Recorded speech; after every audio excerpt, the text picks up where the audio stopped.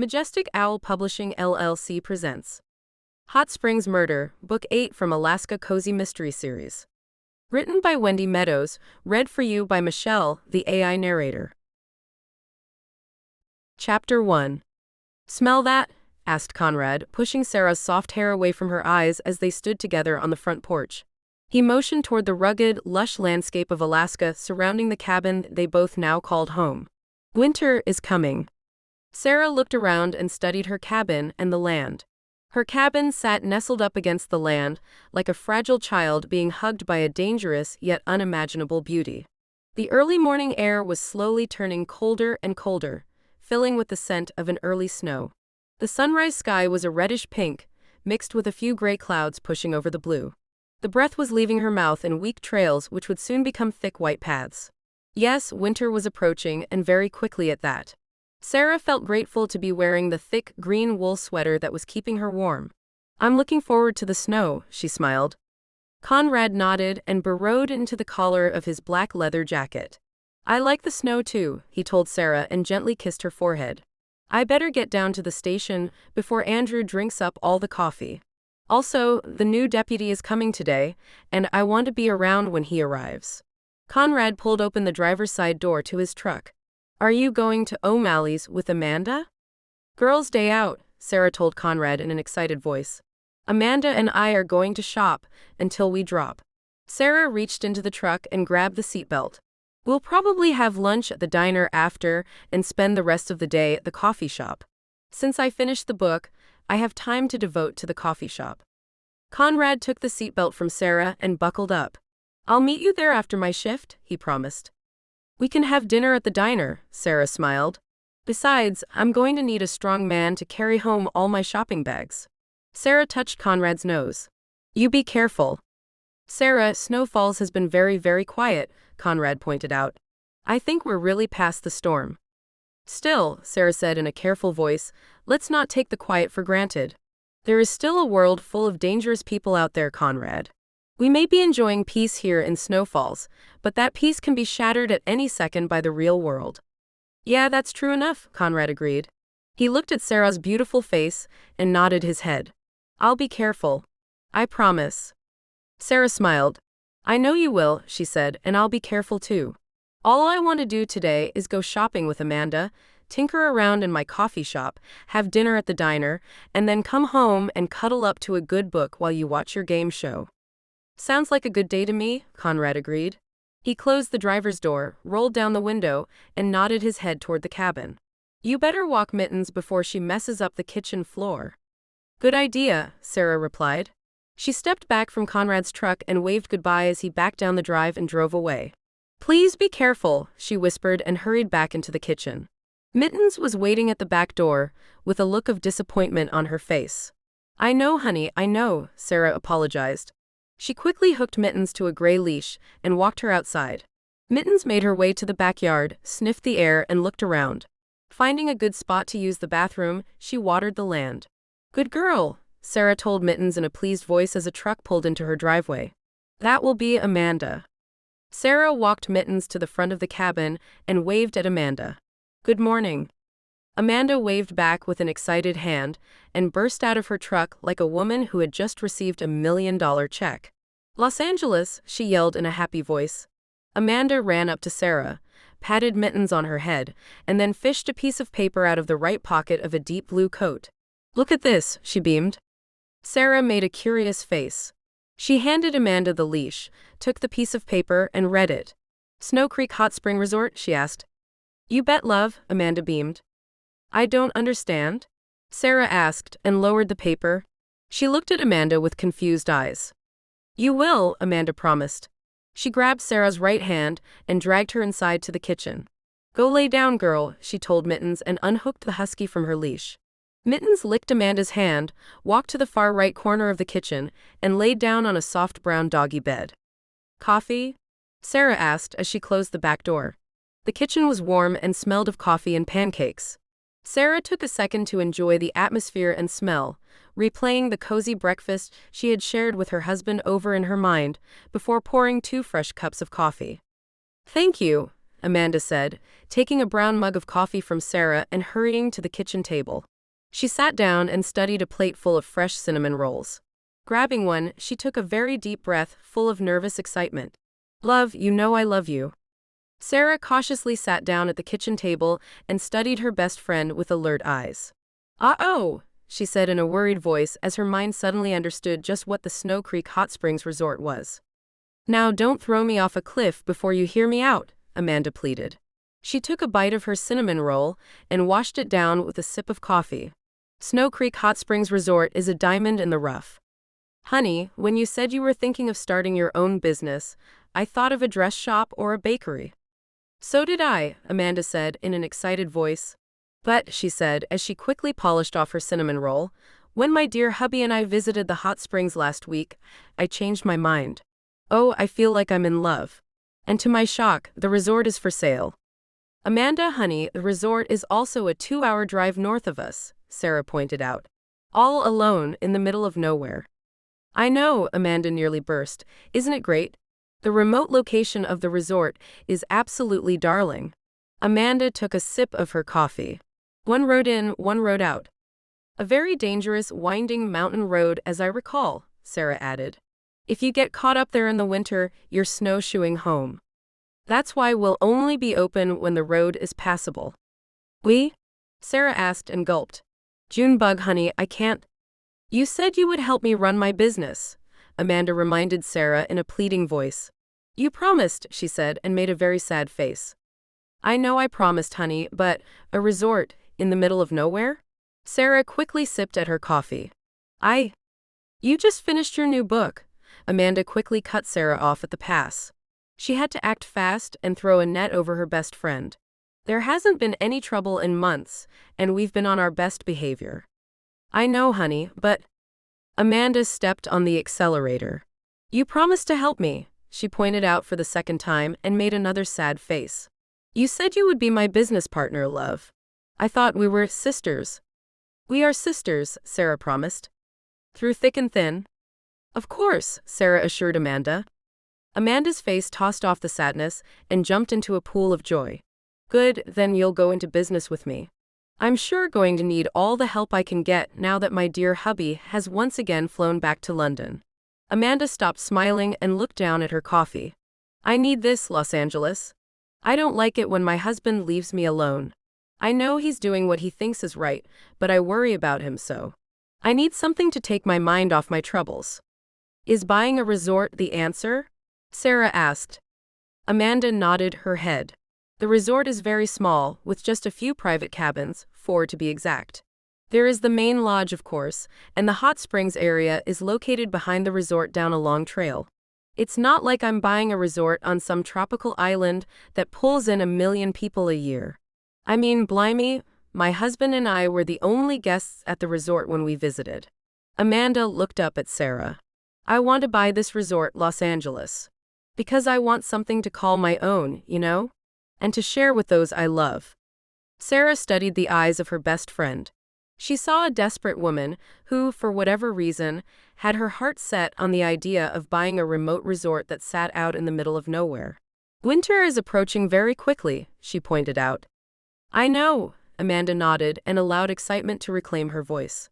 I figured we could take a trip to the resort next Monday once all the paperwork is signed. We'd spend a week getting the place ready for winter, then go back when the snow melts. Sarah took a sip of coffee. The idea of helping her friend prepare her new business for winter didn't seem too unreasonable. After all, Sarah reminded herself, she did promise Amanda help in whatever business endeavor her friend chose to begin. Besides, winter was rapidly approaching, and what harm could there be in tying down a few cabins before the snow arrived?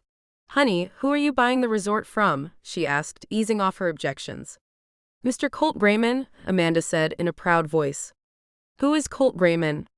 Well, my dear and not-so-subtle detective friend, Mr. Grayman is a 74-year-old bloke who looks like a dried-up prune and talks like one, too. He built the resort in 1978 with his wife and has finally decided to move the poor old woman to Florida where it's nice and warm, Amanda explained. Mr. Grayman is not a man of many words, but I got enough out of him to know he's a decent fellow who is tired of hard winters. Keep talking. Amanda took a sip of coffee. I managed to talk Mr. Grayman into selling me the resort under his asking price. Several $1,000s under his asking price, to be exact. Sarah studied Amanda's eyes. Your dear hubby has no idea you're buying this resort, does he? If he did, you would be opening a dress shop. You went behind his back, didn't you? And you unleashed your charm on a defenseless old man. Amanda bit down on her lower lip and made a pained face. I wanted it to be a surprise, she gulped. When my hubby returns from London and the snow melts away, we'll go back to the resort and I'll surprise him. He really loved the resort when we were there. Did he? Sarah asked and grinned at Amanda. Well, Amanda confessed and made another pained face. He especially liked the hot springs. Sarah laughed. You're a mess, she told Amanda in a loving voice. I know, Amanda admitted. I guess I should have told him, but he might have said no. Besides, I deserve to buy something I truly want. I've earned it, after all. Yes, you have, Junebug, Sarah agreed. She reached across the table and patted Amanda's hand. I'll help you prepare your resort for the winter, but you have to handle your husband alone. Oh, thank you. Amanda yelled. She jumped to her feet, ran to Sarah, and hugged her. We're going to make our resort into something great, just wait and see. We'll turn those stuffy old cabins into something romantic and fun. I envision charming and quaint, cozy and inviting. We'll spruce up the trail leading to the hot springs and maybe even add a few benches. Let's focus on the here and now, Sarah laughed. First, we need to focus on actually buying the resort. I called Mr. Grayman. He's going to meet me Monday at the resort with his attorney. His wife has already left for Florida. As soon as I sign the papers and hand him the check, he's driving to Anchorage and taking the first flight to Florida. Amanda let go of Sarah. The resort is basically in good shape, minus a few bumps and bruises from some very hard winters. All we need to do is spend a week tying the place down for winter, then come home, wait out the snow, and when the flowers bloom, go back and get to work. Sarah looked up into Amanda's excited and terrified face. Her best friend was beginning a new chapter in her life that was filled with uncertain adventure. How could she say no? I'll bring the bleach. You bet. Amanda clapped her hands and sat back down. She took another cinnamon roll and let out a deep breath. I can see it now, Los Angeles. We're going to make a splash. We're going to turn an unknown hot springs resort into something special and really put it on the map. Who knows, maybe we'll build more cabins, add a restaurant, a dance hall, everything. Amanda's eyes shone as she continued working over the cinnamon rolls. We're going to make a proper go at this. Sarah reached out and took a cinnamon roll. You're paying for the gas, she joked. And you're the one who's going to have to convince Conrad to let me go. After our last case, Conrad doesn't like me leaving his site that much. Can you blame him? Amanda asked. You were attacked by a madman, and we were all nearly killed. I can't fault Conrad for worrying. It's been peaceful since our last case, Sarah told Amanda. I truly think the storm is over. We've dealt with some pretty harsh foes and come out into the sunshine. Yeah, that's true, Amanda agreed. My dear hubby felt that it was safe enough to leave me alone again. Amanda tossed a thumb at the back door.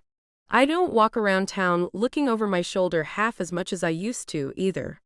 Sarah nodded her head. I know just what you mean, she said, and took a sip of coffee. She grew silent and let her mind think.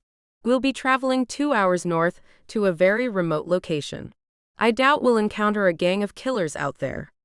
Maybe a grumpy bear or two, Amanda joked. Or maybe a skunk taking a dip in the hot springs. Sarah smiled.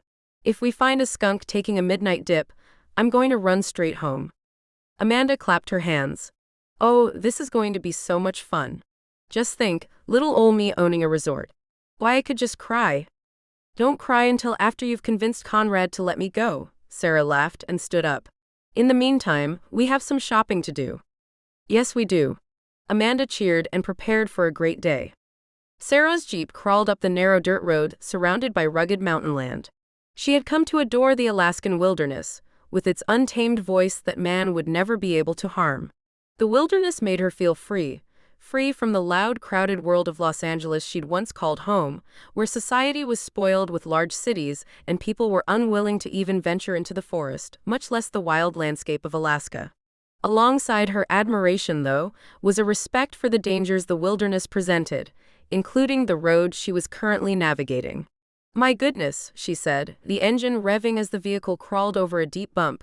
This isn't a road, Amanda, it is more like a goat trail. Amanda, holding on for dear life, quickly rolled down her window and stuck her head out. Crisp, cool, fresh air struck her face. The air was meandering through tall, winter-worn trees that reached up toward a powerful mountain that had yet to be scarred by the footprint of man. All she saw was miles and miles of wilderness stretching out forever, or so it seemed. Through a group of trees, she spotted the shimmering waters of Snow Ice Lake, a small lake that Mr. Grayman had told her about, which was very difficult to reach but full of delicious fish. There's the lake, I think, so we have about a mile or so left, she told Sarah in a quick voice. Thank goodness, Sarah sighed as her Jeep moved forward and maneuvered over a deep rut. She was wearing a brown long-sleeve dress and felt very hot, even though the air was cool. Amanda, on the other hand, was wrapped up in a heavy blue coat and brown boots, ready for war, or so it seemed. Junebug, this road is going to need some work. I know. Amanda sighed and pulled her head back into the Jeep. My dear hubby complained about this road more times than I care to relate. But, Amanda said in a determined voice, one step at a time. We'll go meet Mr. Grayman, hand him the check, and get to work preparing our resort for the winter. Sarah asked. Yes, Amanda smiled. Los Angeles, I consider your coffee shop yours and mine. I want the resort to be the same. I want us to share everything. Besides, if my dear hubby thinks you're my business partner, I'll have a better chance at maintaining ownership of the resort when he returns home from London. Sarah grinned. I am but a pawn on your chessboard of life. You sure are, love. Amanda grinned back and patted Sarah's arm. Now, keep driving very slowly and keep your eyes on the road. Path, Sarah mumbled under her breath. I heard that, Amanda said and nudged Sarah with her elbow. Sarah began to reply but slammed on the brakes instead.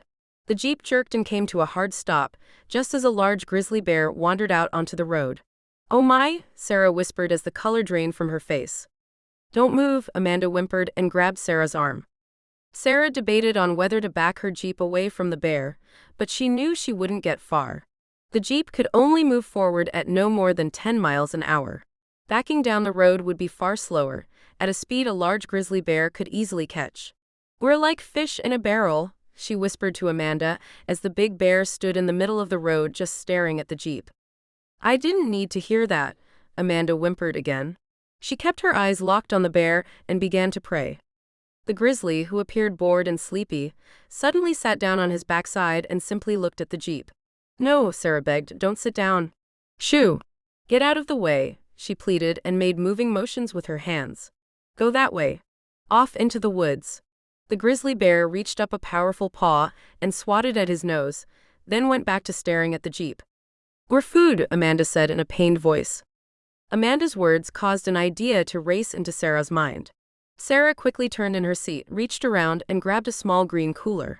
Food, she said, and carefully opened the cooler. Peanut butter and jelly sandwiches, to be exact. Los Angeles?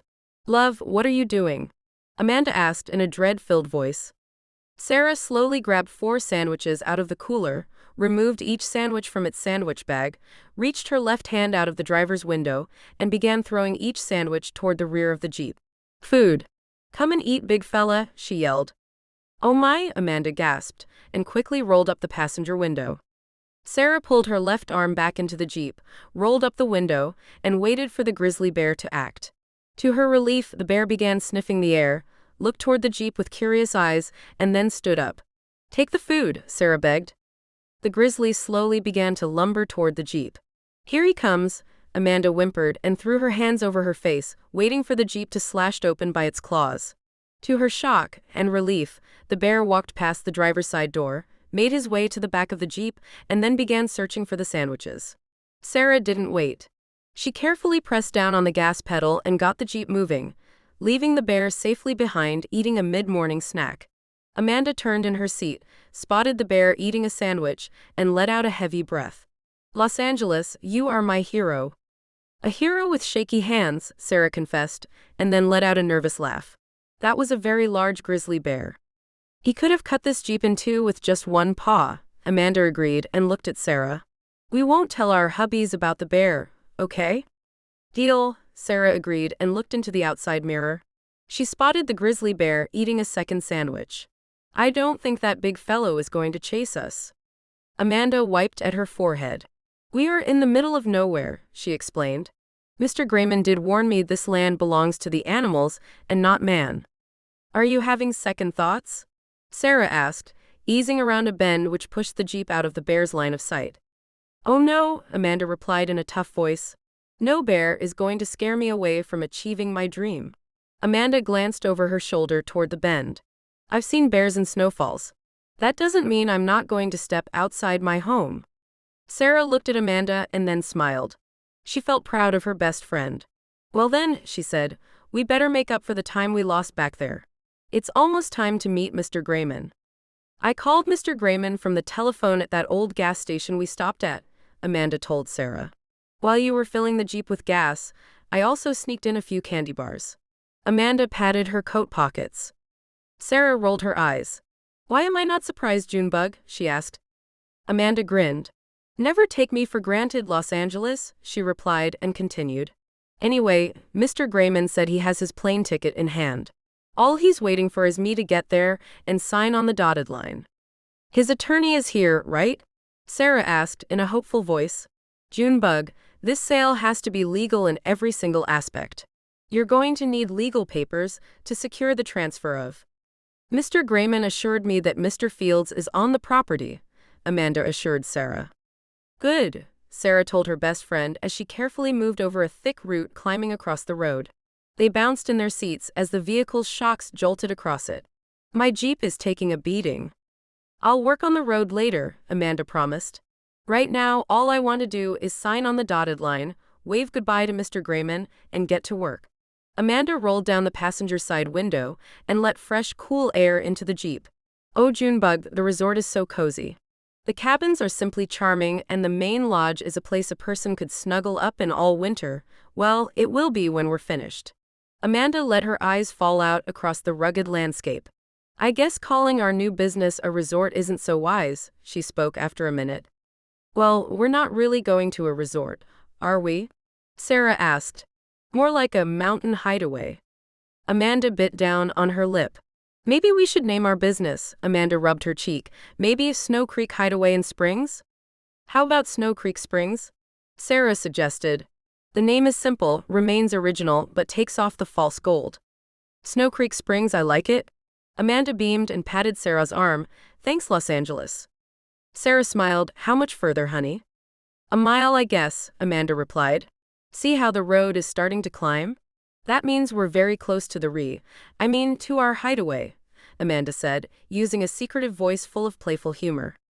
Sarah looked to her left and soaked in the view of the land. Junebug, this really is a hideaway, she pointed out. We're miles from the nearest town, miles from any hospital, police station, or gas station. If someone were to get hurt, a medical helicopter would have to fly in here. We're not talking about a little clubhouse behind your parents' house. We're traveling deeper and deeper north, straight into wild, untamed wilderness. I understand the dangers, Amanda told Sarah in a calm voice. I know you do, honey, Sarah nodded her head. I know you understand the dangers more than anyone else. You're not the type of woman to rush into a decision without investigating every single corner of the room first. I'm sure you have every cautious concern placed in a binder, stored and studied. Amanda reached into the right pocket of her coat and pulled out a caramel candy bar wrapped in a green and gold wrapper. I've spent the last few days going over every single detail, she confessed. I've considered the dangers, the pros and the cons, the ups and downs. Amanda opened her candy bar. There is one phone on the property, she continued. About 20 years ago, an old research station stood where the main lodge stands now. The state managed to run an underground phone wire all the way to the station. The station was privately funded, and someone paid some big bucks to have the phone line run from the station down to the main road. Sarah listened to Amanda talk. I bet, she said. Amanda nodded her head and continued, stepping away from the topic of an old research station that had been closed down and forgotten about. There is a clearing for a helicopter to land if injury occurs, she told Sarah. It's about a quarter of a mile east of the main lodge. The trail leading to the hot springs is well marked and easily navigable. Amanda munched on her candy bar. There are some heavy-duty generators sitting in the sheds that are off to the back of the cabins and lodge. The generators are solar-powered, which is really neat, but costly. Mr. Grayman added in the cost of each generator to his selling price. He knocked a couple $1,000s off because the generators are used and not new. Solar generators are good to have. Sure beats hauling gas up here all the time, Amanda agreed. She polished off her candy bar. Los Angeles, I've dotted my I's and crossed all my T's. I know, honey. And it's not like we're going to be entertaining hundreds of guests, Amanda said, and looked out of her window. Mr. Grayman said my dear hubby and I were the third couple he's had in over a month. People will come, but in tiny trickles. And that's okay. I don't want to buy a resort and build miles of parking lots. I want a quiet, cozy place that brings in a handful of guests a month. You want to hide away from the world, Sarah told Amanda and quickly bit her lip. Oh honey, I'm sorry. No, it's true, Amanda confessed. After all we've been through Los Angeles, after all the crazies we've fought. Like the back alley killer, that insane model building, those creepy snowmen, Mr. Mafia, that mental FBI agent, Ms. Bad Daughter, and that troubled kid in Oregon, Amanda sighed. It's true. I do want to hide away from the world in a place that is my own, our own, but a place that can still have life to it. Amanda looked at Sarah with desperate eyes. Does that make any sense, love? Probably not. Makes perfect sense, Sarah smiled. Conrad and I bought that remote cabin, remember? We take hikes back to the cabin when we can. That's our place to hide away from the world. Amanda folded her arms and smiled. I want this place, Los Angeles.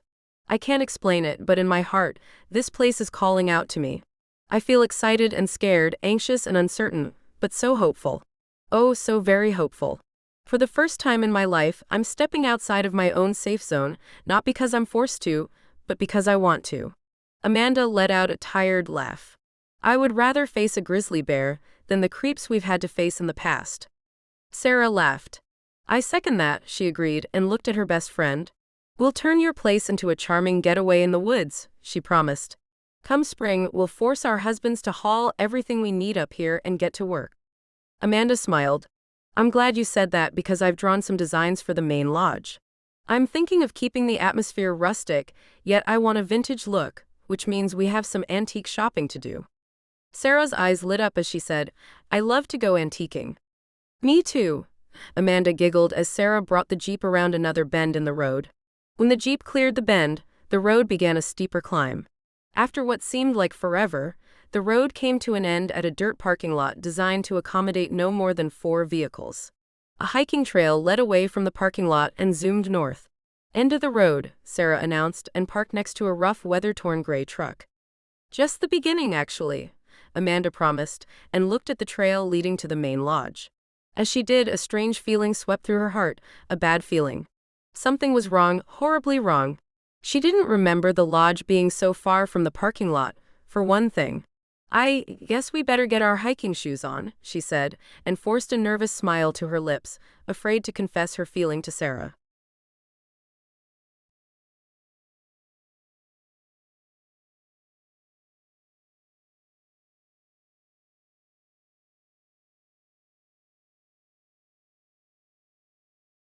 Chapter 2. Sarah grabbed a heavy brown backpack and, using every ounce of energy she had, hoisted it onto her back. Ready? She asked, looking around. The last thing Sarah wanted was to spot the grizzly bear she had encountered down the road. She glanced down at the brown hiking boots she was wearing and hoped they'd be light enough to lend her some speed if the bear appeared on the trail. Almost, Amanda said, placing a green pack over her shoulders and grabbing the small food cooler. We can come back for the blankets and cleaning supplies later. Sarah nodded her head. I want to get acquainted with my surroundings before we start preparing this place for the winter, she explained. I would like to spend the day walking around and doing a little exploring, if that's okay with you, Junebug. That'll be fine, Amanda assured Sarah, and cast her eyes at the trail leading to the main lodge. Her stomach filled with worry and dread. Sarah spotted the sudden cloud in Amanda's eyes. She closed the driver's side door to the Jeep and walked over to her best friend. Junebug, honey, what's the matter? Huh? Amanda asked in a distant voice. She slowly turned her head and locked eyes with Sarah. Why would anything be the matter? Sarah turned her head and studied the trail. Because you're looking at that trail like it's going to lead you into a grave, she pointed out. Don't be silly, Amanda replied and closed the passenger's door. After all, this trip was all my idea, right? Yes, Sarah agreed. But Junebug, we can always turn around and drive home. You haven't signed any papers and as of now, you're simply a guest. You have no obligation to continue on this venture if you're starting to feel uncomfortable. Amanda glanced around. The landscape was absolutely breathtaking. She raised her eyes and studied a mountain that stood with strength and mystery. The top of the mountain was already showing white. Look around, Los Angeles. This land is beautiful. And listen, what do you hear? Sarah listened. The wind and birds. Exactly, Amanda pointed out. She focused back on the trail. Do you realize that maybe 20 people at the most travel this road during the course of a year? That's what Mr. Grayman told me. No more than 20 people. Most of those people travel in a single vehicle like we did. This place is untouched, pure. Amanda kept her eyes on the trail. When I left London, I was very heartbroken. After all, I'm a city girl, right? Right, Sarah agreed. I grew up walking on sidewalks. The only wilderness I knew was taking holidays to the countryside and visiting my Aunt Rachel, Amanda continued. I never knew such places like this even existed. Amanda finally looked at Sarah. Honey, I'm growing older, we both are. Sure, we're not old biddies, not yet, but we're a long way from 18. It's time for me to have a place to call my own. My hubby picked out our cabin, he chose Snowfalls. Amanda took her eyes back to the trail. All I'm trying to say is that I need something that the world hasn't polluted, something I found all on my own. Sarah focused on the trail. We're really far out, she reminded Amanda. I don't think the world has touched this beautiful piece of the world. Sarah smiled tentatively. Ready? Amanda drew in a deep breath. I'm ready, she said, even though her gut whispered at her to run. Something just wasn't right. A darkness had invaded her special hideaway. Amanda felt it inside her heart. But she told herself this was just a bad case of the jitters, a little nervousness as she embarked on a big adventure. After all, she was a little nervous about not telling her husband in advance about all this. Perhaps it was nothing more than that. So instead of telling Sarah, she marched to the trail and pointed up a hill. The trail goes up a steep hill, levels off, and then goes for about a quarter of a mile and ends up at the main lodge. Sarah studied the trail and then glanced back at the parking lot. I hope Mr. Grayman drove his attorney up here from the main road, she pointed out, because my Jeep and that truck are the only two vehicles in sight. Amanda had noticed a third vehicle wasn't present and didn't say anything. She knew Sarah, being a former homicide detective from Los Angeles, a woman who had worked deadly streets and chased down ruthless killers, would notice that a third vehicle was missing. The fact of the matter was that the missing vehicle was indeed worrying Sarah. Let's hope, she said, and began walking up the steep hill, stepping over broken sticks and rocks. Let's hope, Sarah whispered back and followed Amanda, feeling the weight of her gun pressing against her right ankle. She knew her gun was no match for a grizzly bear, but a human would surely take a bullet and stay down. Amanda glanced over her shoulder, tossed a weak smile at Sarah, and focused back on the trail as her mind grew silent and still. She didn't say a word until the trail ended and came up behind a large log cabin with a cozy wraparound porch attached to it. The cabin acted as the main lodge, standing in a wide clearing filled with wildflowers and grass that had never been touched by the blade of a lawnmower. 4 smaller cabins sat side by side next to the large one, like obedient children waiting for a treat. Each cabin faced north toward an open field with a large, powerful river running through it. Beyond the field stood the mountain, majestic and breathtaking.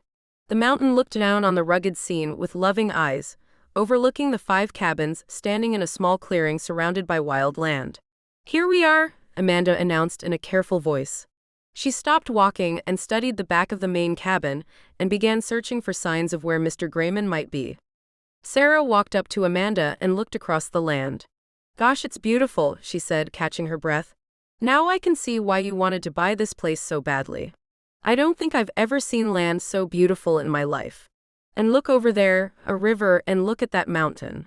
The scenery alone is enough to make a person melt. It is beautiful, Amanda agreed. For a mere second, she managed to push the storm in her heart away and focus on the beauty of the land. I would love to explore that mountain, she told Sarah. I would love to get a boat and travel that river, have a picnic, so many wonderful things. Amanda looked toward the river. I would love for my hubby to take me for a romantic walk. I don't think that's asking for too much, do you? Not at all, Sarah told Amanda and rubbed her friend's shoulder with her hand. Someday soon, she promised. Now, we better go find Mr. Grayman. I suppose we should, Amanda agreed. She turned and focused back on the land and maneuvered around to the front of the cabin, unaware that two deadly eyes were watching her every step from behind a large tree in the distance. Mr. Grayman? Amanda called out as she reached the front of the cabin. An old-fashioned hand pump well stood in front of the cabin, surrounded by a wooden flower box full of weeds instead of flowers. It was clear to anyone with any common sense that the owners of the resort had given up on it long ago. Mr. Grayman? Sarah stepped up to the front of the cabin and studied the set of wooden steps leading up to the front porch. As her eyes studied the steps, she suddenly realized just how silent the property was. And then, the same feeling that had attacked her friend attacked her. Amanda, she said in a whisper, stop calling out. Amanda turned in a rush and watched Sarah drop the backpack she was wearing to the ground. Before she could say a word, Sarah bent down and retrieved her gun. I'm sure I hope. Amanda began to speak but stopped and kicked the ground with dismay and frustration. Oh, I should have told you. Told me what? Sarah asked, her eyes darting around and searching the land for any signs of human life or spying eyes. When you pulled into the parking lot, this horrible feeling swept over me. I should have told you, Amanda explained and grabbed Sarah's left hand. I thought it was just nerves. Maybe I should have listened to my gut. I'm sorry. You have nothing to be sorry for, Sarah promised. Now drop your bag and let's go inside and look around. Okay, Amanda replied, and quickly took off the backpack she was wearing and dropped it down to the ground. I'm ready. Sarah pointed to the front porch and cautiously climbed the front steps.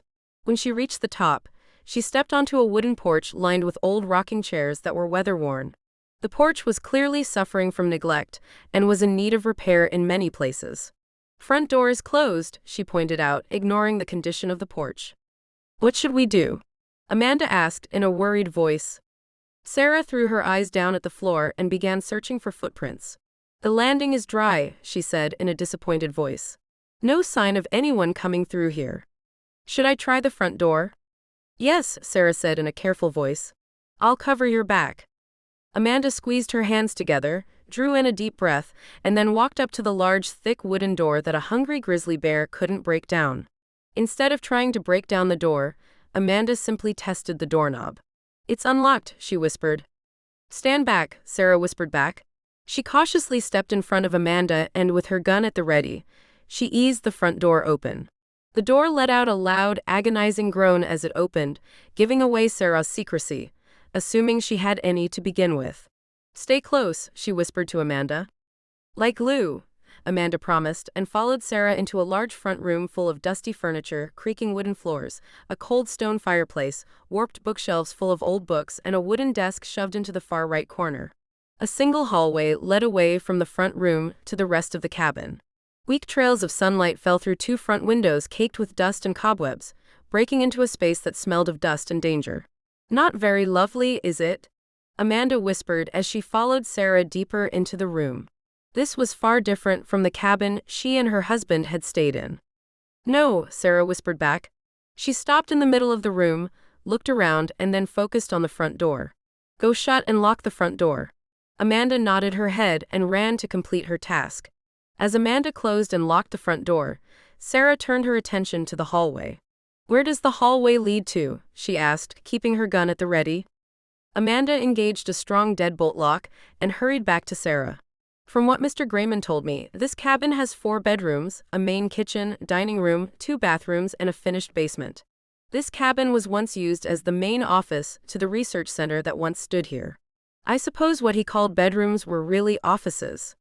Sarah bit down on her lower lip. What kind of research center was housed here? She asked. Amanda shrugged her shoulders. Mr. Grayman never told me that, she spoke honestly. He simply gave me a brief history of the area. He's not much of a talker, and neither was his wife, I'm afraid. They never seemed happy to talk. I never understood why. I assume it was because they were eager to retire to Florida. Sarah continued to bite down on her lower lip as her mind began to latch onto questions that would have to be brought to light at a later time. We need to check the cabin, she told Amanda. Stay close. Amanda grabbed the back of Sarah's jacket and followed her down the long hallway. We'll check the kitchen first and then work our way around. Amanda felt a cold chill run through her heart. In her mind, she saw an old man lying dead on a dusty kitchen floor with a knife plunged into his back. Her nightmare quickly became a reality when she walked into the kitchen behind Sarah and saw Mr. Grayman lying face down on the floor. Only the poor man didn't have a knife plunged into his back. He had been shot. In the back. No, Amanda cried and threw her hands over her mouth as tears began falling from her eyes. No. It's not supposed to be like this. Sarah ran to the body, knelt down, and checked for a pulse. He's dead, she told Amanda and bolted to her feet. We have to get back to my Jeep. Come on. Sarah grabbed Amanda's hand and ran her back down the hallway and into the front room. She dashed to the front door, disengaged the lock, yanked the front door open, and ran out into bright daylight. Don't bother with the backpacks, she ordered Amanda, making her way down the front porch steps. You can count on that, Amanda promised. When her feet reached solid earth, she took off at a full sprint, keeping up with Sarah. Together they hit the trail at a high speed and managed to reach the parking lot. As Amanda ran, she felt like a dark shadow was chasing after her, reaching for her, hissing in her ear and laughing insanely. When she saw Sarah's Jeep, she put her feet into hyperdrive and ran for the passenger door, but slid to a stop when she saw that all the tires on the Jeep had been slashed. No, she yelled in an anguished voice. Sarah quickly jogged around her Jeep and then ran around the old truck. All the tires have been slashed, she said, making her way to Amanda. She took a second to catch her breath. Someone doesn't want us to leave. Our legs aren't broken, Amanda cried. We can run out on foot. Let's go. Sarah gently grabbed Amanda's arm.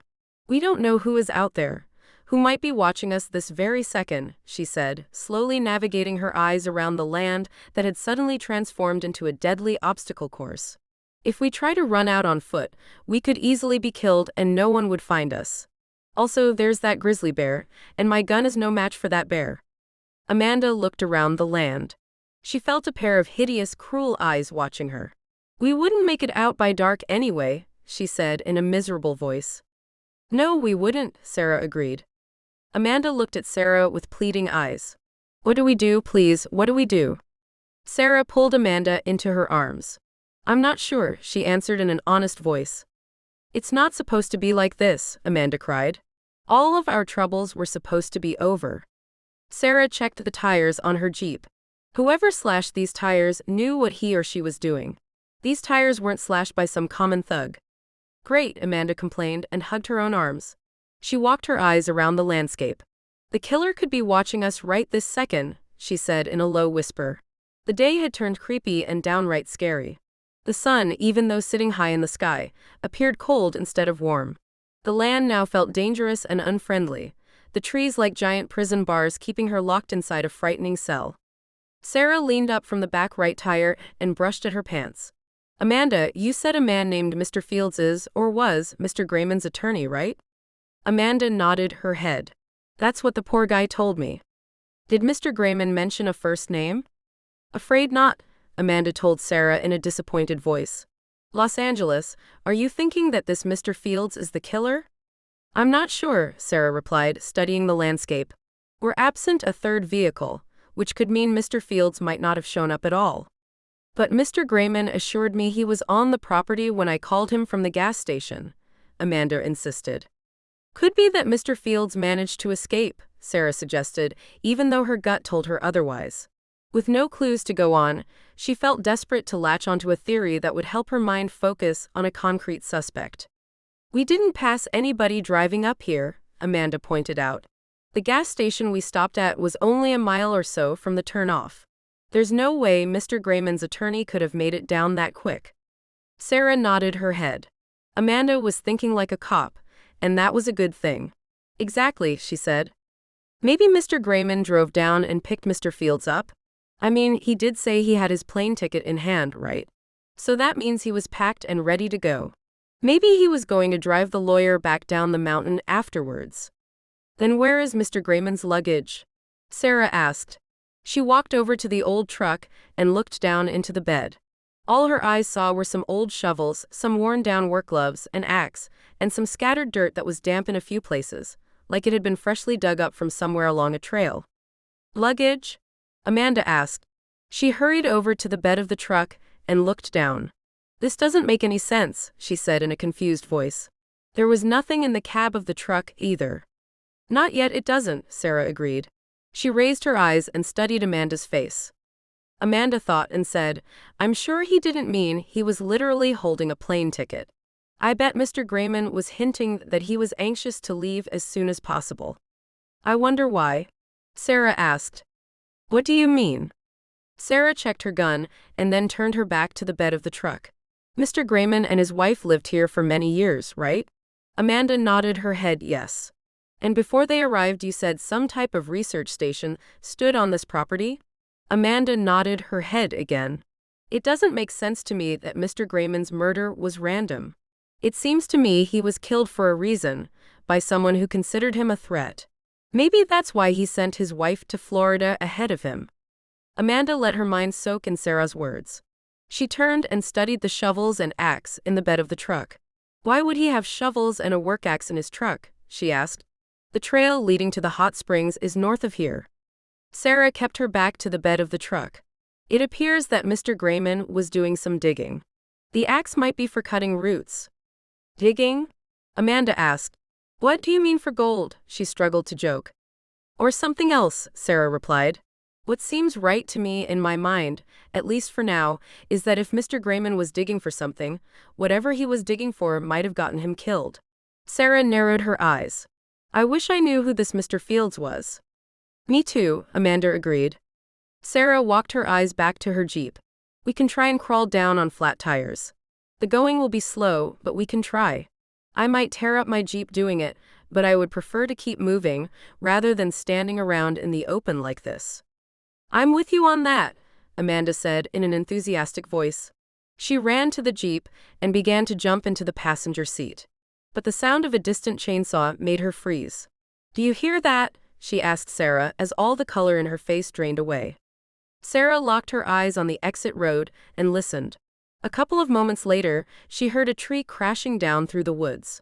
From the sound of the crash, it seemed the tree that had been cut down was very large. I think we've just been blocked in, she said in a worried voice. Someone doesn't want us leaving. Amanda felt panic grip her heart.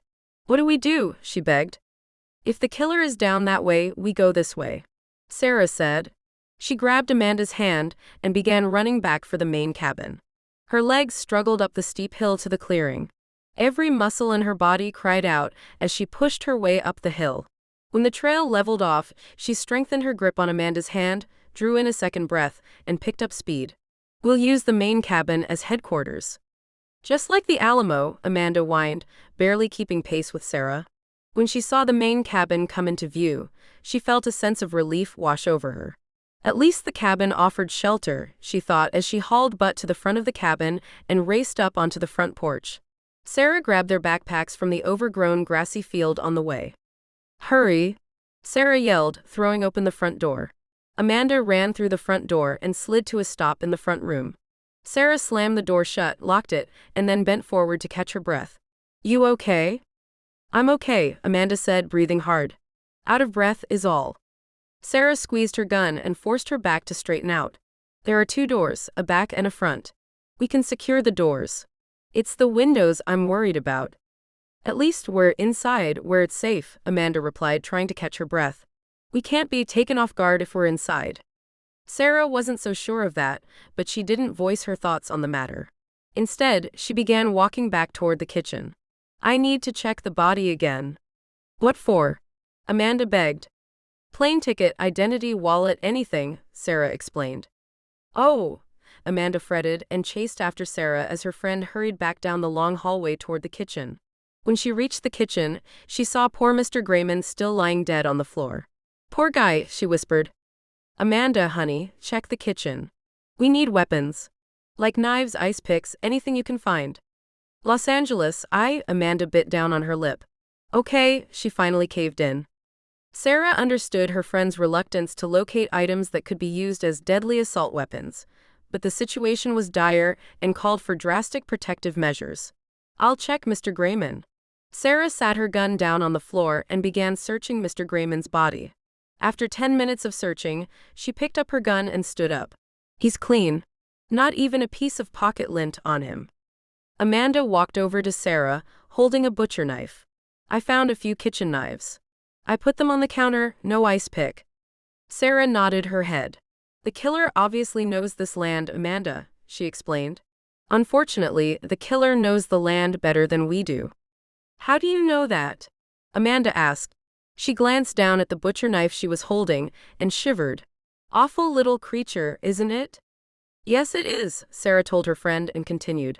Since the moment we arrived, about an hour ago, the tires on every vehicle have been slashed and a tree has been cut down. That tells me the killer knows his or her way around this land and can navigate the land with ease. I could be wrong. I don't have any hard facts to back up my statement. I'm simply telling you what my gut is feeling. Your gut is very smart, Amanda said in a worried voice. I wish your gut and mine were both wrong, because my gut is telling me the same exact thing. I thought that might be the case, Sarah said, and let out a deep breath. I'm wondering why the killer is trying to trap us in. I'm sure he or she could have shot us dead at any second. Why trap us? Sarah walked over to an old wooden table, pulled out a dusty chair, and sat down. It's very dusty, she pointed out. Didn't the Graymans keep this place up at all? Mrs. Grayman didn't seem like a very happy woman when my hubby and I met her. Sarah placed her gun down on the table. Junebug, honey, how did you come across this place anyway? Did you find it on the internet? Amanda walked over to the table and sat down next to Sarah. Her legs were aching, and she decided it would be wise to rest them while she could. I was searching for hot springs on the internet. The Snow Creek Hot Springs and Resort was listed on a tourism site, though the website was outdated. Amanda tossed down the butcher knife and removed her coat, feeling sweaty and overheated. The resort sounded romantic, secluded, even a bit mysterious. So I called and spoke to Mrs. Grayman. I made a reservation, got directions, and well, the rest is history. Sarah's mind struggled to make sense of the situation. I guess the Graymans needed some form of an income and didn't care if the guests never came back because the place looked dusty, she said. How much did you pay to stay here? For a 3-night stay, my hubby and I paid a little over $1,000. That's steep, especially for a place so remote, Sarah said. Don't worry, my dear hubby let me know that every single night, Amanda sighed. I thought the resort was, well, a real resort. Amanda stopped rubbing her legs. So what if I was overcharged? The land alone was worth more than the measly amount of money I paid. So what if my hubby fussed? I enjoyed every second. The hot springs were simply delightful, the land breathtaking, and we even made a campfire on our last night. During those 3 days, I fell in love with this place. Sarah felt her heart break. She loved her best friend and wanted her to be happy. It hurt to see her dear friend's dream shattered all over the floor in the form of a dead body. I'm sorry, Junebug. I really am. So am I, Amanda sighed. But hey, I might still be able to buy this land, right? She asked in a weak, pale voice. I don't think your husband will allow it, Sarah told Amanda in an apologetic voice. Sorry, honey. You can't blame a husband for protecting his wife, I guess, Amanda replied, and offered a weak smile. Sarah patted Amanda's hand, grew silent, and let her thoughts wander around a bit. After a couple of minutes, she asked, Amanda, honey, did you see a lot of the Graymans while you were staying here? Oh, only for breakfast and dinner.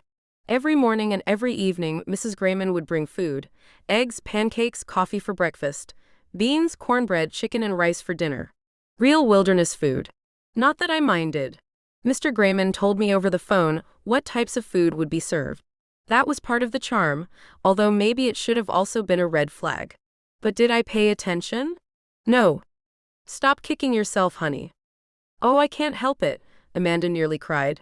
I turned a romantic week into a bothersome holiday for my hubby, and now, because of me, I've trapped us in a bear cave. I admit that my hubby had every right to complain, but near the end of our holiday, he admitted that the land made up for the lumpy beds and bad food. He actually smiled, if you can believe that. Before we left, I took a walk, alone, and really fell in love with the land and the potential of what it could become. Then, when Mr. Grayman told me he was selling, my heart nearly came out of my chest. Sarah patted Amanda's hand again. I'm sorry, honey. I really am. Be sorry for that poor old man, not me, Amanda told Sarah and wiped a tear from her eye. He's the one that was killed. And we have to find out why, Sarah reminded Amanda. I'm still a cop, a retired cop, but a cop nonetheless. I can't turn my back on justice just because we're in a tight squeeze. The last thing we need to do is act like two terrified, helpless women running through the woods, tripping all over themselves. We need to be smart and stay smart. Whoever is outside is trying to push our panic button. Panic is the last path we need to run down. Maybe we should try the phone in the front room then? Amanda asked, trying to find courage to replace her fear. We can try, but my guess is the line has already been cut. Sarah grabbed her gun. Get your knife. Amanda reluctantly took ownership of the butcher knife again and stood up. Ready, she said, and carefully followed Sarah back into the front room. Sarah made her way to the old desk and picked up a black telephone. Dead? Amanda asked. Sarah nodded her head. No dial tone, she said, and placed the phone down. Maybe there's an old CB radio around, she asked and looked back toward the hallway.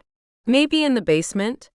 Oh no, no basement for this lady, Amanda objected. I'm not going down into a dark basement and risk being murdered in a horrible underground lair. No, ma'am. Sarah bit down on her lower lip. We have to find a way to reach the outside world, she told Amanda. I'll go search the basement. You can stand guard up here. Amanda fretted again. Oh, Los Angeles, what are the chances you'll find anything of use down in the basement? Please don't go, don't leave me alone. Sarah took Amanda's hands. Honey, we're trapped, and we need to find a way to reach Conrad. The station back in Snow Falls has a CB radio. If I can find a CB radio here, we might have a chance. Amanda knew Sarah was speaking the truth. She looked down at the butcher knife and then back up at Sarah. Please hurry, she begged. I will, Sarah promised. Now, show me where the basement door is located. As Amanda walked Sarah back into the hallway, a shadowy figure began draining all the gas from the Jeep and the truck in the parking lot. No one leaves, the figure announced, and looked toward the entrance trail with sad eyes. No one. Chapter 3. Sarah pulled open a heavy wooden door. The door moaned and cried. It fought against being disturbed but finally surrendered. I don't know how long I'll be, she told Amanda. Amanda peered past Sarah's shoulder and looked down into a dark, cold hole. She watched her friend reach into the darkness and managed to find a light switch. A pale, weak light flashed on, the light from a single bulb hanging from a bare wire. Are you sure about this? I'm sure, Sarah promised. I'm sure the Graymans wouldn't risk being trapped here with only a telephone. Even if the phone line is underground, that doesn't mean it can't be damaged. An animal could dig up the line, a hard freeze could hinder it. Anything. It would make sense that a man Mr. Grayman's age would have a backup communication device somewhere. At least I hope so. Please hurry, Amanda begged. I will, Sarah assured her scared friend. We have the front and back doors secured. If someone tries to enter that way, they'll knock over the chairs holding the pots. If you hear anything, yell out and I'll come running. The doors may be secure, but what about the windows? Amanda worried. I know we checked every single lock, but still. Oh, now this place is giving me the creeps. Sarah felt pity rise in her heart. She patted Amanda's hand and made her way down a steep set of wooden steps that delved down into a cold, windowless concrete basement. She paused at the bottom of the stairs and looked to the left, and then to the right. The basement extended the length of the cabin and was filled with old boxes stacked here and there. Please let there be a CB, Sarah begged, and decided to check the right portion of the basement first. She walked over to a stack of 3 boxes and examined them. The boxes, to her curiosity, had a strange design on them. Under the design was a name, Viral Green. She read the name aloud. Los Angeles, what is it? Amanda called down. I found a stack of boxes with a design and name written on them, Sarah called back. Viral Green is the name written on the boxes. The design looks like a straight line with a crooked Y on it. Maybe the boxes belong to the research lab that once stood here? Amanda asked.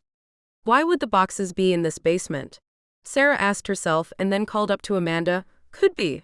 Sarah bent down, placed her gun in the ankle holster attached to her right ankle, and then carefully opened up the top box and looked inside. Glass beakers, she whispered. Why would Mr. Grayman have glass beakers in his basement? Los Angeles. Amanda called down again. Where are you?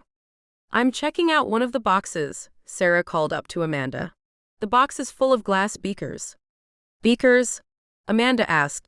Like in science experiment stuff. That's right, Sarah called out. How are things up there? Silent, Amanda said and shivered all over. I feel like a fly caught in a spider web, waiting for the spider to show up at any second. Stay brave, honey, Sarah pleaded. She picked up a glass beaker and examined it in the weak light. This beaker has been used, she whispered, spotting a grimy green residue stuck to the inside of the glass. She placed the beaker to her nose, sniffed it, and then yanked the beaker away as if it had stung her. Awful smell. Sarah placed the beaker down and looked around. I'm going to walk deeper into the basement. Hang tight. Hang tight, Amanda mumbled under her breath. She leaned away from the basement door and studied the empty hallway. In her mind, she saw Mr. Grayman stand up in the kitchen, look in her direction with furious eyes, and let out a loud and creepy cry. Stop it, stop it, stop it, Amanda. You're better than that, Amanda scolded herself. Sarah didn't hear Amanda chastising herself. She walked deeper into the basement and began investigating one box after another.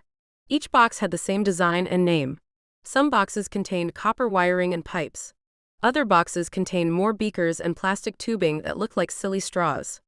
When Sarah reached the back of the basement, she was shocked to find a small chemist laboratory setup, complete with a long table set up with what appeared to be a mad science experiment straight out of the movies. A wooden desk was shoved into the corner of the basement. Sarah headed straight over to the desk and checked the drawers. Empty, she said in a disappointed voice. But her disappointment was short-lived. A small box sitting under the desk caught her attention. What do we have here? She asked. She bent down, pulled the box out, and sat it on the desk. Let's see. Sarah opened the box and nearly fainted. 2 glass tubes, full of liquid material, were resting in what appeared to be a miniature steel rack. Each tube had a large red X on it. A slot for a third tube was vacant. Oh, my, she whispered in a panicked voice and quickly backed away from the desk and ran back to the stairs. Amanda. What's wrong? Amanda cried out. I found some sort of a lab, and a box holding glass tubes full of a strange yellowish liquid.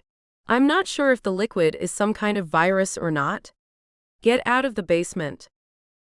Sarah felt panic rise in her chest. She hadn't located a CB, but feared the yellowish liquid she had found. I'm coming back up, she called out, forcing her mind to think rationally. Amanda heard Sarah running up the stairs.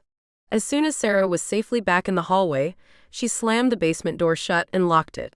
What in the world is going on? She begged. I think I might have an idea, Sarah said, breathing hard. She pointed toward the kitchen. I think Mr. Grayman was more than just a harmless old man making money off of hot springs. Sarah reached down and retrieved her gun. I think Mr. Grayman was a scientist, a virologist maybe. Oh boy, Amanda replied. Los Angeles, we have to get out of this place. Before Sarah could say a word, a shadow appeared in the kitchen door. You can't leave, a woman's voice announced. Amanda screamed and nearly fainted. Sarah spun around and aimed her gun at the figure. I'm not your enemy. Get down. Sarah yelled. Now. Get down. Or what? The woman asked. Will you shoot me? Perhaps that would be a mercy. Down now. Sarah yelled again. Instead of obeying, the shadowy figure turned and walked back into the kitchen. Sarah looked at Amanda and ran down the hallway. When she reached the kitchen, she saw a very lovely woman wearing a red and brown flannel shirt that hung over a long gray skirt, standing over Mr. Grayman. Who are you? She demanded, keeping her gun at the ready. Nobody, the woman responded in a sad voice. She slowly turned and looked at Sarah with teary eyes. This man was once a very dear friend. Sarah stared at the woman. She stared into a lovely face scarred with misery, or so it seemed. Who are you? She demanded again. I want a name. My name is Noelle McGee.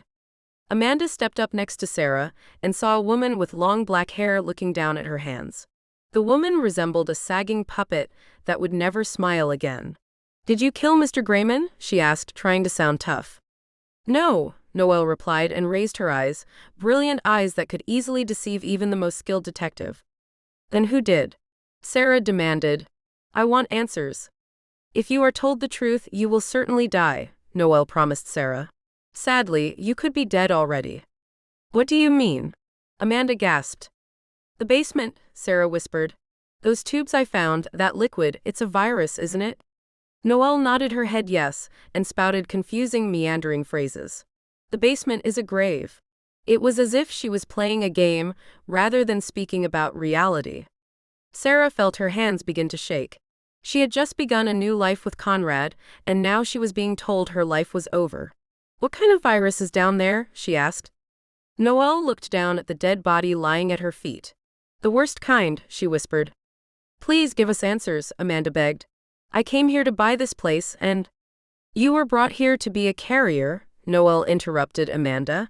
You and your husband were both brought here to be carriers. I don't understand. Amanda begged. I found this place on a website for crying out loud. Noelle nodded her head. A deception, she explained. They had to stay hidden from the government. Who? Amanda nearly screamed. Who had to stay hidden? Viral Green, Sarah whispered. No, Noelle corrected Sarah. Viral Green was once housed in this very location, but the government shut them down. Then who? Sarah demanded. In time you will have your answers, Noelle replied. Right now, the man who killed Mr. Grayman is still at large. He managed to escape just before I arrived. We didn't pass anybody traveling up here, Amanda pointed out. There are only 2 vehicles in the parking lot, and… There is a hidden trail that leads into this place, Noelle told Amanda. You can travel the trail on motorbike or 4-wheeler. Sarah lowered her gun. You slashed the tires on my Jeep and cut down the tree we heard fall. Yes, Noelle admitted. I also drained the gas out of each vehicle in the parking lot. Why? Amanda snapped. We need to… Amanda stopped talking as her brain latched onto the obvious. We could be sick, contagious, is that it? Yes, Noelle placed her hands behind her back. I can't risk anyone leaving, and that includes myself. We could all be infected and contagious. Could be? Sarah asked. There is always a chance we aren't sick. There is a chance the man who killed Mr. Grayman didn't release the virus. The 3rd tube was missing, Sarah whispered to herself. The 3rd tube was stolen, Noelle confirmed in a whispery voice that barely carried across the kitchen. The virus has no smell. It can be altered into a mist and sprayed in the air. Noelle looked at Sarah. If we are infected, we'll know in the next 48 to 72 hours. Then what? Amanda begged. Do we die if we are infected? If we are infected with the virus, once it incubates within the bloodstream, we will all die within 24 hours, Noelle explained. Amanda broke out into tears. Oh, Los Angeles, she cried and hugged Sarah. Sarah fought back her own tears and wrapped her arms around Amanda. I'm sorry, Noelle said, her voice sincere. I tried to get here as quickly as I could, to stop him. Confusion gripped Sarah's mind. That man's wife. I'm afraid she managed to escape to Europe. Europe? Amanda wiped at her tears. But she was supposed to be going to Florida and… Amanda kicked herself for being so naive. And I bought right into the lie. Sarah slowly let go of Amanda. You said Amanda and her husband were brought here to be carriers, she asked. Please explain. Why didn't they get sick on their first visit? Noelle walked to the kitchen table and sat down. There is a secret terrorist group at work, ladies, she explained. The terrorist group, known only as White Cell, is housed all over the world. We don't know how many people belong to the group and who they really are. They are a secret society named after the white blood cells in the body. Why? Nobody knows. Noelle looked down at her hands and continued. 20 years ago, when I was just beginning my training as a virologist, I came under the care of Dr. Grayman. I was assigned to this very location as an employee of Viral Green. Sarah eased into the kitchen with Amanda. Keep talking. Noelle nodded her head. Dr. Grayman was a very brilliant virologist until, sadly, he went against the policies of Viral Green, which at the time was being funded and managed by a secret government agency hidden inside of the CDC. Noelle shook her head. I was the person who contacted my supervisor and told her that Dr. Grayman was conducting unauthorized experiments. Dr. Grayman found out. He tried to kill me, but I managed to escape. He vanished into thin air before he could be captured. Noelle looked at Sarah. He vanished with a great deal of supplies, research papers, and viruses. Why in the world did he come back here? Amanda asked. Viral Green tore down the compound and closed up shop. Only this cabin was left standing.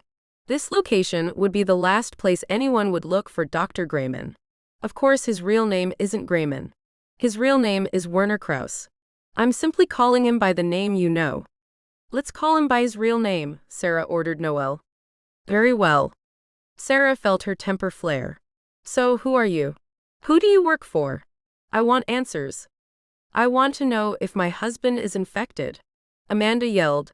You said we were brought here to become carriers. Your husband is not infected, Noelle promised Amanda. Dr. Grayman Krauss backed out at the last minute. That's why he was killed.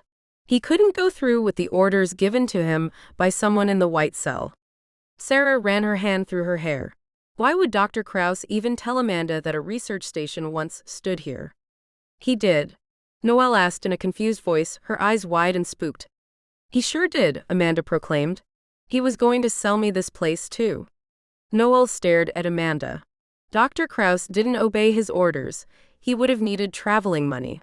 At the same time, he would have wanted to leave an obvious trail to expose an agent in the white cell group. Of course, that has to be it. Are you implying the man panicked and was planning to run? Sarah asked. Yes, Noelle stated. That is how it seems to me. She pointed at Amanda. You and your husband were simply guinea pigs who managed to escape death due to one man's conscience. Why you came back? I fell in love with this land, okay? Amanda said, and wiped the last of her tears away. When Mr. Grayman, Dr. Krauss, told me he was putting this death trap up for sale, I melted. I guess he saw a sap and took advantage of me. Dr. Krauss was always very good at reading people, Noelle explained. He must have seen that you were beginning to care for the land and saw an opportunity to acquire the traveling money he needed. Sarah looked down at the dead body. The only question in her mind was who shot and killed Dr. Krauss. Where was the killer now? And would he be back? If the man came back to try and kill them, that would mean he hadn't sprayed the virus into the air. He would have simply left to let the virus do the dirty work for him. For the first time in Sarah's life, she pleaded for a killer to return to the scene of his crime. Come back, she whispered in a shaky voice. Please come back. Night arrived. Noelle made a pot of coffee and sat back down at the kitchen table. Thank you for helping me carry the body into the next cabin, she told Sarah and Amanda. Amanda was standing next to the back door. Her mind was solely on her husband. Are you certain Dr. Krauss didn't infect my husband? She asked Noelle. If Dr. Krauss had obeyed orders, he would still be alive, Noelle confirmed in a voice that set Amanda's worries at ease, at least for the time being. Sarah stood next to the kitchen counters and watched coffee pour into a foggy pot. The smell of the coffee filled the kitchen air and slowly began destroying harmful thoughts. Noelle, who do you work for? She asked. Noelle sat in silence. When she did answer Sarah's question, her voice was low and hidden. I cannot reveal that. Obviously, someone must know that you're here, Sarah told Noelle. Please, we need to try and reach our husbands.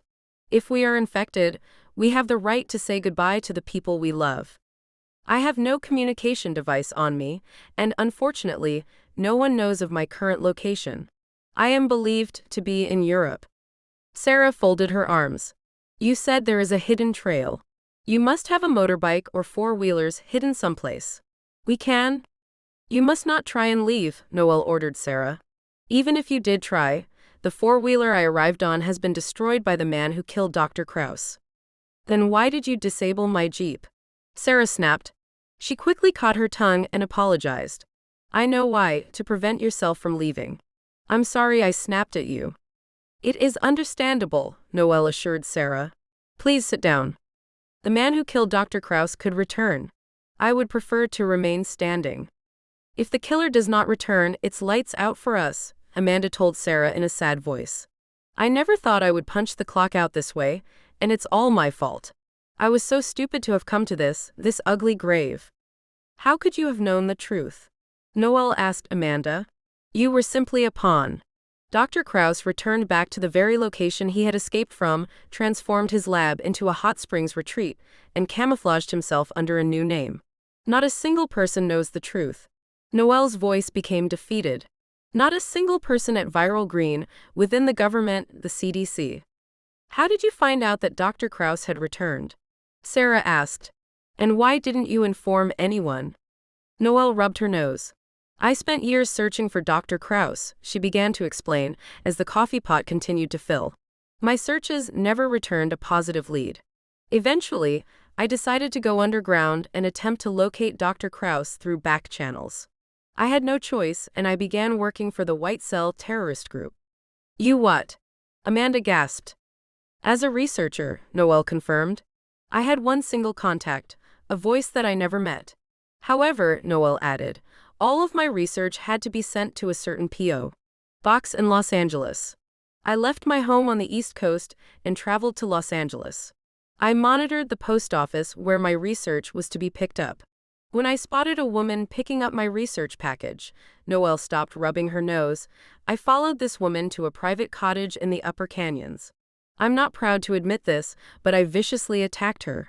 After I subdued this woman, I tied her down inside the cottage and spent 24 hours collecting information from her, through very painful techniques. Torture, Sarah said. I'm afraid so, Noel said, feeling shame burn in her cheeks. This woman confessed very important information that allowed me to track down Dr. Krauss. I immediately left for Alaska, but when I arrived, I was greeted by 2 gunmen who met me outside of the Anchorage airport. I was placed in a van and driven to a remote location, shot 3 times in the back, and left for dead. Oh my, Amanda gasped. As you can see, I am alive, Noel told Amanda. How? Sarah asked. You would have been checked for a protective vest. I was checked, Noel confirmed. But you must understand, I actually work for very powerful people, and I was prepared. Noel reached out her right hand and touched her back. I was wearing a flesh vest. A what? Amanda asked. A vest that resembled flesh. It is very thin and extremely difficult to detect. The bullets I was shot with bruised me, but did not otherwise harm me. I played dead and then managed to escape, Noel explained. Because I was believed to be dead, I knew I had a certain advantage and began making my way directly toward this location. However, it was winter, and the weather conditions were extremely harsh. It took me 2 weeks to reach this location, and by then, Dr. Krauss and his wife were gone, taken away out of precaution and returned when spring arrived. You're a spy, aren't you? Amanda asked and shook her head. Whatever happened to the days of women staying home, raising a family, cooking a good old-fashioned meatloaf dinner, and spending their evenings knitting a sweater? Or just getting a normal job instead of getting into espionage? I wish those days still existed, Noel sighed. I wish, more than you could ever know, that times were simple again. I regret my life and the choices I made. Sarah stared at Amanda. We'll talk about regrets later. Continue with your story. Noelle nodded her head. I spent the winter in this location.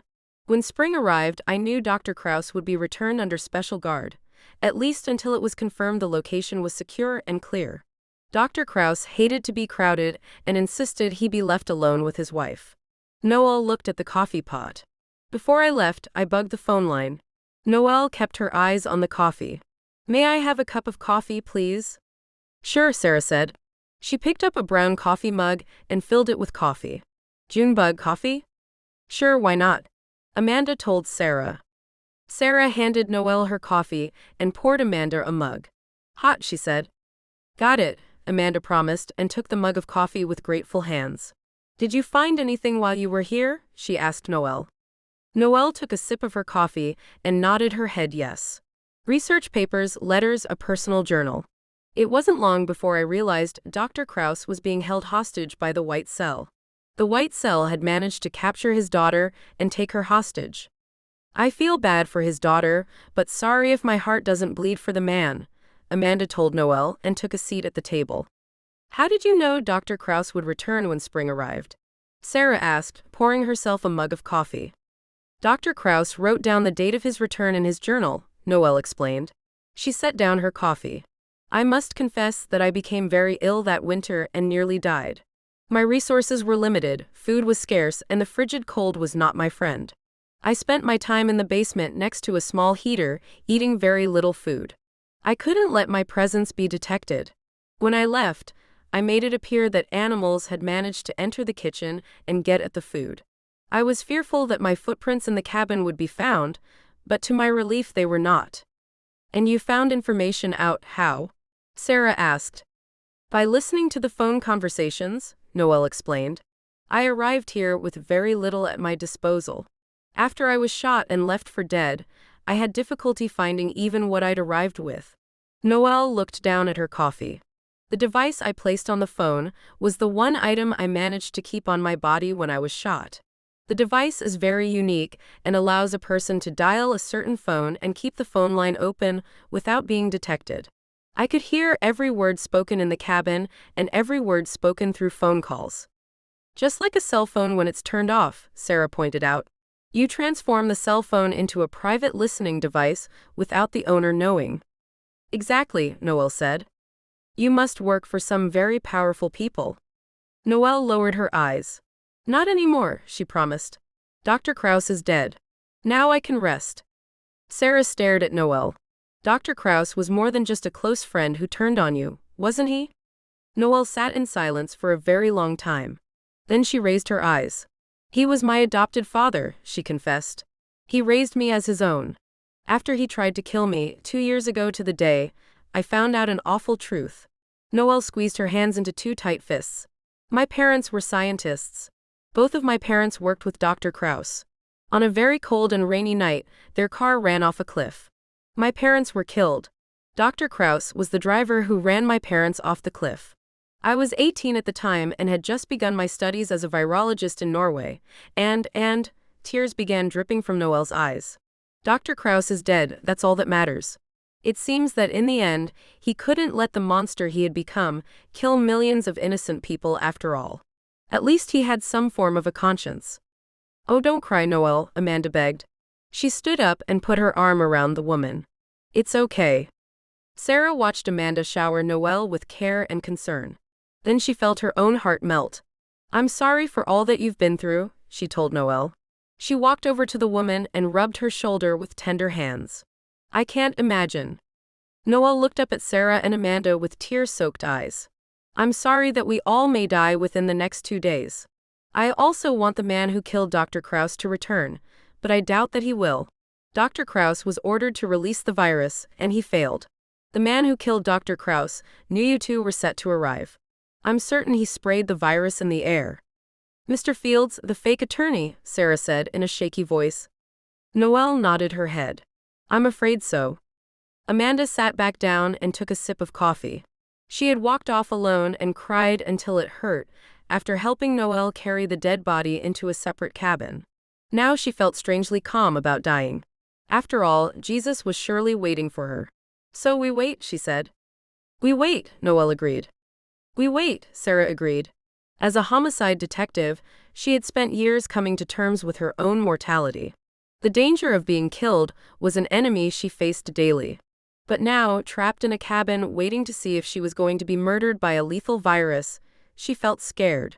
I always assumed I would be killed by a bullet, she confessed. Noelle, how will this virus kill us? Noelle looked up at Sarah with worried eyes. You don't want to know, she promised. What's important is that the virus can only be spread through human contact, sneezes, blood, that sort of thing. If we die in this remote location, there is a chance the virus will die inside of us. The virus matures in a warm bloodstream and cannot survive outside of the body for long. Sarah walked to the back door and tapped the doorknob with her hands. I wish I could have said goodbye to Conrad. The last thing I told him was not to forget to feed Mittens. Mittens is my dog. Sarah felt tears sting her eyes. We've faced so much, and now it ends in a way I never would have expected. I honestly believed that my battle with the back alley killer was my last. Amanda stood up and walked over to her best friend. At least we had some good shopping days, she tried to joke but failed. Oh love, I know how you feel. Every time I think of my husband or son, I can't handle the thought. I've been praying my heart out, that's all I can do. Me too, Sarah confessed. She looked at Amanda and forced a smile on her face. Maybe we should have let that grizzly bear eat us after all. What grizzly bear? Noel asked. Oh, while we were driving up, this mean old grizzly walked out onto the road, Amanda explained. Sarah had to throw our sandwiches out the window in order to make him move. He was a very large bear, Sarah added. If that bear would have attacked my Jeep, Amanda and I wouldn't be standing here right now. Suddenly a strange smile came over Noelle's face. Old Ralph, she whispered. Who? Amanda asked. Noelle looked at Amanda. Old Ralph, she smiled again. Old Ralph has been around these parts for years. When I worked with Dr. Krause, I would see him down at the lake, hunting for fish, or standing in the river catching salmon. He never bothered me, and I never bothered him. After a while, well, as strange as it may sound, that bear became like a friend to me. I never traveled very close to him, but at times he would just look at me as if to say he understood how I was feeling. I wish old Ralph would have stopped us from coming up here, Amanda sighed. She sat back down at the kitchen table and grabbed her coffee. I could really go for a cinnamon roll and a shopping trip right about now. Amanda looked at Sarah. If we live through this, I'm going to go straight home to open me a dress shop, and I'm never leaving Snow Falls ever again. Don't be so hard on yourself, Junebug, Sarah told Amanda and decided to sit down and rest her legs. A dress shop can become very boring. At least now we're having an adventure, right? Sarah sighed. Our very last adventure, I'm afraid. The kitchen grew silent. The three women each looked down at their coffee mugs, each thinking their own thoughts. What they didn't know at that time was that the same set of deadly eyes was watching the cabin. I'll finish this one way or another, the voice hissed and scurried into a far cabin where he hunkered down for the night. As the night became long, Sarah took the first watch as Amanda and Noelle tried to sleep. She spent the 4 hours of her watch struggling to think about Conrad. But for some reason, all she could see in her mind was a hideous snowman wearing a leather jacket and chewing a candy cane. I got you in the end, didn't I, Sarah? Oh yes, I did. The snowman laughed all night long.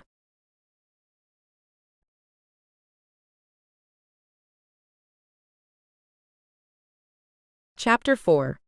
Sarah eased into the kitchen and found Noelle sitting at the kitchen table, drinking a cup of coffee. Noelle wasn't sitting like a person enjoying a normal morning cup of java. The woman was sitting tense and upset. Sarah assumed the woman was upset and distraught over their situation. Yet, she noticed, as she walked into the kitchen, some other heavy burden appeared to be pushing down on Noelle's shoulders. Good morning. Good morning, Noelle replied and fought back a yawn. Everything is still quiet. Sarah nodded her head. She felt tired, wanted a hot shower, a clean change of clothes, and a decent meal. Her hair felt messy and her face, instead of lovely and beautiful, felt scarred by deep worry. The last thing she wanted was to be trapped in a remote location, possibly dying from a deadly, invisible virus. Sarah wanted to be home in her cabin, sitting in a warm kitchen in the presence of a loving husband, talking over a plate of hot pancakes. Instead, she was locked in a dusty kitchen, surrounded by darkness and misery. But through her own worry and fear, she managed to catch a new burden that had attacked Noelle during the night. Is anything the matter? Noelle took a sip of coffee. I've been thinking, she told Sarah in a low voice. Let me have a mug of coffee and we'll talk. Sarah quickly poured herself a mug of coffee and sat down at the table. Amanda is still sleeping. She had a bad dream. I didn't have the heart to wake her. Noelle kept her eyes low. Amanda is a good friend. You're very blessed to have her in your heart. That woman has saved my life many times, Sarah explained. I wish I could save her life. Tears immediately stung Sarah's eyes. She let out a deep breath. When my husband divorced me, I left Los Angeles and moved to Snow Falls, really not knowing what to expect but needing to begin a new life for myself away from everything I knew. I met Amanda, and we immediately became the best of friends. We've been inseparable from day one. I love her in a way that I can't explain. Sarah looked toward the hallway. That woman is more special than words can say. I'm sure she feels the very same way about you, Noelle suggested. A good friend doesn't give her heart to ugly creatures. I suppose not, Sarah agreed. She raised her eyes and focused on Noelle, who looked miserable. You mean you don't have any friends?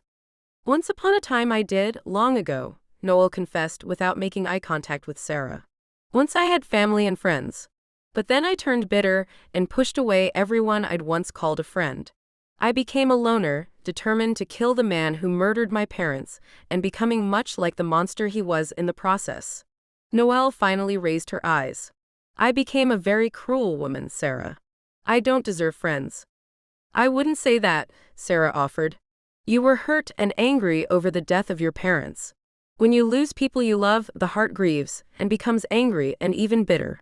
You set your mind on killing a monster. That doesn't make you a horrible woman, Noelle. It makes you human. This coming from a homicide detective who has witnessed the very worst people can do to one another, Noelle pointed out. I've seen my share of murders and those murders still haunt my dreams, Sarah explained. I've seen the evils of man's heart running free across a city full of lost people trying to find themselves. And through it all, somehow I managed to maintain my sanity, by faith in Jesus and nothing else. But there came a time for me to leave that city and relocate to a quiet location and begin healing. Perhaps if we live through this, you will find a place to begin healing as well. Noelle put her coffee mug down. I'm worried that we may be the first of many victims, she confessed. The white cell won't rely on the virus spreading from 3 people who may never leave this location alive. I fear that the man who stole the virus will release it into a large location, such as Fairbanks or even Anchorage.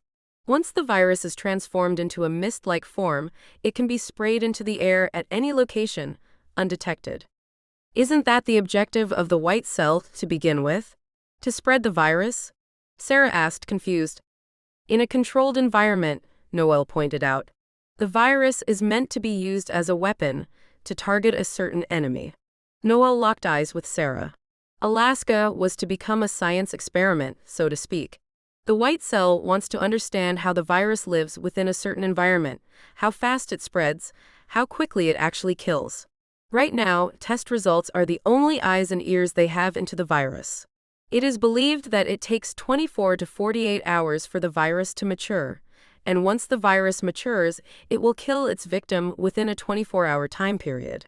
That is the primary data, hard data that has been collected. In reality, no one can actually predict how a virus will react once activated. Every living person is different, each body is different. Is any of this making sense? Yes, Sarah nodded her head. Continue. Noelle looked around the kitchen. Amanda lives in a small, rural town. The town was chosen to become a testing ground. But when Dr. Krause failed to infect Amanda and her husband, the white cell came down hard on him, and Amanda was lured back to this location to be sprayed with the virus, as you know. Tell me why you believe the man who stole the virus will infect a large city. Sarah put down her coffee. Will the white cell order him to do so? Noelle shook her head no. The white cell would not risk a global epidemic that they cannot control, Noelle explained. If the virus can be weaponized, which is the end goal, they can control governments. No more war, no more bombs or guns. Fear will be the ultimate weapon. However, they will present their weapon, the virus, on battlefields to make their enemies fall into submission, and then fear will become power. Sarah bit down on her lip. Noelle, the U.S. government has been conducting secret experiments on the American public for many years. I'm aware of an experiment that was carried out in the New York City subway that made hundreds of people very ill. In 1975, the government contaminated Los Angeles with a new strain of flu that made 3/4 of the city sick. Noelle nodded her head. You are speaking the truth. How is it that the government isn't aware of the virus that was stolen? It's been my understanding that the government is the one creating deadly viruses to use in global warfare. Surely anyone would be aware that Dr. Krause was operating a secret virus lab in Alaska. Sarah, Noelle explained, the White Cell is a terrorist group, a group composed of hidden people from many different countries. Like Russia, Canada, England, Switzerland, and China. And we're talking about shadow agencies that deceive their very governments. For example? Sarah asked. Noelle hesitated. I can't tell you more than that. Why? Sarah asked. I'm going to die anyway, right? Noel looked into Sarah's worn-down face. The woman deserved to know the truth. The CIA is an intelligence agency, she told Sarah in a calm voice. Within the CIA are shadow agencies, spies who work under an invisible cloak, following different agendas. The CIA has no way of controlling these people because they are undetectable. The world has become so tangled up in secrecy that no government agency can trust another, even in the same country. The FBI is always at war with the CIA, and the CIA is always at war with the Defense Intelligence Agency. It's a very vicious cycle. And in other countries, the same plague continues. I've heard rumors, Sarah told Noel. When I worked in Los Angeles as a homicide detective, I heard lots of things. Noel took a sip of coffee. As she did, her eyes went to Sarah. The woman impressed her.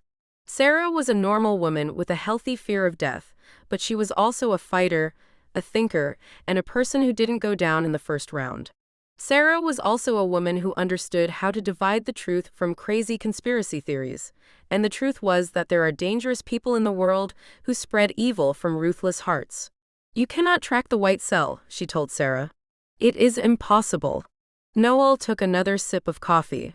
The white cell began within the League of Nations and transferred their poison to the United Nations after the League of Nations dissolved. It's a cover for all their movements across world borders. The white cell has infected world banks, world governments, and even small-town police stations. Suddenly, Sarah froze. Did you say small-town police stations? She asked in a weak voice. Noel nodded her head. The white cell has people everywhere, and… Noel, Sarah said, my husband, he's a detective in Snow Falls. He told me last week that a new deputy was due to arrive in town after one of our longtime deputies decided to move his family to Fairbanks. Sarah put down her coffee.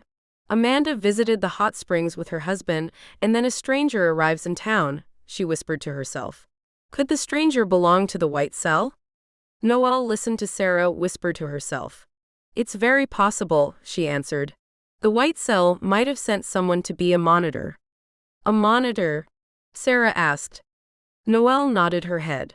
This person would have been inoculated with the antidote, something to protect him from the virus. Noel felt sadness enter her heart. Yes, I'm sure that could be the case. Sarah looked at Noel with worried eyes. Noel, what will this person do now if Amanda and I don't return to Snow Falls as infected subjects? Leave, Noel replied. The person sent to Snow Falls would have no logical reason to stay. Certainly, the white cell would cancel his mission and relocate him. Unless, Sarah stated in a desperate voice, a new person was injected with the virus. Sarah felt confusion grab her mind. Why would the person who stole the virus release it into a large city? Why would this person go against his orders? Wouldn't the white cell kill him? Exactly, Noel pointed out. The person who killed Dr. Krauss and stole the virus certainly knows that he risks the possibility of elimination. As I mentioned, white cell is composed of people from every nation. There is even betrayal and murder within the ranks of the white cell itself. It is very possible that the man who stole the virus might have taken a very high payoff. I'm certain this man was injected with an antidote. Noel stopped talking for a minute. Sarah, my thoughts are only an assumption. It is very possible the man who stole the virus will obey orders and take it to whatever location he was ordered to. I hope you're wrong, Sarah told Noel in a shaky voice. Noel nodded her head. Me too. Fortunately, what Noel didn't know was that her assumption was wrong. The man who stole the virus and killed Dr. Krauss was still very close by, lurking in the woods, waiting and watching. Sarah grew very silent as her mind contemplated a horrible thought. Noel, let's assume you are wrong, and let's assume the white cell takes another course of action, such as infecting the entire town of Snow Falls. Is that possible? Yes, Noel answered honestly. Sarah hit the table with her fist, nearly spilling her coffee, and then stood up. We can't just sit here like this. We have to act. There has to be some way to contact my husband. There is no way, Noel told Sarah in a disappointed voice. However, she said, trying to add a hopeful note, if 72 hours passes and we are still alive, then perhaps we can leave. You don't believe that? No, Noel confessed. You were left alive for a reason. You and your friend were left alive to return back to your town. You two will act as the invisible spray. The tools with which the white cell infects your town, at least that was the plan. I prevented you from unknowingly killing innocent people. However, I didn't catch the man who killed Dr. Kraus. I failed, and for that, innocent people will die. Don't give up the fight yet, sister, Sarah begged. There has to be a way. You're a virologist, for crying out loud. You have to know of a way. The virus that could be maturing within us, Sarah, is very deadly. If we are infected and we let out a single sneeze, Noelle shook her head. We cannot leave this location. Sarah felt extreme frustration rattle her nerves. There has to be a way. Guilt racked Noelle's lovely face. I failed to capture the man who stole the virus. I'm sitting here worrying if this man will betray his mission and infect millions or obey his orders. If this man infects millions, it will be all my fault. At least I can keep us secure at this location and prevent us from making anyone sick. Noel looked at Sarah with desperate eyes. There is too much confusion, uncertain variables, and assumptions. We're fighting a powerful group of terrorists who won't hesitate to kill each other. Killers who want world domination through murder, cold-blooded murder. The virus that was stolen is nothing more than a machine gun that will gun down innocent people. I tried to snatch the machine gun. Torment captured Noelle's voice. But I failed. Did you? Sarah asked. She ran over to Noelle and bent down. Did you fail? She asked again and grabbed Noelle's hands. You're just one person, Noelle. A very brave person who threw her punches as hard as she possibly could. You didn't fail because you cared enough to act. Those who know the truth and don't act, those are the people that fail. Noelle felt tears begin to fall from her eyes. I let a killer escape with a virus capable of killing millions. Sarah pulled Noelle into her arms and held her the way only a true friend could. Noelle, honey, she whispered, we can't give up the fight, she begged, and then, without understanding why, her mind began to think about the basement. Noelle, she asked, why didn't the killer steal all of the tubes? Why just one? She asked in a confused voice. Noelle leaned up and looked at Sarah. I've been wondering about that myself. And I don't have an answer. Sarah stared into Noelle's watery eyes and pulled the woman into her arms again as her detective mind went to work. Amanda wasn't keen on the idea of Sarah and Noelle going back down into the basement. She wasn't keen on wearing the same clothes she had worn the day before either, but all she had in her backpack was some silly resort wear that was not enough to keep her warm in the drafty, deserted lodge. But most of all, she wasn't keen on the idea of dying. That is why she agreed to stand guard at the top of the stairs while Sarah and Noelle ventured down into a dark hole. The idea, Amanda was told, was to see if Noelle could try and create an antidote herself. The idea was a reach because Noelle assured both Sarah and Amanda that she didn't have the resources to create an antidote. Sarah insisted that Noelle had to at least try. Amanda agreed, even though she secretly agreed with Noelle. I'll stand guard, she promised, as Sarah and Noelle descended into the basement. Sarah made her way to the back of the basement and showed Noelle the miniature steel rack holding 2 tubes. The third tube is missing, she pointed out. Noelle picked one tube up and studied the liquid inside. I know, she said. I explored the basement before you arrived. Sarah backed away from Noelle. Who do you truly work for? She asked in a voice that was calm only through significant effort. Noelle, we need to be truthful with one another. Noelle carefully returned the tube she was holding back to its place in the rack. Sarah, I can never tell you who I worked for. You wouldn't understand if I did, and you would hate me. Try me, Sarah challenged Noelle. Noelle walked over to the lab bench and studied the equipment with doubtful eyes. Do you really want to know the truth about me? She asked. Yes. Noelle kept her eyes on the table. Very well, she said, and slowly began to allow the truth to trickle out. I worked for a private agency within the CDC, specializing in viral ecological warfare. There is a very long, complicated name that was assigned to my area specialty, but to make it simple, just think of it as viral ecological warfare. Viruses designed to kill and infect plants and crops. I appreciate it. Long, complicated names get me tongue-tied. Noelle hesitated and then continued. Dr. Krauss was the leading virologist in viral ecological warfare. That is, he was assigned to this area of the world. Sarah leaned against the work desk and folded her arms. You were trying to create a virus that would kill crops and plants in order to create famines in other countries, right? Noelle felt guilt sting her heart. My parents were virologists, she explained. I was brainwashed into believing I was performing a beneficial service for my country.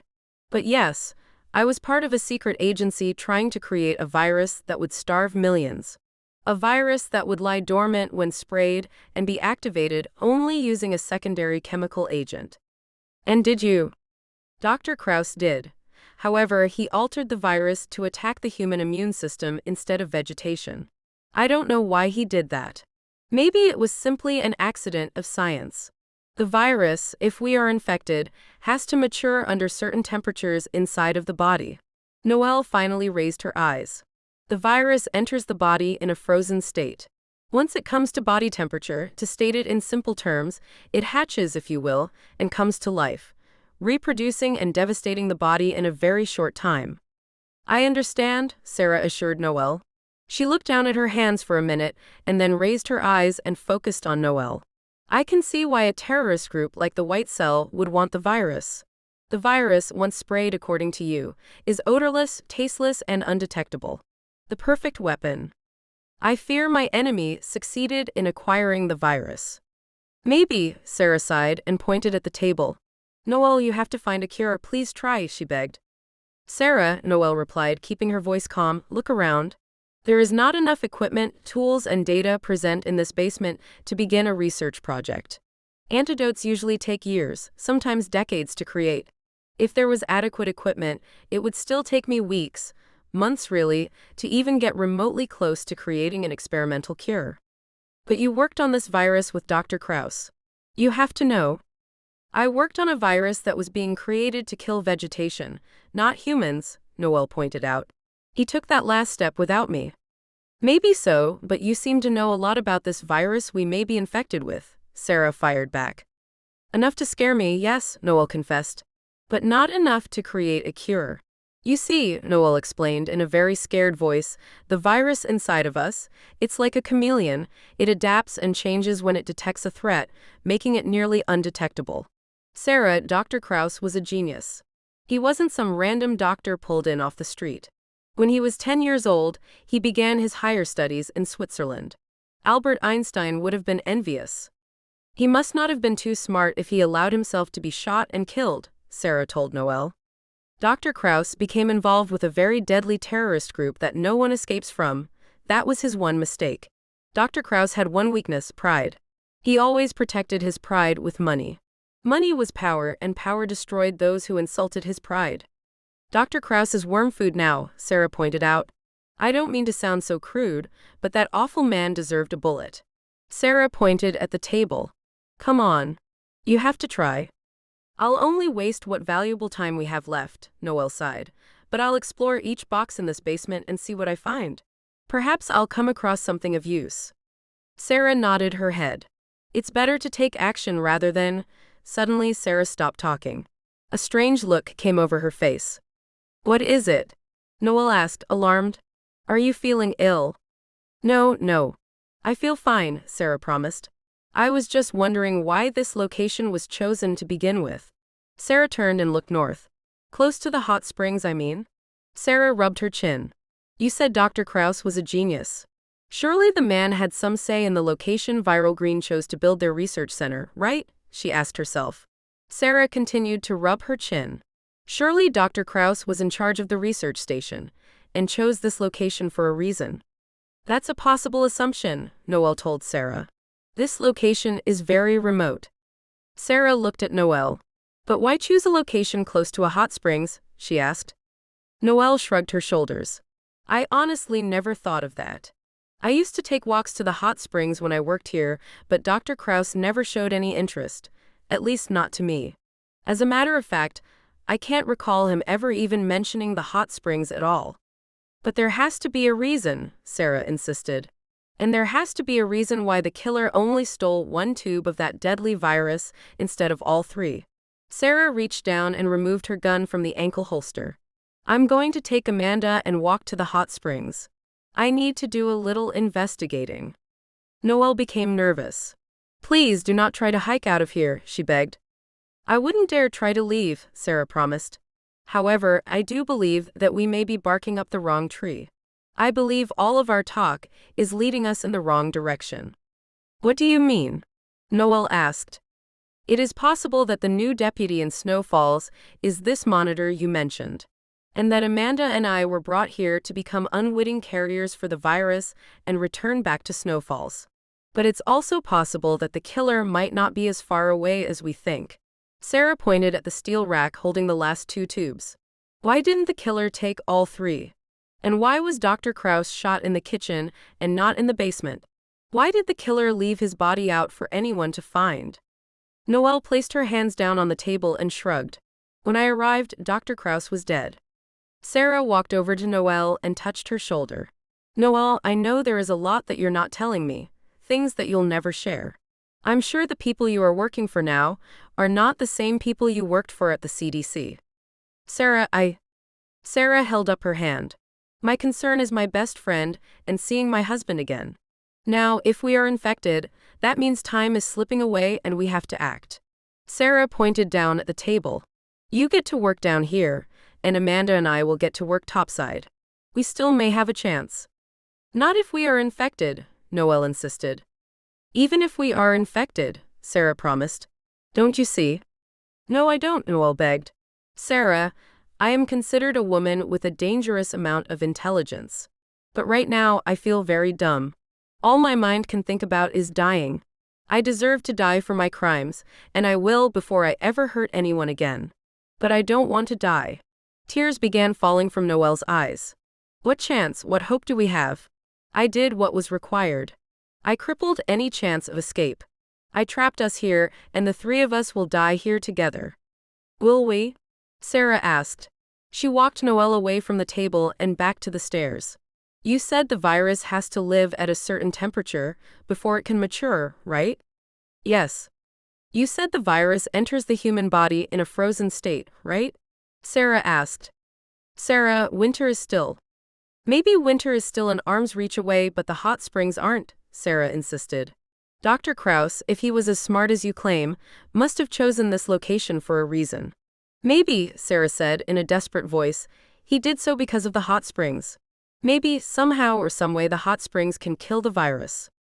Noelle stared at Sarah in shock. Then, as if a soothing, clean rain dropped from the sky and began washing away the fear blinding her intelligence, she began to understand, or so she pretended. Sarah noticed a sudden look she couldn't identify flash through Noelle's eyes and then vanish just as quickly as it had arrived. The human body stays within an acceptable temperature range, but if we can raise the body temperature, Sarah pointed back toward the far corner of the basement, too concerned with saving her life and the life of her best friend to focus on the sudden strange look that had come over Noelle. That's for you to find out, said Sarah. We may or may not be infected, and playing around with the virus could kill us if we're not already infected, but we have to take that chance. Now go get to work. Noelle drew in a deep breath. It could be possible, she said in a calm voice. It could be possible that if the body temperature is raised beyond a certain level, the virus would die. Noelle spun around and looked at all the stacked boxes. Go, leave me alone and let me get to work. I will, Sarah said, but please stay alert. Amanda and I will be outside, and there will be no one upstairs to stand guard. Noelle nodded her head. She patted her waist. I have a gun. Use it, Sarah warned Noelle and hurried up the stairs. What's happening? Amanda asked, reading Sarah's face. I'm not really sure, Sarah told Amanda in a strained voice. My mind is still struggling to make sense of this mess. Sarah closed the basement door.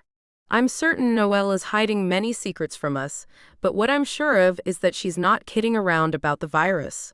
If she thinks the killer sprayed the virus in this cabin, we have to believe her. But?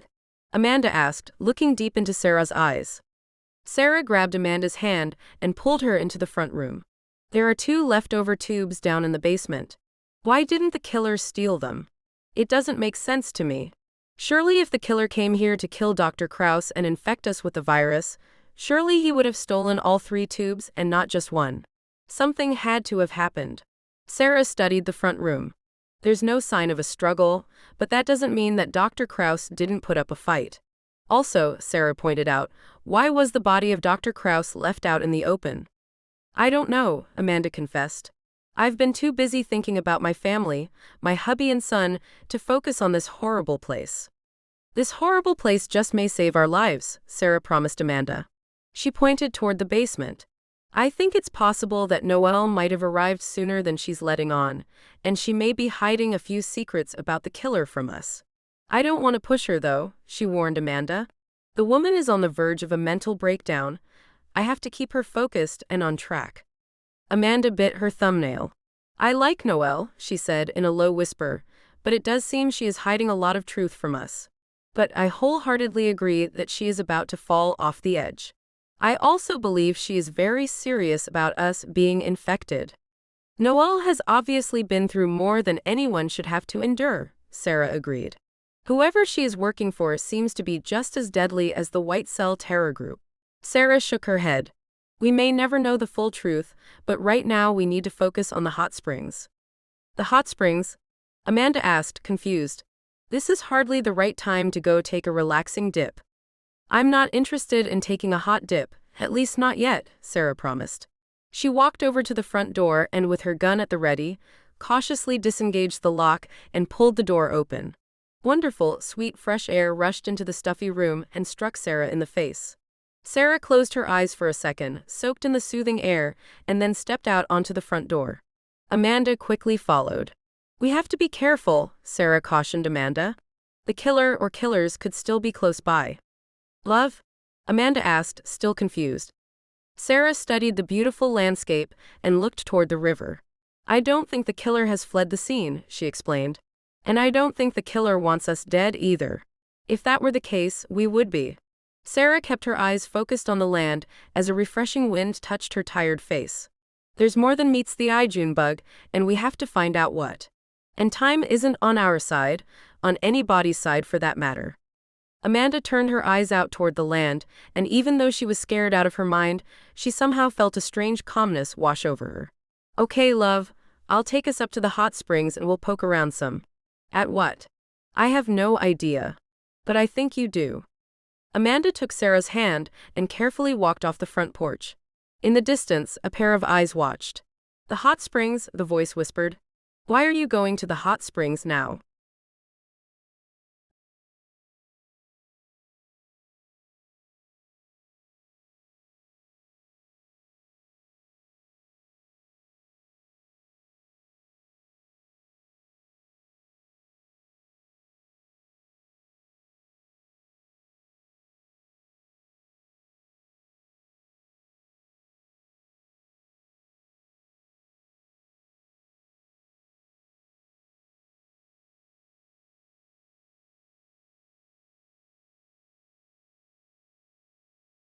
Chapter 5. Sarah followed Amanda down a long winding trail surrounded by tall trees, beautiful bushes, and lush landscape. In some places, the land opened up to a beautiful view of the mountain, while in other places, the trail squeezed to a narrow passageway. It's very beautiful, Sarah told Amanda as her eyes searched for any sign of human movement. I know, love, Amanda sighed, climbing a small hill on the trail. She paused and looked around. As much as I want to hate this land now, I can't, she told Sarah in a teary voice. This land captured my heart and I wanted to own it. I still do, she confessed, and wiped away a tear. The property didn't make me sick, the evils of man did. Why should I hate this land for something a lousy terrorist bloke did to me? If we survive this nightmare, we'll buy this place, Junebug, I promise, Sarah said. She checked the watch on her wrist. If I don't call Conrad by tomorrow night, he'll jump in his truck and drive up here. Once he sees the tree down across the road, he'll know something is wrong. Sarah quickly wiped Amanda's tears away. I made such a big fuss about being able to handle this trip. Conrad didn't want us going, and we had our first big argument. The last thing I told him was not to forget to feed Mittens. Sarah looked around. He'll think I didn't call him last night because I'm still upset. He'll probably think the same tonight. But if I don't call him by tomorrow night, he'll drive up here. We could be dead by then, Amanda sighed, and dried up her tears. If Conrad finds us before we're dead, he could become infected too. I know, Sarah replied. On the other hand, she added, Conrad may not be allowed to leave Snow Falls. Sarah quickly explained about the new deputy. Amanda listened with dread. That sounds very possible. I wouldn't doubt it, Amanda told Sarah and kicked at the ground with her right foot. You should have never left Los Angeles, love. Sarah checked her gun. It was time for me to leave Los Angeles. I'm just sorry Pete changed his mind at the last minute and decided to stay. I guess I should have known. Sarah thought about her old partner and felt a smile touch her face. Los Angeles gets into your system. When I was working as a homicide detective, I would have never dreamed of living in Alaska. If someone would have told me my husband was going to divorce me and that I was going to begin a new life in a little Alaskan town, I would have arrested that person and had them admitted to a mental hospital. Now look at me. Remarried, living in a small Alaskan town, and now I'm trapped in the middle of nowhere fighting to stay alive. I know what you mean, love, Amanda said as they continued hiking. I never dreamed of leaving London. London was my home. When my hubby told us we were moving, I was heartbroken. I cried for days. Amanda swept her eyes up and down the trail. I didn't even know where Alaska was on the map. I was a city girl, fog and rain were my companions, and shopping was my passion. Oh, how many times did I stop off for a custard tart and a hot tea before exploring a new dress shop? Amanda's eyes filled with warm memories. In my day, London was special, so many sweet memories. Sarah felt a smile touch her face. There was an old diner that stood in front of the beach down a remote highway, way off the beaten path. I'm not sure if it's still there or not. Anyway, I would drive to that diner whenever I had the time to sit, drink coffee, and look down at the beach, the waves especially, and think about a new book I wanted to write, or not think at all. Sarah kept her eyes walking around and very alert as she talked. I remember the smell of coffee, hamburgers cooking, and the sounds of the old jukebox playing songs from the 1950s. That diner was my special place, just like London was your special place. You're going to make me start crying, Amanda warned Sarah. Don't start crying, Sarah begged, because if you do, I'll start crying and we'll never get anywhere. And Sarah stopped talking. Without warning, she grabbed Amanda's arm and yanked her down to the ground. There, she whispered and pointed to a tall tree. I saw movement. Amanda felt goosebumps crawl down her spine. She cast her eyes at the tree, but didn't see anything. However, if her best friend said she saw movement, that was good enough for her. Could it be Noelle? She whispered. Sarah shook her head. I saw a man, not a woman, she whispered. Then, to Amanda's shock, she took aim and fired a single bullet at the tree. Whoever is behind that tree, come out, she yelled. Silence fell. Amanda kept her eyes on the tree and waited to be shot at. But then she heard someone start running off into the brush, away from the trail. Sarah started to stand up and give chase, but Amanda grabbed her arm. Could be a trap, she warned. Sarah considered Amanda's warning and nodded her head. Smart thinking, she complimented Amanda. I guess I'm more upset than I realized if I'm willing to go chasing a stranger through these wild woods. Don't kick yourself, love, Amanda told Sarah and rubbed her shoulder. We're in a tight situation, and I for one know my mind isn't capable of thinking straight, never mind about roses and teacups. Sarah eased up and looked out into the woods. Whoever that man is, he didn't fire back at me. I didn't think he would. Amanda dared to lean back up. She didn't like being out in the open like this, but she sure was curious to find out why her best friend had risked their lives. Do tell, love. Whoever that man is, Sarah explained, I think he's infected too, and waiting to see if we find a cure.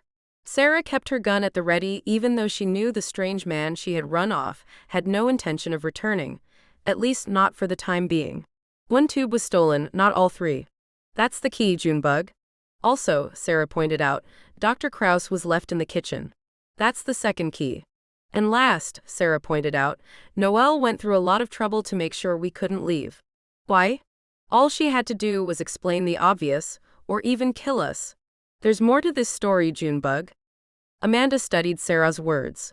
Well, whoever was hiding behind that tree didn't kill us. Amanda looked back toward the cabin. You didn't seem very worried about leaving Noelle alone, either. Sarah nodded her head. I think, and I could be wrong, that Noelle is trying to keep me off guard. She confessed to me earlier that she was afraid that whoever killed Dr. Kraus and took the virus might spray the virus in a large city. Her story didn't make sense to me. I mean, I suppose it's possible, but Junebug, as a trained cop, I felt that the woman was trying to make me look to my right instead of my left. And this whole business about the White Cell terror group, it's possible, but then again, maybe it's not. Maybe, Sarah said in a careful voice, Noelle is spinning lies in order to hide the obvious truth. I'm trying to process the facts and straighten everything out in my mind, and I admit that I'm hitting a lot of sharp edges, but I think I'm starting to see something tangible I can hold onto. Amanda felt confused. If you tried to spin this tale into a book, your readers would kill you. Tell me about it, Sarah sighed. She rubbed her temples. I know Noelle isn't a killer, and I believe she might be telling the truth about certain things, but Junebug, the woman is, well, she's out on a very shaky limb talking to birds that just aren't there. Are you saying she's a nut? Amanda asked. Sarah shrugged her shoulders. I'm saying I think she's been through more than a woman in her position can handle. Sarah reached into her front dress pocket and pulled out a small black device. I checked the phone while you two were sleeping last night. I found this device. Noelle did bug the phone. Sarah looked around. I know she doesn't want to die. I feel she isn't a bad person, but she's trying to hide something from us. What? Maybe the man I shot at might be able to tell us. What I do know is that the whole White Cell terror group thing is, possibly not true. I believe the people Noelle is working for are the true terror group, and she's trying to protect their identity. Are you saying Noelle is still a terrorist? Amanda gasped. Sarah bit down on her lower lip. It's possible she found out who the people she was working for truly were and had a big change of heart. I don't know, Junebug. But right now I want to focus on the hot springs. Whoever was watching us will make his presence known soon enough. That is, if we make him think we have a cure. Come on. Sarah took Amanda's hand and walked her the rest of the way down the trail. The trail ended at a large river with a gentle current. This way, Amanda said, and pointed to her right. A small trail branched off to the right and ran beside the river. Sarah followed Amanda down the trail for a quarter of a mile, and then, to her amazement, she saw what appeared to be two large pools sitting off from the river. The two pools had steam rising up from them. There they are, Amanda said, and nodded toward a shallow part of the river. We have to walk across the river to get to them. That's fine, Sarah assured Amanda. She rolled her pant legs up to her knees and stepped into part of the river that actually felt warm instead of cold. It's very beautiful back here, she told Amanda, walking through the river and looking at the two pools of water. The two pools sat a few feet apart, feeding small streams of bubbling water into the river. The pools weren't very large in size, and Sarah thought, if a person wasn't looking for them, they could be easily overlooked. The hot springs looked to be about waist deep, Amanda explained, trudging through the river. Sarah glanced back over her shoulder toward the trail. She felt like she was in an entirely different world. She could scream at the top of her lungs and no one would hear her. There were no people, no traffic, no smog, no crime, no pollution. Just natural, beautiful land, pure and untouched by the greedy hand of man. If I can only figure out why Dr. Kraus chose this location, she whispered and focused back on the hot springs. Is it because of the hot springs? Or did he find the hot springs by accident? Amanda listened to Sarah talk to herself. Love, we're really far back. I'm not sure that evil doctor chose this land because of these two hot springs. Amanda stepped out of the river onto dry ground, turned, helped Sarah out of the river, and then walked to the closest pool. She bent down and touched the hot water with her right hand. This is the pool my hubby and I sat in. Oh, it was so nice. We sat back here for over an hour, soaking, talking, drinking tea, all very romantic. I bet it was, Sarah agreed. She bent down and touched the hot water with her left hand. The water was indeed very hot. These hot waters can make the body temperature rise, she whispered. Amanda nodded. I felt like I was ready to melt when I got out, she explained. Sarah leaned up and looked around. She wasn't sure what to look for. All she knew was that there was something, some clue, that she had to find, some clue that would save her life and the life of her dear friend. Junebug, Noelle said Dr. Kraus vanished before he could be captured, right? Yes. She also said he vanished with supplies, right? Sarah asked. I believe so, yes, Amanda said. Sarah looked into the woods. I wonder if he buried those supplies close to the hot springs. Sarah continued to look around. Noelle said the virus enters your body in a frozen state. Amanda focused on Sarah's thoughtful eyes. Ah, she said, catching on, but how cold, right? Exactly, Sarah pointed out. Maybe Dr. Krauss needed a natural cooler to keep his work cold, but cold at a certain temperature? Sarah pointed at the river. The water was warm where we crossed, but I'm sure it gets a lot colder downriver. Amanda nodded. Perfect refrigerator, she said. Sarah walked back to the river and looked down at the rocky floor. Hey, look. I didn't notice this before. The rocks we walked across, she noticed, they aren't natural. Someone put those rocks there. And with those words, Sarah drew in a deep breath, placed her gun down on dry ground, walked back into the river, dropped down to her knees, and began pulling at the rock. The water rushed up to her waist but didn't overwhelm her. Help me, Junebug, she begged Amanda. We need to see what's under these rocks. Amanda let out a painful moan, walked into the river, eased down onto her knees, and sighed. I didn't think I was going to go for a swim today, she told Sarah, feeling the river soak her body from the waist down. I suppose I did need a bath, though. The water actually feels nice, Sarah pointed out, and managed to pull up a medium-sized rock. These rocks are very heavy. We're going to have to work as a team to remove them. Okay, Amanda said, drew in a deep breath, and went to work. An hour later, she hauled the last rock out of the river with Sarah and then began digging at the river floor with her hands. It wasn't long before her hands struck a wooden box. Hey, we found something, she exclaimed in an excited voice. Sarah felt relief wash over her heart. She had feared that the river was going to turn up only dirt. Let's see what we found, Junebug, she said in a quick voice. With much effort, she helped Amanda pull a box out of the river and onto dry land. A wet, waterlogged, muddy box, Amanda said, and plopped down on the ground, exhausted from all the work. Even though her body was tired, her voice still held excitement. What do you suppose is in the box? She asked Sarah. Sarah sat down next to Amanda and wiped her hands on her dress. I'm not sure, she said, and retrieved her gun. One thing is for certain, she told Amanda. That box is very important. The only question is, who hid the box under the river? Dr. Krauss? That's what would make sense, Sarah admitted. She searched the land for any sign of movement. The box is secured with a lock. I think we should take the box back to the cabin and open it. Amanda studied a rusted lock attached to the box. I suppose we could try and break the lock with a rock, she suggested. But if we're being watched, we may not get very far with whatever's inside. Sarah considered Amanda's suggestion. She wasn't in a hurry to break into the box right out in the open. If curious eyes were watching, she didn't want to reveal the contents of the box, assuming the box had any contents to reveal. She was used to exploring new evidence in a secured location, such as a police station. However, Amanda's words reminded her that she was far from a police station, had very little time to live, and needed to hurry. Okay, she agreed. Let's break into the box. Amanda searched around and found a rock about the size of her hand. She handed the rock to Sarah. You can have the honors. Sarah sighed. Thanks, she said, and took the rock. Anytime, love. Sarah crouched down on her knees, focused on the rusted lock, and then, with all the strength she had, began trying to break into the box. After striking the rusted lock over 5 times, the lock suddenly popped open, surprising both Sarah and Amanda. Well, Sarah said, and threw down the rock, that wasn't too hard. Amanda began to nibble on her lip. Well, I suppose we should open the box, she said in a nervous voice. In her mind, Amanda feared finding a deadly virus, far worse than the virus that might already be eating her body alive, growing in a slimy tube, waiting to be brought to life. Be careful, love. Sarah stared at the box and then reached out 2 nervous hands and cautiously pried open the lid and peered inside. Look at this, she said in a quick voice, and pulled out a journal wrapped in a plastic freezer bag. Oh my, Amanda gasped, that looks like a man's journal.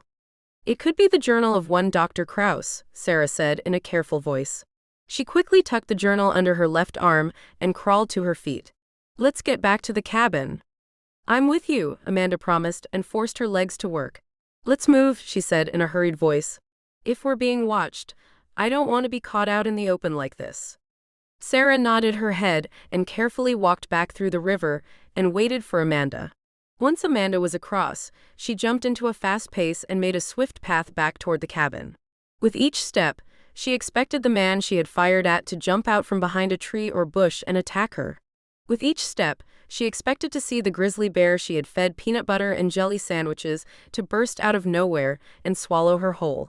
When the cabin came into sight and no harm had come to them, Sarah breathed a sigh of relief and raced up onto the front porch. "Hurry," she urged Amanda. "I'm hurrying," Amanda assured Sarah and ran to a rocking chair and collapsed. "I need a tea and custard tart," she said, breathing hard. Sarah sat down next to Amanda and took a minute to catch her breath. "And I thought walking the streets of Los Angeles was tough," she said, and rubbed her left ankle with her right hand. "I'm sore all over." "A nice soak in the hot springs will help," Amanda replied and leaned her head back. "If we live to ever take a relaxing soak, that is." Sarah kept her eyes alert and gazed across the land. At this distance, the river sparkled in the sun, singing to a land glowing with beauty and sunlight. "It's such a beautiful day. It's horrible to have to hide from its touch and fear. I could pack a picnic basket, walk right out to that river, lay down a blanket, and sit under this sweet sun all day eating and reading." "I know, love," Amanda agreed. She tossed her eyes toward the river and actually smiled.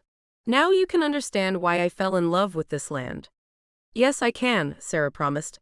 "I can understand why it captured your heart because this place is capturing mine, the same way snowfalls did." Sarah took the journal from under her arm and placed it on her lap. "I hope this journal will help us survive," she told Amanda. "I want to live to see winter and then spring. I want to take a nice soak in the hot springs and have a picnic beside the river. I can see Mittens running and playing." Amanda heard tears beginning to form in Sarah's voice. "Love," she asked, concerned, "are you okay?" Sarah shook her head no. "If we die, Conrad and I wanted us to grow old together. I wanted to grow old with you in snowfalls." "I feel the same way, love," Amanda promised Sarah and took her hand. "Your little shopping buddy isn't ready to kick the bucket, you know. I have a son and a husband. I have you and Conrad." Amanda wiped Sarah's tears away.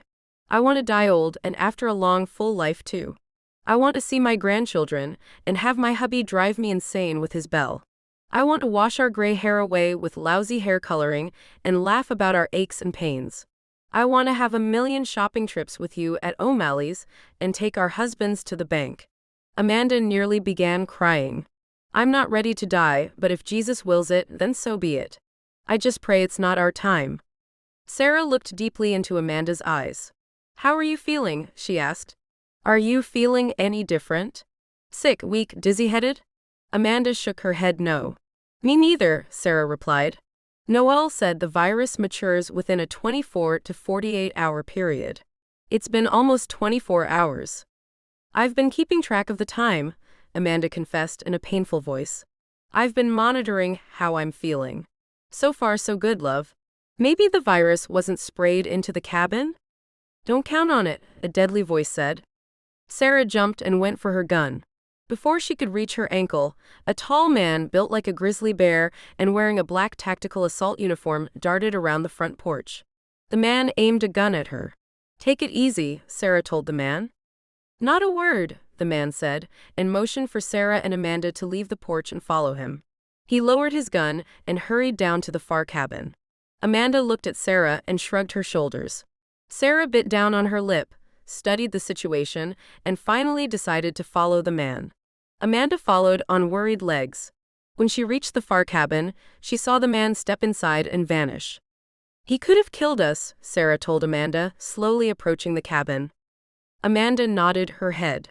"I know, love." "Use caution," Sarah urged Amanda and carefully stepped into a one-room cabin covered with layers of dust and time. She spotted the man sitting down on a wooden bed frame, holding a bare mattress. "Close the door."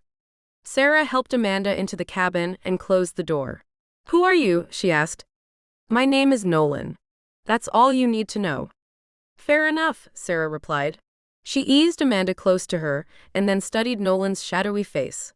The man appeared to be in his early 30s, had a military-style haircut, a face that was meaner than a rattlesnake, and eyes colder than ice. Yet even though the man appeared tough, he seemed scared, not only scared, terrified. "Nolan, what do you want?" My wife, Nolan told Sarah and pointed toward the main cabin. I came here to save her life. But instead, Nolan shook his head. She won't leave. Sarah looked at her friend. Amanda shrugged her shoulders. Do you mean Noelle? Talk to me, Nolan. Nolan stared at Sarah. Lady, I work for some very dangerous people who sent me here to kill a man and capture a virus. Nolan placed his gun down on the bed and ran his hands through his short hair. I have a background in virology. That's how I met my wife. Sarah waited for Nolan to continue.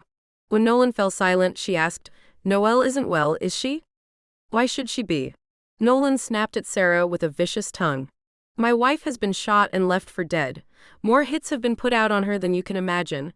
She's been through one nightmare after the next. Nolan shook his head. Why? Because she wouldn't give up trying to find Kraus.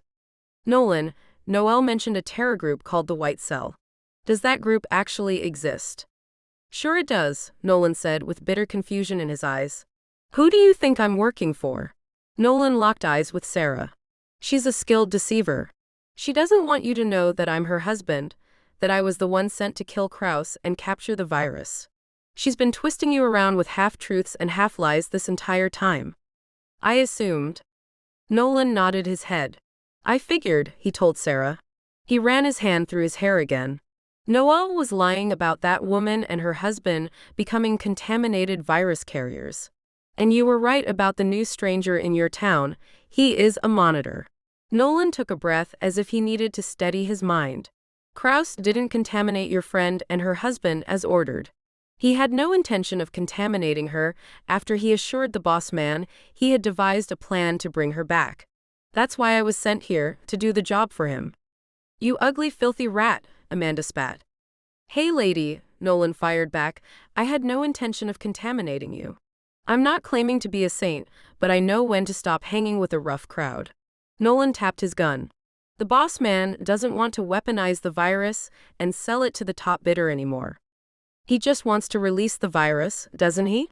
Sarah asked. Nolan nodded his head. Your little town was supposed to be a lab experiment. If the experiment went well, he was going to order the virus to be released in Los Angeles, New York, Paris, Lagos, Mumbai, Shanghai, and Tokyo, every city in America and abroad with a large population over a 1-week span. Nolan shook his head. I came here to save my wife, kill Kraus, and destroy the virus.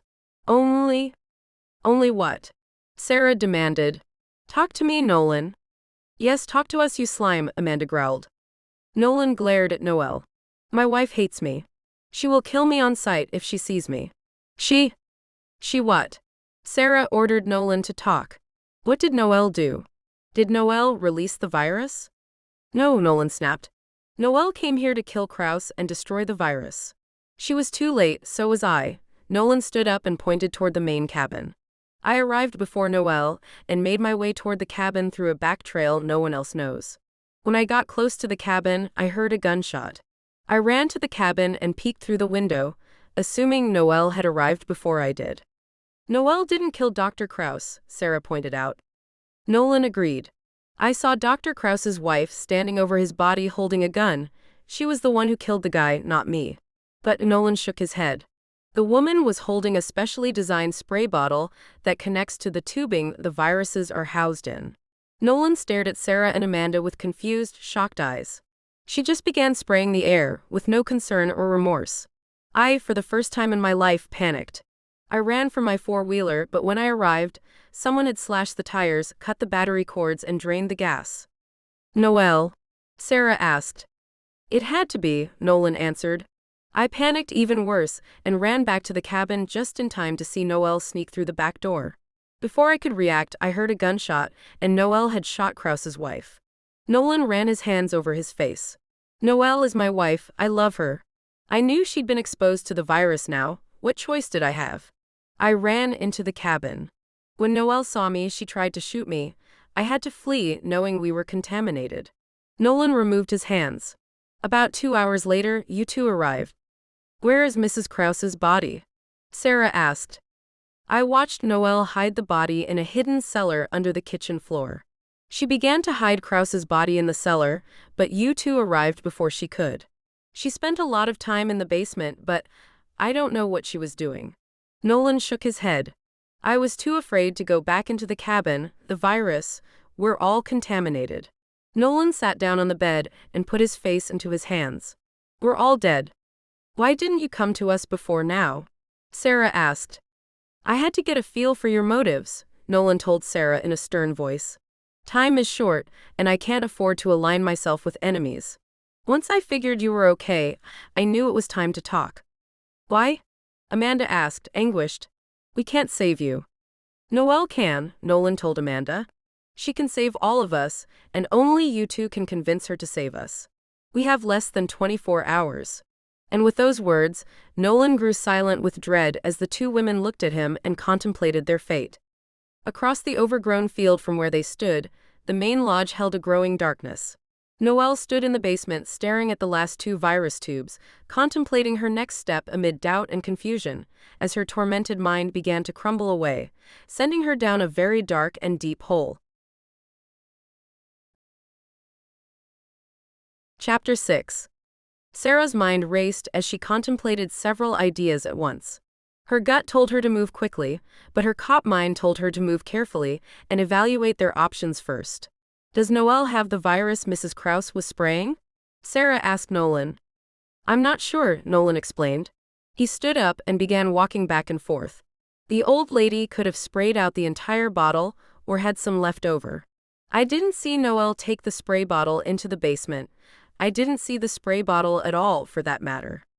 Amanda felt like screaming. You said Noelle could save us. Why wouldn't she admit that fact, that very important fact, that very, very, very important fact, to us?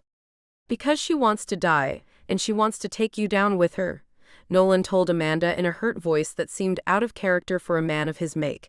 She blames herself. Blames herself for what? Sarah asked. Nolan stopped pacing.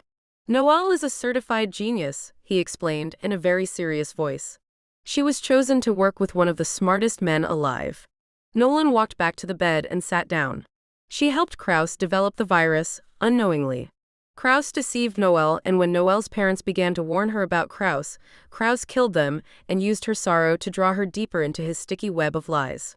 Without Noelle, Krause was nothing, and he knew that. Sarah folded her arms and listened. Nolan placed his hands together and continued.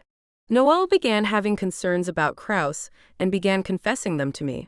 I don't exactly know the entire story because I was working in Atlanta at the time. But what I do know is that Noelle called the boss at Viral Green and spilled the beans that Krause was breaking policy. It wasn't long after that when Krause tried to kill Noelle. Noelle was telling the truth about that then, Sarah said. Yeah, she was, Nolan agreed. She was telling the truth about a lot of things she told you, mingled in with some deception. The truth is, Noelle doesn't want you leaving this place. She wants to die. Nolan shook his head. In her mind, she sees me as the enemy. She honestly thinks I escaped with the virus. She thinks I sprayed the virus. Why? Amanda asked. Noelle always told me that she was very fond of old lady Krause.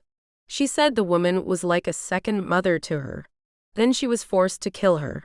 I think that finally pushed her over the edge. After losing her parents, Noelle clung to Mrs. Krause. It nearly killed her to turn on Dr. Krause, even though she had no choice. Nolan shook his head again. I'm assuming this is true because honestly, I don't know what's going on in Noelle's head. I heard her tell you that she was worried I might spray the virus in a large crowded area, disobeying direct orders from the White Cell and obeying the highest bidder. I kept wondering why she was telling you that. Then I realized she was deflecting blame. She was hiding her pain and running from the truth. Sarah stretched her back. Her mind felt exhausted. Trying to keep pace with Noelle and Nolan while desperately attempting to discover the truth was very tiring. Nolan, we'll come back to Noelle in a minute. First, I want to talk about Mrs. Krause. Why would that woman kill her husband and then spray the virus? Surely she must have known she was committing suicide. Lady, Nolan said, your guess is as good as mine on that one. Nolan reached into his pocket and snatched out a cigarette and a pack of matches. You mind? I mind, Amanda griped. I may be dying, but I still care about my lungs. Tough luck, Nolan told Amanda with a dismissive roll of his eyes, and he lit up, blowing a huge cloud of smoke out into the already dusty, still air of the cabin. Amanda balled up her fists, then relaxed. She walked over to Nolan and slapped the cigarette out of his mouth. "Learn some manners," she berated him. "We're all stuck in here. Have some compassion for your fellow man. You're lucky I didn't punch you." Nolan stared at Amanda in shock, but didn't make a move in her direction. Instead, he ground out his cigarette and nodded his head, giving her a look of begrudging respect. "That's better," she said. "Thank you, Nolan." Sarah sat down in a wooden chair and rubbed her face, trying to dispel the tension in the air. "Nolan, I found this journal. I believe it belongs to Dr. Krauss. It seems to be written entirely in German, at least from the first couple pages I glanced at." "I saw you find the journal," Nolan told Sarah. "That's why I decided it was time to talk. I didn't know it was in German, but that makes sense. Maybe Krauss was trying to hide it from Noelle. She never learned the language, but I did, when I was stationed on an army base there. Maybe he wrote down a cure for the virus in his journal." He paused and rubbed a tired hand over his face. "Noelle can save us, she knows how, but I'm not going to lay down and die just because she refuses to try, ladies. I worked as a virologist for 10 years before joining forces with the White Cell in order to find my wife." Sarah raised her head. She studied Nolan's face and then tossed him the journal. "Take your best shot." "Love?" Amanda asked worriedly. "If Nolan wanted us dead, we would be dead," Sarah told Amanda. "Sit down and rest your legs, okay?" Amanda looked at Nolan with weary eyes and then plopped down in a wooden chair beside Sarah. Nolan nodded his head, opened the journal, and began to read. Sarah fought back a yawn and waited. Amanda began picking at her thumbnail. After a solid tense half-hour passed, Nolan finally looked up from the journal. "What?" Sarah asked. "Either Krauss is lying or Noelle is lying," Nolan said in a weak voice. "What do you mean?" Amanda asked. Nolan closed the journal. "It can't be, it just can't be. Krauss has to be lying, he has to be lying," Nolan pleaded. "Talk to me, Nolan," Sarah begged. "What did Krauss write in his journal?" Nolan closed his eyes. Krauss wrote that Noelle murdered her parents, then tried to murder him. He claimed it was Noelle who was transforming the virus into a weapon to attack humans, instead of crops, and ecological targets. Nolan looked at Sarah with confusion. Krauss claimed Noelle used viral green to destroy him by claiming he tried to kill her. Nolan tossed the journal back to Sarah. Krauss writes that he escaped with the virus, but feared Noelle would never give up searching for him. That's why he went to the White Cell for protection. Bad move on his part. "Keep talking," Sarah ordered Nolan. Nolan stood up and walked over to the cabin door. Krauss assumed Noelle would never return to this location. So he came here himself a few years later and began trying to find a cure for the virus Noelle created. A cure. A cure, Nolan stopped talking. He looked at Sarah. Could it be old lady Krauss was spraying what she thought was a cure instead of a virus? Could it be we're not infected? Sarah felt her heart jump with hope. She stood up and looked around the room. "Nolan, what else did Dr. Krauss write?" In the final entry, he wrote that he feared Noelle had located him, and he wanted to try and get his wife as far away as possible while he tried to hide his research, Nolan explained. Amanda stood up and looked at Sarah. That's why he sent her to Florida ahead of him. And one tube was missing, 2 remained, she said in a curious voice. Could it be, love, that those 2 tubes are the cure and not a virus? Maybe, Sarah admitted and drew in a deep breath. It could also be that Noelle came here to infect Dr. Krauss with the real virus, along with Mrs. Krauss. Sarah bent down and took out her gun. As she did, her head began to feel funny. She dropped down to one knee and placed her left hand on the floor. "Love?" Amanda asked, and dropped down to her knees in panic. "What is it?" she asked. "I don't know. All of a sudden I just became very dizzy," Sarah explained, and shook her head. "Please help me stand up." Amanda helped Sarah stand up. "Better," Sarah promised. But when she looked at Nolan and read the concern on his face, she knew she wasn't better. On the contrary, she was far, far worse. "Nolan? Dizziness is one of the first symptoms you experience when infected by the virus," Nolan said in a weak voice. "No," Amanda cried, "no. We are not infected, we can't be. Mrs. Krauss, she had to have been spraying the cure, not the virus." Maybe Krauss didn't create a cure that just stops the virus, Nolan suggested. Maybe he created a second virus to kill off the first virus, an infection to neutralize it. Remember, he was working for the white cell. The boss man is a cruel person. I doubt he would have allowed Krauss to waste time and money working on a cure instead of a virus. Nolan stepped away from Sarah. Wait, Amanda yelled. She struggled to clear her mind while holding Sarah's hand. Why would Mrs. Krauss shoot her own husband and begin spraying a virus in the air? None of this makes sense. Sarah felt anger rise in her heart. She wanted answers, but felt the weight of confusion eating at her mind. For a brief second, a theory made sense and gave hope. Now she was being kicked back down a dark hole. Nolan, what do we do? She asked, still feeling dizzy. Krauss didn't write anything down that can help us, Nolan complained, gesturing to the journal on the dusty bed. All he did was turn the tables on Noelle and point the finger at her. Nolan kicked the floor. I was warned not to fall in love with her. I was warned that she was a very dangerous person. Amanda looked at Sarah. Love, I need some fresh air. Me too, Sarah admitted. Grabbing the journal, she worked her way outside into the bright sunlight. As she did, she spotted Noelle standing outside, a few yards away from the porch of the main lodge, searching the land.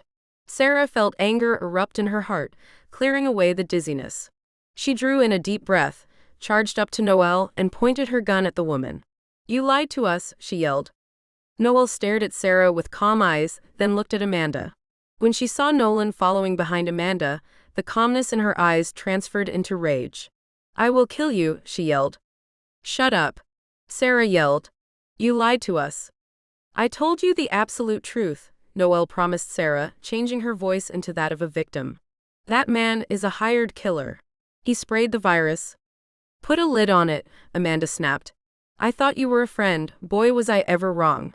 You really pulled the wool over our eyes last night, sister. Nolan stepped up beside Amanda. Don't do this, Noelle. Please, he begged. I came here to take you away. To get you help. You betrayed me and allowed those men to shoot me in the back. Noelle spat. I trusted you. You were supposed to be my husband. I didn't know we were going to be betrayed, Nolan yelled back. I was sent to bring you in peacefully. I was assured your life would be spared if I helped capture you. What choice did I have? The boss man wasn't going to let you walk into this place and kill his top scientist, Noelle. Noelle threw her eyes at Sarah. Shoot him, please, she begged. He has contaminated. Stop with the lies, Sarah snapped. Nolan told us that he witnessed Mrs. Krauss spraying the virus, or a cure or something. Sarah held up her left hand and presented Dr. Krauss's journal. We found this journal. Dr. Krauss confessed many interesting truths. Now it's your turn to tell the truth. Noelle stared at the journal with poison eyes. So he did manage to hide the journal after all, she hissed. I want answers, Sarah yelled. I trusted you to help us find a cure. A cure, Noelle said, and then leaned back her head and laughed. There is no cure, you idiot. Noelle pointed a hard finger at Nolan. You three have become my lab rats. It's too bad I had to kill Mrs. Krauss. I really did like her, but she decided at the last minute I wasn't paying her enough and hid the virus she sprayed in the cabin from me. The virus, the real virus? Sarah asked, trying to keep up.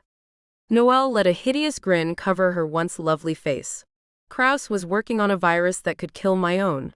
A virus that White Cell believed was deadly but was in fact harmless to humans. It was only deadly to my own little creation. Mrs. Krauss assisted me in switching out the viruses.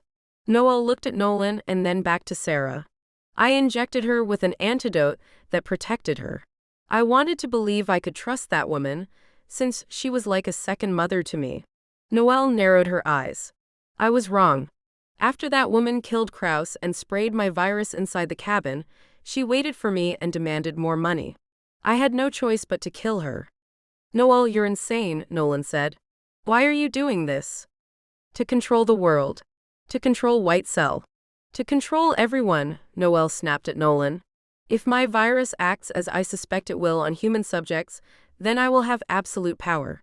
Mrs. Krauss may have managed to hide one of my tubes, but I still have 2 more, and I am very capable of making more. You see, you idiot, the time arrived to kill Krauss and put my plan into action and seek my revenge on White Cell. Noel glared at Sarah. Kraus had to die because he knew my secrets. You killed your parents, Sarah told Noel in a disgusted voice. Sarah's words slapped Noel across the face. I had to. They were growing suspicious of me, she hissed. When I confessed my plan to them, they threatened to report me to the CDC. My parents left me with no other choice. You are a sick woman, Noel, Amanda said. Boy, last night we were holding you and wiping away your tears. You really played us like an old violin, didn't you? Noel looked at Amanda. I will carry out my plan, she promised. You three have less than 48 hours to live. You can run, but you risk infecting millions of innocent people. You have no choice but to stay and die. If you decide to stay, I will make your last hours on Earth very comfortable and ensure you die as painlessly as I can. She smiled with sickly sweet malice. Sarah balled her left hand into a fist and punched Noel in her face. The impact was sudden, fierce, and powerful. Noel stumbled backward, dropped to the ground, and fell unconscious. Nolan, Sarah said in an urgent voice, Noel wouldn't risk coming here without extra antidotes, right? Maybe, who knows? Nolan said, staring at Noel's unconscious body. I saw them shoot her, he said in an angry voice, and before Sarah could react, he aimed his gun at her. Drop your gun, lady, he yelled. I'm taking my wife and getting out of here. And risk infecting millions? Sarah asked, shocked. No way. To Amanda's horror, she watched Sarah aim her gun at Nolan and wait. Now everyone calm down, she begged. If you try to leave, I'll be forced to shoot you, Nolan, Sarah warned. I'm taking my wife and getting out of here, Nolan yelled and held his ground. Fire if you have the guts, lady, he dared Sarah and waited. Amanda closed her eyes and began to pray. You're not leaving, Sarah warned Nolan. Now please, we can get through this. I need you to start searching the property for the antidote. Maybe Noel hid a vial of the antidote someplace? Amanda and I will check the cabin and… No deal, Nolan yelled. Once I take Noel from here and get her to understand what I've done for her, saved her from assassination, I'll be able to convince her of my love. She'll come around and inject me with an antidote. Nolan narrowed his eyes. That woman is my wife. I'm not deserting her. She needs serious mental help, and I'm going to see that she gets all she needs. And risk killing millions? Sarah asked, incredulously. No deal. Then shoot me, Nolan dared Sarah again. Enough. Amanda screamed. She spun around and pointed a hard finger at Nolan. Take your wife and get lost, pal. I hope you have a swell honeymoon, because you're going to be dead before it even starts. Amanda threw her finger at Noel. If you think that woman is ever going to accept you as her husband again, you're barking up a dead tree. But that's none of my business. So just take her and go. Sarah and I have an antidote to start looking for. Amanda grabbed Sarah's left wrist. Let's go, honey. Time is wasting. I can't let him. He'll be back, Amanda promised Sarah. He'll get halfway down the trail and come to his senses, you wait and see. Nolan lowered his gun. Take a hike, the both of you, he said, and ran over to the unconscious Noel. Sarah and Amanda watched him hoist Noel onto his shoulders and step back. Once I leave, you two are on your own. You can try to walk out of here, to reach a hospital or whatever you think is right. But if you try to follow me, I'll kill you. And with those words, Nolan turned and staggered away with Noel over his shoulder. Sarah aimed her gun at his legs, but Amanda shook her head. Don't, she begged. Let him go. He'll infect. He'll be back, Amanda promised. How can you be so sure? Sarah pleaded as she kept her gun at the ready. Because as screwed up as that guy is, he has a conscience, Amanda sighed. Come on, Los Angeles, we have to start looking for an antidote, if there is one. Sarah felt her arms grow weak. Her head hurt as the dizziness seemed to come back. She lowered her gun and watched Nolan vanish around the cabin and out of sight. My head hurts from trying to figure out the truth, Junebug. Honestly, all I know is that Noel is insane, and Nolan is following right behind her. Sarah looked around. I don't know how to make heads or tails of this. And you thought being a Los Angeles homicide detective was tough work, huh? Amanda tried to joke, but stopped when she felt a sudden wave of dizziness strike her. Oh my, she gasped, dizzy too. Sarah steadied Amanda and helped her up onto the front porch and sat her down on a rocking chair. Junebug, even if Noelle did bring extra antidotes with her, what are the chances that we would find them? I'm sure she hid them in a secure location. We don't have time to play hide and seek. Amanda rubbed her temples. You know, I've been thinking, how did Noelle appear in the kitchen? I mean, she kinda appeared like a puff of smoke, remember? I remember. Amanda continued to rub her temples. When Nolan said he watched Noelle drag Mrs. Krause down into a hidden cellar, it occurred to me that maybe that was how she entered the kitchen without being seen or heard. I mean, we had the doors and windows locked up tight.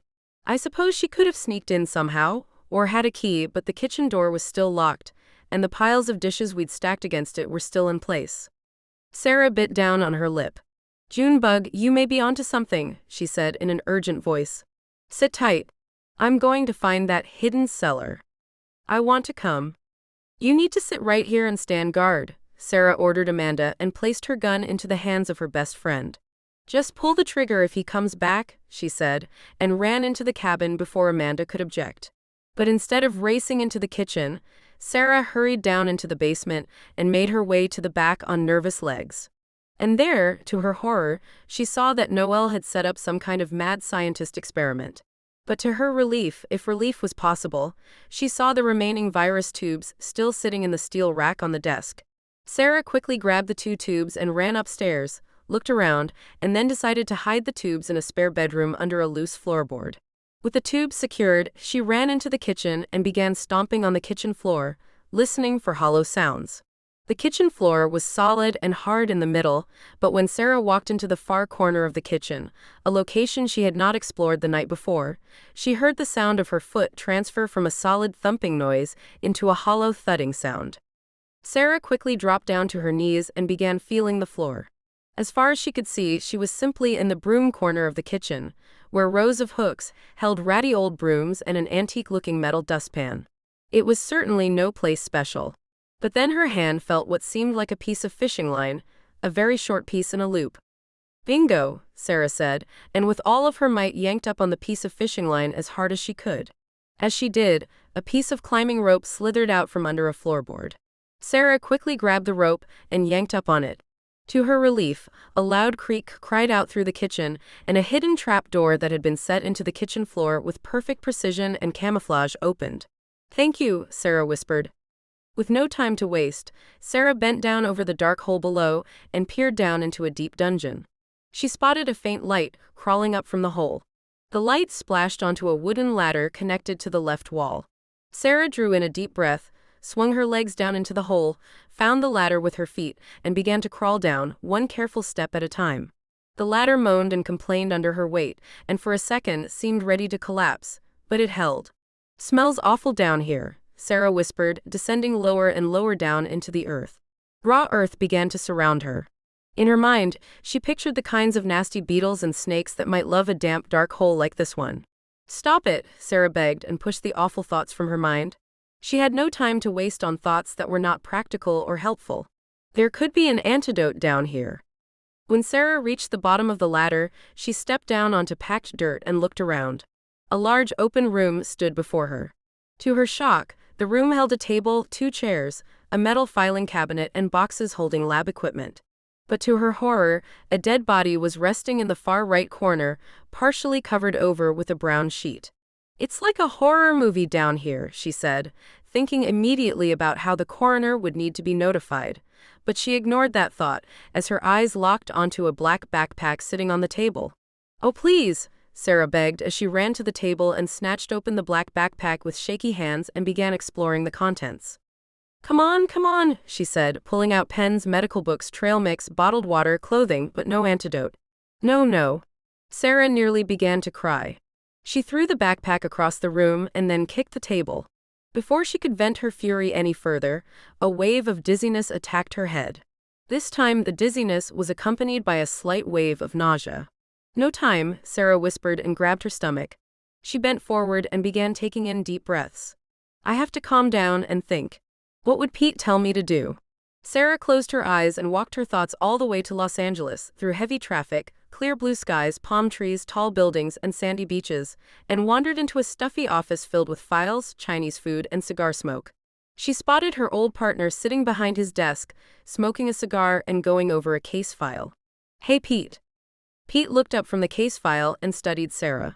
"You went and got yourself into a mess, didn't you, kiddo?" he asked, and took a puff off his cigar. The cigar smoke drifted into Sarah's nose and brought back countless warm memories that nearly made her cry. "I was bushwhacked, Pete," Sarah explained. "I'm in a real bad spot." "Well, you gave this case your best shot, but there were too many unknown variables for you to fuss with." Who knew Noelle was lying through her teeth? "I should have known." "No cop is perfect, kiddo," Pete pointed out and snatched up a cup of coffee and took a drink. "You found the journal." "Yeah, but—" "And by doing so you managed to get the truth from that low-down scumbag," Pete continued. "Pete, I don't care about Noelle or Nolan right now. Amanda and I are infected with a deadly virus, we're dying and we need help," Sarah begged. "What do I do?" Pete took another puff from his cigar.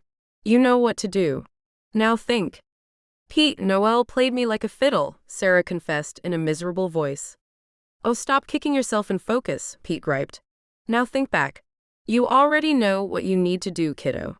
Think about the look Noelle gave you when you mentioned the hot springs. You've been thinking about it in the back of your mind this whole time, haven't you?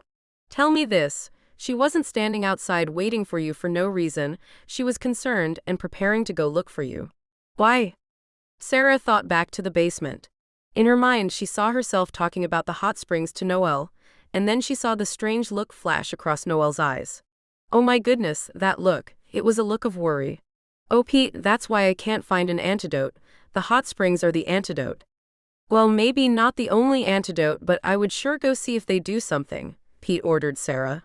"All I know is that this crazy woman is very deadly, and she didn't want you getting in the hot springs. So that's exactly where you should go." Pete puffed on his cigar and looked at a case file. "Now get out of here and let me get back to work, kiddo. I don't have time to babysit a rookie." Sarah opened her eyes. Pete vanished. "The hot springs," she said, and began coughing. With each cough, droplets of blood began to spray into the air. "Have to hurry, the virus is maturing." Sarah scrambled up the ladder, ran outside onto the front porch, and found Amanda hunched over the front porch rail vomiting. "We're done for," Amanda told Sarah with tear-filled eyes. "There's blood in my vomit." "We're not dead yet," Sarah promised Amanda. "Gather all the strength you have and come on." Sarah grabbed Amanda's right arm and raced away toward the hot springs, trying not to trip. The track back to the hot springs almost proved impossible. With each step, Sarah grew weaker and Amanda nearly fainted. They held each other up by sheer force of will. By the time they reached the hot springs, both women only had enough strength left to collapse into the first hot spring. "Amanda," Sarah begged, "keep your head above the water." Amanda, who was barely conscious, managed to roll her head above the hot waters of the spring, resting it on a smooth rock behind her. "Los Angeles, I love you," she whispered. "Love you too, Junebug," Sarah replied with all of her heart as the world began to turn dark. For a minute, she thought she'd dropped into an unconscious state, but then her eyes popped open as an excruciating pain began to burn through her body like a raging wildfire. Sarah cried out in pain, but managed to keep her body plunged into the hot waters. A few seconds later, Amanda's eyes sprung open, and she began to scream in pain. The temperature is killing the virus," Sarah yelled, writhing in agony. "I feel like I'm on fire, burning alive inside," Amanda cried. She began to crawl out of the hot spring, but Sarah pushed her back down. "Stay under the water," Sarah begged. "I don't think I can stand it," Amanda cried out in pain. "I'm burning alive." "Try," Sarah pleaded with every ounce of energy she had, gripping her friend's arms tightly beneath the water, even though she too felt like they were being boiled alive. "Okay, I'll try," Amanda promised and began fighting her pain. "Los Angeles, please forgive me for getting you into this mess." "Misery loves company," Sarah replied, gritting her teeth in pain. "If we survive, I'm going to buy you the prettiest dress O'Malley has," Amanda promised, and nearly peed herself. "Deal," Sarah promised and squeezed her eyes closed, waiting to either burst into flames or die. The pain seemed to come and go in waves, and just when it seemed to abate, it would come back in force, as if their blood had circulated and found a new pocket of virus that needed to be destroyed. After an agonizing hour of painful fiery sensation, Sarah felt her body begin to ease off, and it seemed the waves of pain stopped altogether. Hey, I think I'm done burning it off, she told Amanda in an excited voice. She was still shaky from the heat of the hot springs and the terror of the situation, but she was so grateful to be alive, she sent up a silent prayer of thanks. Amanda looked at Sarah. Relief was in her eyes. Me too, she said, and began to cry. Do you think the virus is dead? She asked. Yes, Sarah answered her best friend and began to laugh and then cry all at the same time. I don't know how, but this hot springs killed the virus. After another 20 minutes or so, when they were sure no more fiery pain was going to occur, Sarah took Amanda's hand and pulled her out of the hot springs and hugged her. We're going to live, Junebug. We're going to live to see another day. Amanda wrapped her arms around Sarah and cried. I was so afraid I would never see my hubby or son again. I was trying to be brave. Amanda placed her head down onto Sarah's shoulders and cried until it hurt. They sat down together on a dry log to rest their shaky muscles. When Sarah finished crying, she looked up. What now? She asked, looking around at the beautiful wilderness in confusion. Now, Sarah said with an angry voice, we're going to go catch us two very dangerous bears. Sarah took Amanda's hand and stood up, and they made their way back to the cabin. We're going to change our clothes and get ready for war, she promised in a determined voice that sent hope into Amanda's heart. It was time to capture a deadly virus.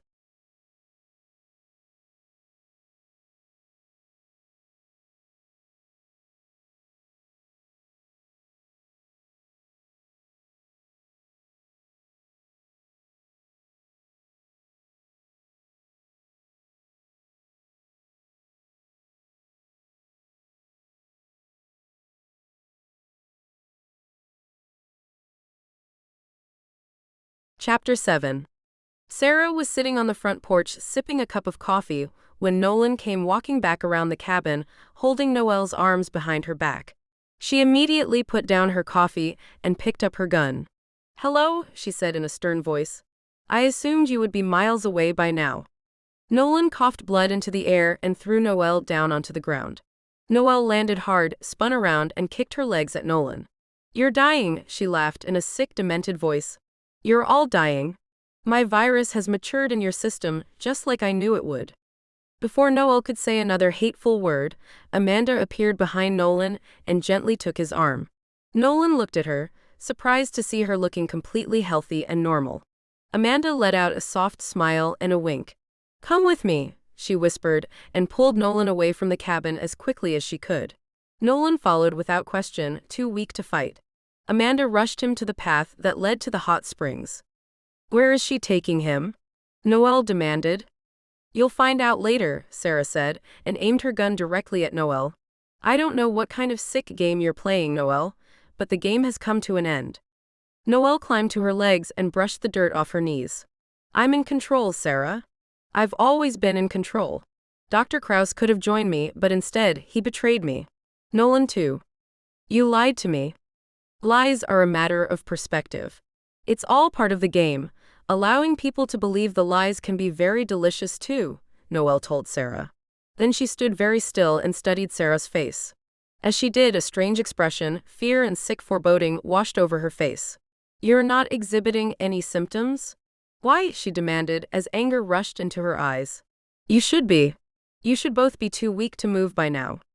Sarah stood up, showing off with a straight posture and clear eyes. I found your antidote.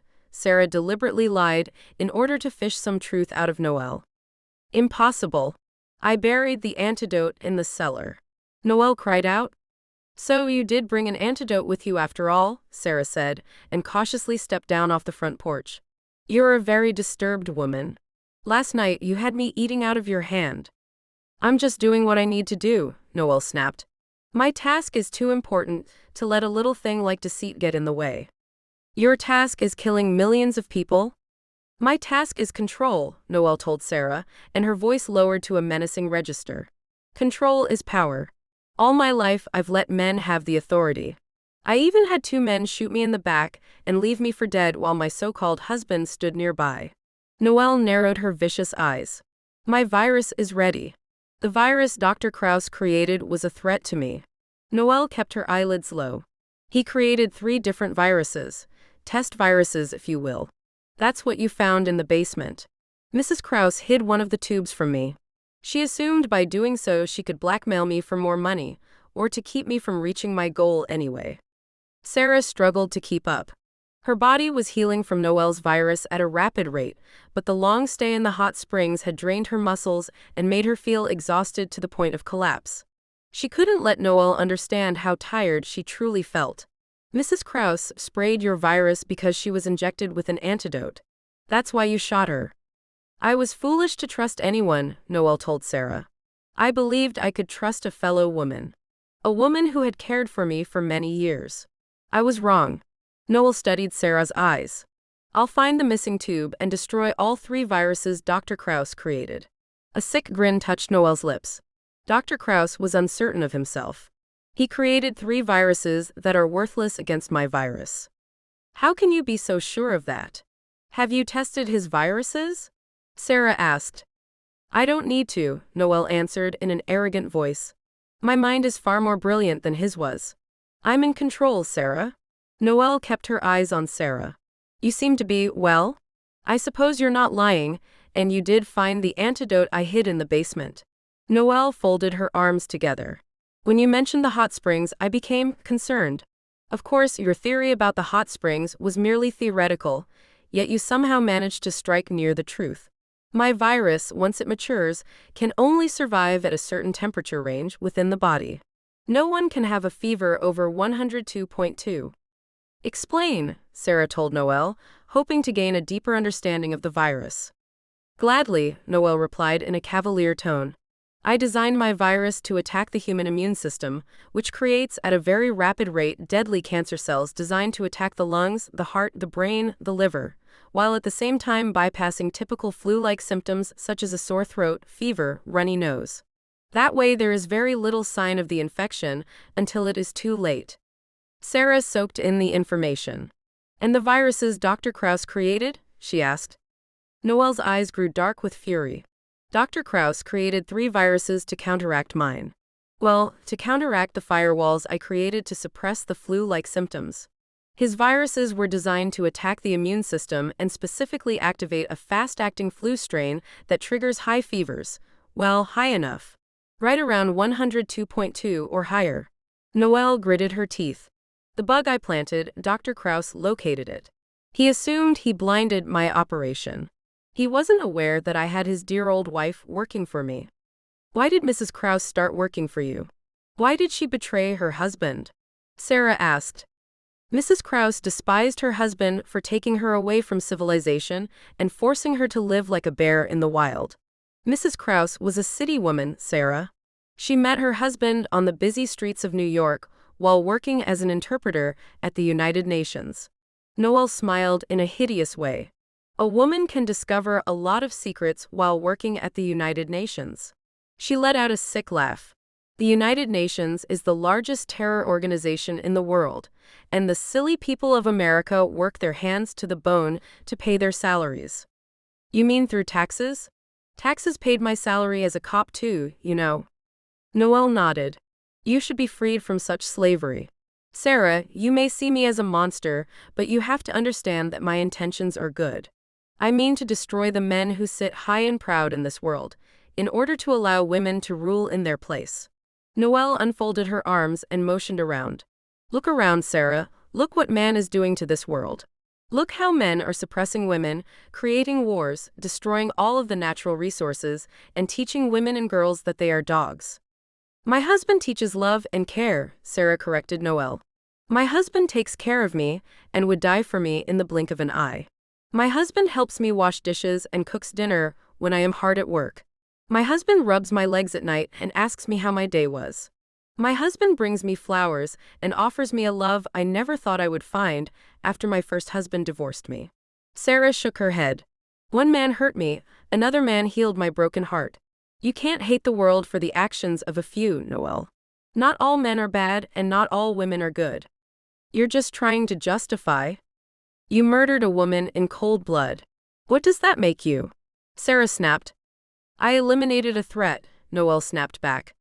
The so-called criminals inside the United Nations, with their allegedly sick and twisted actions, are only doing the same thing, right?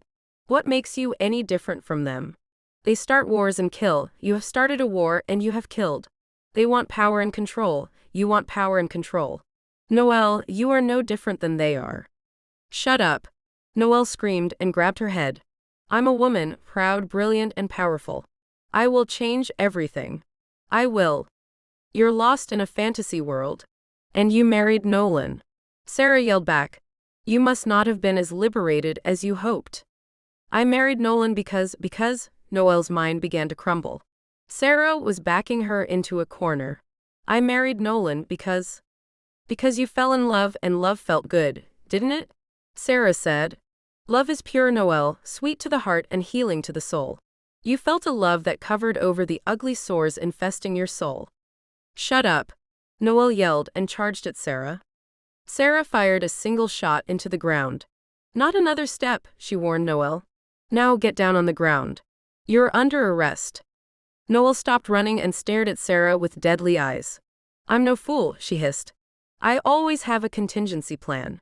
Noelle pointed south. I have already set my virus inside the Anchorage airport. I placed the virus in a heating and air duct. A little bomb is attached to the virus to spread it through the entire system. You're lying. Am I? Noelle grinned, standing up a little straighter as control returned to her mind. If I don't dial the bomb's control unit every 4 hours and speak a code into the device, boom, the bomb goes off and the virus is carried out of the air ducts and sprayed all over the airport. Sarah felt panic rise in her heart. She knew Noelle was speaking the truth. The woman was insane and had no reason to lie. It was far too late in the game to lie. The truth, the complete truth, was now laid out on the table. You intend to set off that bomb no matter what we do. Of course, Noelle grinned. But first I needed to see how my little baby worked. I needed lab rats in the form of human beings. Mrs. Krause informed me that the white cell was upset with her husband for not spraying Amanda and her husband with the virus he had created. The white cell, of course, did not know that his virus was meant only to kill mine, which was far more deadly, or that Krause had been ordered to bring your close friend back here through deceptive means. Well, I saw an opening. Sarah nearly shot Noelle on the spot in a blind rage, but regained her temper, realizing she could ill afford to explain that to the authorities later. Besides, she needed the woman alive. You're going to deactivate your bomb. Or what? Noelle laughed. Are you going to shoot me, Sarah? Noelle shook her head. Sarah, you're not a killer. You're one of those goody two-shoe cops and foolishly believe you can save the world. In reality, you're just a peon, a nobody, a nothing. Why? Because you think caring about mankind will actually make a difference? You're nothing more than a fool. I would rather care for one friend and die a fool than kill millions and live as a tyrant, Sarah said, throwing her words at Noelle as if they were live rounds. Sarah's words struck Noelle in the face. Noelle hissed. You're truly an idiot then. Maybe, Sarah agreed, but I'm an idiot with a best friend, no, a sister, who would lay down her life for me in a split second. I have a husband who loves me. I have friends who care about me. Maybe I am a fool for caring, but in the end, when I die, I will have caring eyes looking at me. What will you have, Noelle? Who will look at you? Nobody except the doctor who will inject deadly chemicals into your veins while you're lying strapped to an execution table. Noelle felt her control leaving her again. Shut up. Sarah realized that Noelle feared death, feared the truth, and she understood that using the truth against Noelle was the perfect weapon. Why, she asked. Are you afraid of the truth coming out, Noelle? Are you afraid that in the end, when death comes for you, you'll be all alone? You have no idea what I've been through in my life, no idea. How dare you stand there and judge me? How dare you assume that you know anything about me? Don't give me that, Sarah fired at Noelle. In life there is truth and then there is garbage. Sarah stepped closer to Noelle. The tyrants brainwash people with lies, filthy, ugly, garbage-filled lies. Tyrants manipulate and create social engineering campaigns to brainwash the youth of the world. American kids today can't tell you what the Eighth Amendment is or who the second president of the United States was. They couldn't tell you the first thing about the signing of the Declaration of Independence, but they can spew the garbage taught to them through trashy media programs. They know more about the Kardashians than they know about the war in Iraq. Sarah pointed at Noelle.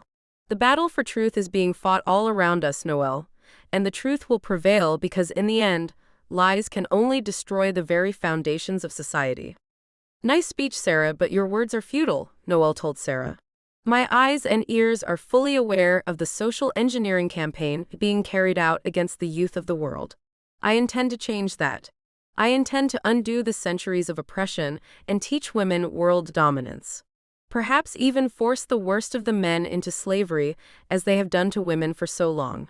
I intend to lead the women of the world into a new era, controlling countries, resources, land. You intend on becoming a world dictator? How does that make you any better from these men you hate? Sarah snapped. In the end, because you will suppress freedom, you will create a world still full of the same old hate, death, misery, and war. The women you assume will obey you and do your bidding will turn against you because, Noel, women aren't slaves to men now, and they certainly don't want to see men enslaved. You have a sick and twisted view of the world if you think women are simply going to leave behind the husbands and families they love so dearly. And this may come as a shock to you, but men love their wives and love their families too. You are so blind, Noel hissed. Sarah threw her hands in the air and backed off. She had pushed Noel to the edge with the truth and now needed to focus back on the bomb. If you release your virus in the Anchorage airport, you will kill millions of women. Unacceptable loss, Noel replied. Tell that to the women who are going to die. Will they still accept you as their leader once they find out you killed so many innocent lives to achieve your aims? Power demands servitude, Noel answered. You mean you're going to force every woman to serve you, whether they choose to or not? Sarah asked. Some freedom, she snorted. Noel stared at Sarah. Sarah was peeling back one layer of truth after the next, forcing her into a deep dark corner, and out of fear she began to kick and claw her way out. You have 1 hour before the bomb explodes, she warned Sarah. Either set me free or I will refuse to dial the code. The death of millions will be on your conscience, not mine. Sarah stared at Noel and then checked her watch. Assuming Nolan would live if he reached the hot springs in time, still needed more time to wait out the virus dying in his body. Sarah needed to buy time. She needed to make sure Nolan was going to live, and that he and Amanda made it back to the lodge. Then, Sarah thought, she was going to have to roll up her sleeves and put 2 deadly bears down into a deep cellar. Nolan felt his body begin to burn and struggled to crawl out of the hot spring. Amanda took her foot and kicked him back down. That's the virus burning out of your system, she said, and aimed Nolan's gun at him. I'm in no mood to play, you slimy bloke, so sit down and heal. Nolan stared up at Amanda with weak eyes and then gritted his teeth in pain. He felt like his insides were being doused with gas and lit on fire. I'm burning alive, the water is too hot. You'll live, Amanda replied. It's not the water. It's the virus dying inside you. Just be grateful that these sweet waters have the power to heal and not kill. Amanda stepped back from the hot spring. I knew you would come back. I didn't think you would get too far. Not with the virus maturing inside of you. Amanda looked around the wild woods.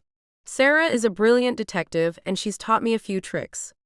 You can't win, Nolan told Amanda in a pained voice. Noel, she has a bomb attached to a tube, and the tube is full of her virus. The tube is in an air duct at the Anchorage airport. If we don't set her free, she's going to activate the bomb. My wife, the woman I fell in love with, is dead. I don't know who she is now. Amanda drew in a deep breath. Right now, I have to focus on you, she told Nolan. Even though you're a sewer rat in my view, you are still human. I want you to live long enough to answer to the justice system. Oh, I wouldn't count on that, a vicious voice said. Huh. Amanda spun around and saw a man wearing a black assault uniform, like the one Nolan was wearing. The man pointed a gun directly at Amanda. Oh dear, Amanda whined. Drop the gun. Amanda dropped Nolan's gun and stepped back toward the hot springs.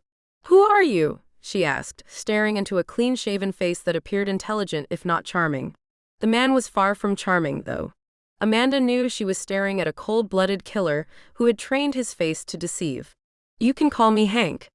You can call him Wilson Jorge, Nolan said, forcing his body to remain in the hot springs. This man was sent to your town to be a monitor from the White Cell. He's disguised as a cop. You're the new deputy, Amanda gasped. I was, Wilson agreed.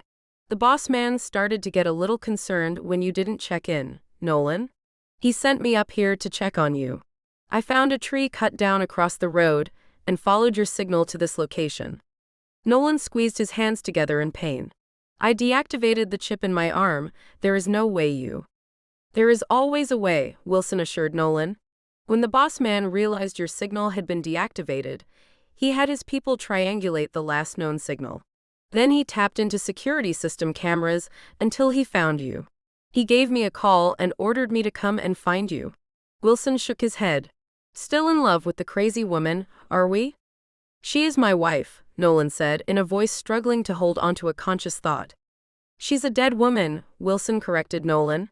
Once we locate her, she will die. Wilson focused on Amanda. And as for you, he said and pointed at Amanda. I have been ordered to let you go free. The boss man is not pleased with how his plans have fallen apart. He has ordered me to offer you a choice. Go home and forget about what you've seen and heard, or die. However, Wilson added and looked at Nolan, I'm a little curious as to just what has happened here. Noelle had Old Lady Kraus spray her virus in the main cabin, and she infected me, the woman standing here, and the other woman, Nolan said through gritted teeth. The color drained from Wilson's face. He took a few steps back. You're lying. Our intelligence sources have assured us that Noelle does not have a virus.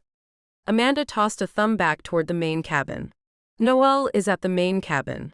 Go see for yourself if you don't believe us. Impossible, Wilson demanded. We have men at the airport monitoring Noelle as we speak. A decoy, you idiot, Nolan said. She's used a decoy for years. Noelle is at the main cabin. Sarah is with her, and the woman is a cop. I don't know what is going on at the cabin. This woman brought me here to burn the virus Noelle infected me with out of my body. The virus can't survive at a certain high temperature, Amanda explained. My friend and I were both infected, and the hot spring burned the virus out of us. Wilson stared at Amanda and then looked at Nolan. We had Noelle under constant observation. There is no way she could have escaped. The woman at the cabin, that has to be the decoy, he insisted. The woman at the cabin is my wife. Nolan tried to scream as the hot waters continued to burn the virus out of his body. He clenched his jaw in agony and fought to keep his limbs under the water, knowing it was his only chance at survival. Amanda bit down on her lip. Nolan, how would Noelle activate the bomb to release her virus? She asked, feeling her mind begin to clear up and get back on track. She felt lousy, hungry and weak, but at least she was wearing a fresh green dress and was alive. Of course she wanted a cool bath, a hot tea and custard tart, but those things would have to wait. She had to stop a virus. Cell phone, Nolan answered grimacing. This far out? Amanda asked. There aren't any cell phone towers around for miles and miles, and Anchorage is far away. Amanda continued to bite her lip. Could it be that the woman at the airport will activate the bomb, and Noelle is just bluffing us? Nolan raised his eyes and looked up at Amanda. Noelle has a special cell phone that can reach to Anchorage, at least that's what she told me. Amanda looked at Wilson. Listen, mister, she said. I have no doubt in my mind that the sick, twisted little woman will release her virus inside the Anchorage airport. She has an evil mind, let me tell you. But with that said, I don't think she can activate the bomb from this far out. All you have to do is look around and see the truth. We're surrounded by hundreds of miles of open wilderness. Wilson wasn't interested in debating with Amanda. He had escaped and found a location that would allow him to contact his boss. For the time being, he was standing blind. The only thing that showed he was alive was a little red dot on a monitor screen in some computer room, filled with technicians who may or may not do their jobs properly if he disappeared. I have to contact the boss man, he said in an urgent voice. I can't leave you two alone, though. I have to secure this location. Amanda read Wilson's eyes. The man was preparing to kill her. She knew that quick action was needed, so she did the only thing she knew how. She dropped down to her knees and grabbed her belly. Oh, my belly, she cried out. What's the matter? Wilson demanded. He ran over to Amanda and grabbed her arm. As she did, Amanda raised her head and coughed all over Wilson's face. He froze. His face drained of all color. Amanda didn't waste any time. She grabbed his arm, pulled him forward, and managed to throw him into the hot springs pool Nolan was sitting in. The man landed headfirst. He came up splashing and coughing, and didn't see Amanda grab Nolan's gun. Amanda fired a single shot in the air. "Don't move, you smelly skunk," Amanda yelled and looked around. She spotted Wilson's gun lying on the ground and picked it up. "Here's how this is going to work," she explained. "You're going to sit in that hot tub for a solid 2 hours and let the virus I coughed all over you die. If you get out of the hot tub, you'll die." Amanda hoped Wilson bought her lie and wouldn't realize that a healthy woman couldn't infect him. To her relief, Wilson sat very still and listened, fear and panic washing over his face. "Do you understand me?" "I understand," Wilson promised. "You've locked me in a cage." "Nolan," Amanda ordered, "you must—" Amanda stopped talking when she heard something rustling through the woods toward her location. "Oh my," she said, and without wasting a second, took off running. A few seconds later, the grizzly bear came bursting out of the woods as Amanda watched from a hiding spot in the dense trees. The bear lumbered grumpily over to the hot springs, spotted 2 scrumptious meals sitting in the water, and attacked. The men cried out in pain and thrashed around trying to avoid the grizzly's deadly claws, but the space was cramped. Nolan, using all the energy he had, managed to escape. But Wilson Jorge fell victim to the angry bear, whose slashing paw caught his throat and ended his life within seconds. The last thing he remembered thinking was how ironic it was that he would die out in the middle of nowhere at the hands of a wild beast, when he was already infected with a deathly virus. The grizzly bear wasn't worried about a virus at all, however. All the grizzly bear cared about was filling his belly and preparing for a long winter's sleep.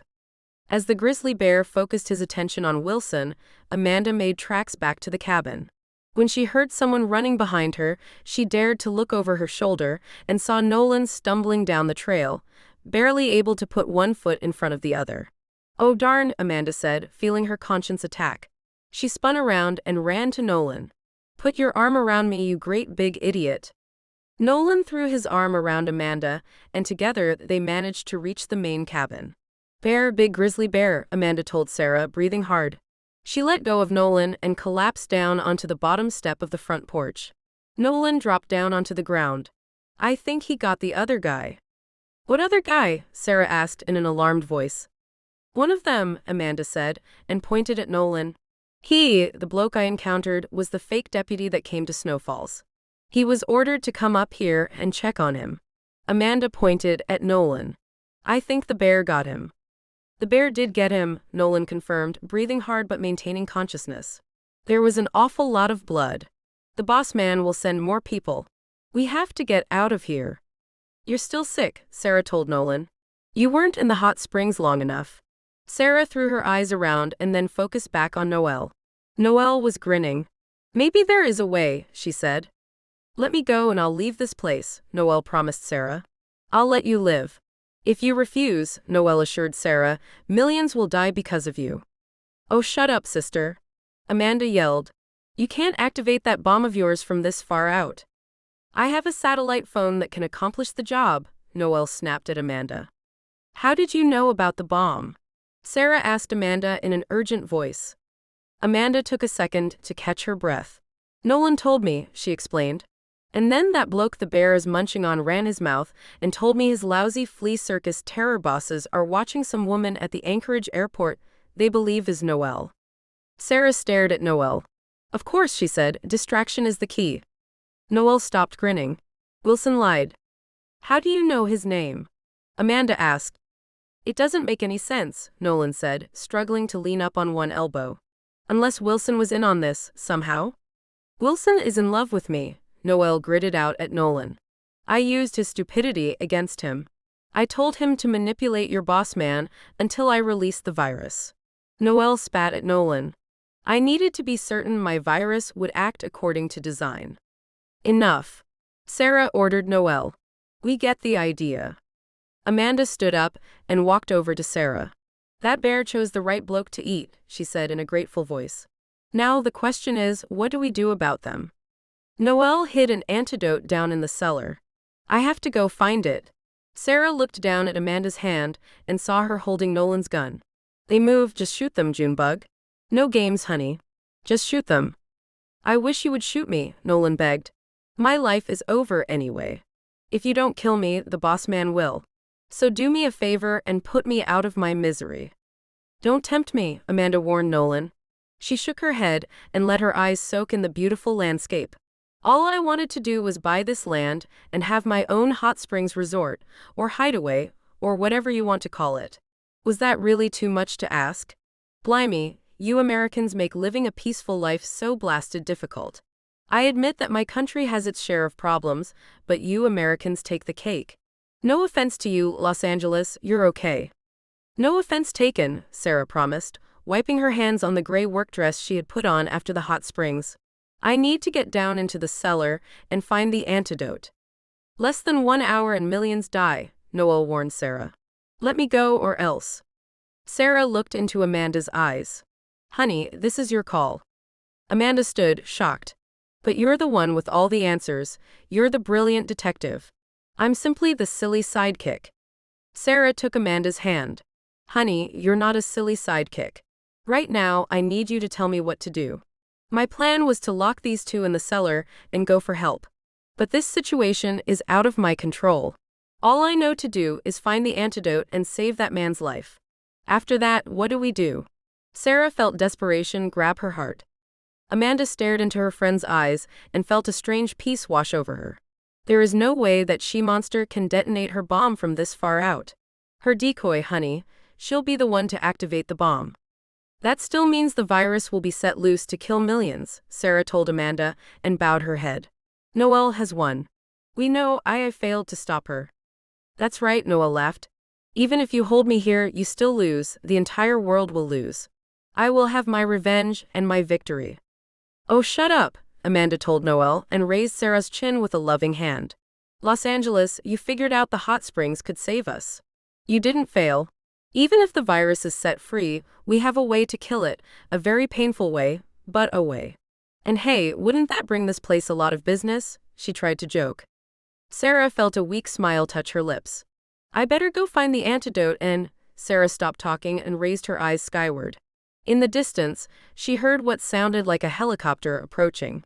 She lowered her eyes and looked at Amanda. All Amanda could say was, "We have company."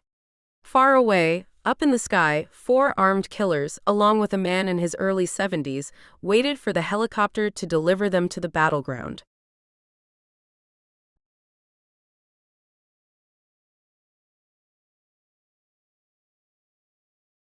Chapter 8. Sarah grabbed Nolan's right arm and tried to make him stand up. What's the point? He asked, and coughed as the virus began to take control of his body again. Nolan's body temperature was lowering, and traces of the virus were struggling to reanimate. Let me die. Get up. Sarah yelled and pulled Nolan to his feet. Amanda, get Noel inside. Amanda walked over to Noel and used a bandana to tie the woman's hands together behind her back. But before the woman could say a word, Amanda clocked her in the jaw too, and she fell unconscious to the floor. I'm not in the mood for games, she said in an urgent voice, hearing the helicopter growing closer and closer. Better you go to sleep for a while than risk escape. Sarah stared at Amanda, then nodded her head. You would have made a tough street cop. I'm a very scared housewife who just wants to see her hubby and son again, Amanda told Sarah, and began dragging Noel's unconscious body up the front porch steps. Blimey, she's heavier than she looks. Once Amanda had Noel up on the porch, she tried to help Nolan climb the front porch steps. I need you to fight, she told Nolan. Nolan patted his right arm. I have a chip in me, he explained. Wherever I run to, the boss man will find me. He's not arriving alone, he'll have armed men who will hunt us all down and kill us. Nolan fought against Sarah's hands. Let me run off into the woods. I'll go to the hot springs and act as a decoy. You're still sick, Sarah told Nolan. You'll never make it. You go find the antidote, Nolan begged Sarah. I'll go hide, the boss man will find me no matter where I run. I might be able to hold them off for a while. You can escape. You're infected, Sarah said in a stern voice, hearing the blades of the helicopter growing closer and closer. In another 2 or 3 minutes, the helicopter would be landing right in front of the main cabin. I have to give you the antidote. Nolan struggled to think, but then his eyes rolled up in his head and he collapsed, his face pale and bloodless. Get Noel inside. I'll get Nolan. Sarah yelled at Amanda. But the chip in his arm. We'll throw him down into the cellar and find the antidote, Sarah explained. That's all we can do, she said in a furious voice, lugging Nolan step by step. We need to hurry. Amanda nodded her head, grabbed Noel's arm and began dragging her into the cabin. Lay off the donuts, sister, she fussed. Sarah appeared in the doorway and began dragging Nolan down the long hallway. When she reached the kitchen, she ran to the hidden cellar door, yanked it open and without wasting any time, simply pushed Nolan's unconscious body down into the hole. Noel followed. Hurry, Sarah said and pointed down at the back door. Oh, Amanda fretted. She ran to the back door, opened it, and bolted outside, as Sarah slammed the cellar door shut and followed. Where to? Amanda asked, hearing the helicopter landing. Sarah pointed to the woods. Hurry. Amanda grabbed Sarah's hands and darted into the woods. Her frantic mind began to focus on the grizzly bear. Honey, we have to be careful. There's a hungry bear in these woods. Sarah ran deeper into the woods as the helicopter finally touched down. As soon as the helicopter touched solid earth, the 4 armed killers jumped out and stormed up to the cabin. Richard Whitefield followed on slow legs. 2 in the front and 2 in the back, he yelled, holding what appeared to be a black cell phone. On the screen of the black phone, he studied a red dot that was surrounded by precise landscape. Our target is inside of this cabin. Richard lowered the phone and looked around. No one leaves here alive, he yelled. We're here to clean up an ugly mess and abort a disastrous plan. As Richard approached the front porch, Sarah tugged Amanda deeper into the woods. We have to find the 4-wheeler Noel arrived on, she explained, running past tall trees and through thick brush. She told me it was somewhere in the woods. If we don't get lost or eaten by a bear, maybe we might have a chance, love, Amanda said, forcing her legs through the untamed, rugged wilderness. That hidden trail has to be around here someplace, Sarah explained. Nolan ran around the cabin with Noel on his shoulder, and he returned the same way. Whatever you say, love, Amanda replied, keeping pace with Sarah. All I know is that when we get home, I'm going to sleep for a week. Sarah slid to a stop behind a tall tree and caught her breath. She threw her eyes to the left and to the right. I think the hot springs are that way, she said, and pointed to her left. Then we go this way, Amanda said, and pointed to her right. That grizzly bear is at the hot springs. Amanda rolled her eyes. Noelle and her stories, oh, the grizzly bear is harmless. It's so lovely to spend time with people who understand me. My foot. Noelle was deceiving us, Sarah told Amanda. She spoke with a false tongue all night. She sure fooled me. But Sarah sighed, she was shot and left for dead. A part of me still wants to pity her. I know she's mentally insane, but... Amanda reached out and grabbed Sarah's face. Love, that woman is a cold-blooded killer. Snap out of it. Sarah stared into Amanda's eyes. She's broken, Junebug. Somewhere in her life, long ago, someone broke that woman and turned her into the monster she is. Yeah, and children are dying all over this world from starvation, love, and you don't see them going around wanting to kill millions of people, Amanda pointed out. Noelle may have endured some hard times in her past, hurtful times, but a person has to grow up, pull up their pants, and get on with their life. Noelle chose the path she walked. She chose to make her virus. She chose to become the monster she is. If she needs a mental hospital, that's beside the point, Amanda looked around. There are plenty of mentally ill people in the world, some even worse than her, and they don't all go around infecting innocent people and manipulating others. Sarah reached out and hugged her best friend. Thanks, Junebug, my tired mind needed to hear that truth. I know feeling sorry for Noelle isn't healthy. I need to continue to see that woman for what she is. Dead, Amanda said, and pointed back toward the cabin. We left her for dead, and good riddance. We didn't leave her for dead, Sarah assured Amanda. Remember, the cabin is still infected with the virus. Huh, Amanda said, and then her eyes grew wide. Why, you little, she grinned from ear to ear. You led the wolves straight into a trap. When Noelle regains consciousness, her brain will start working. She'll realize what I did and use it to her advantage. Sarah kept her eyes on the move. We couldn't stay back there and fight an army, and there's no way to decontaminate the cabin. All I knew to do was draw in the wolves and make a run for it. Our goal now is to find a phone and call the authorities in Anchorage. And who knows, maybe, just maybe, we'll be able to trap Noelle before she escapes. How? Amanda asked. Close down the Alaska airspace, shut down the borders, something, anything? Sarah suggested. She looked back at the cabin. I left Noelle and Nolan with their own war to fight. My focus now is the airport. Let's move. Love? Amanda hesitated. Yes? I know the hot springs killed off the virus, but we ran back into the cabin. Could it be we're contaminated again? Sarah let out a gentle smile. I was worried about that, but while you were away with Nolan at the hot springs, I tricked Noelle into confessing that the virus can't infect a person twice. Otherwise, she wouldn't be able to use an antidote to keep people safe, right? I believe she was telling the truth. She told us so many lies, how do we know what to believe? Amanda worried. Sarah kept her smile. She reached out and touched Amanda's shoulder. I read her eyes, Junebug.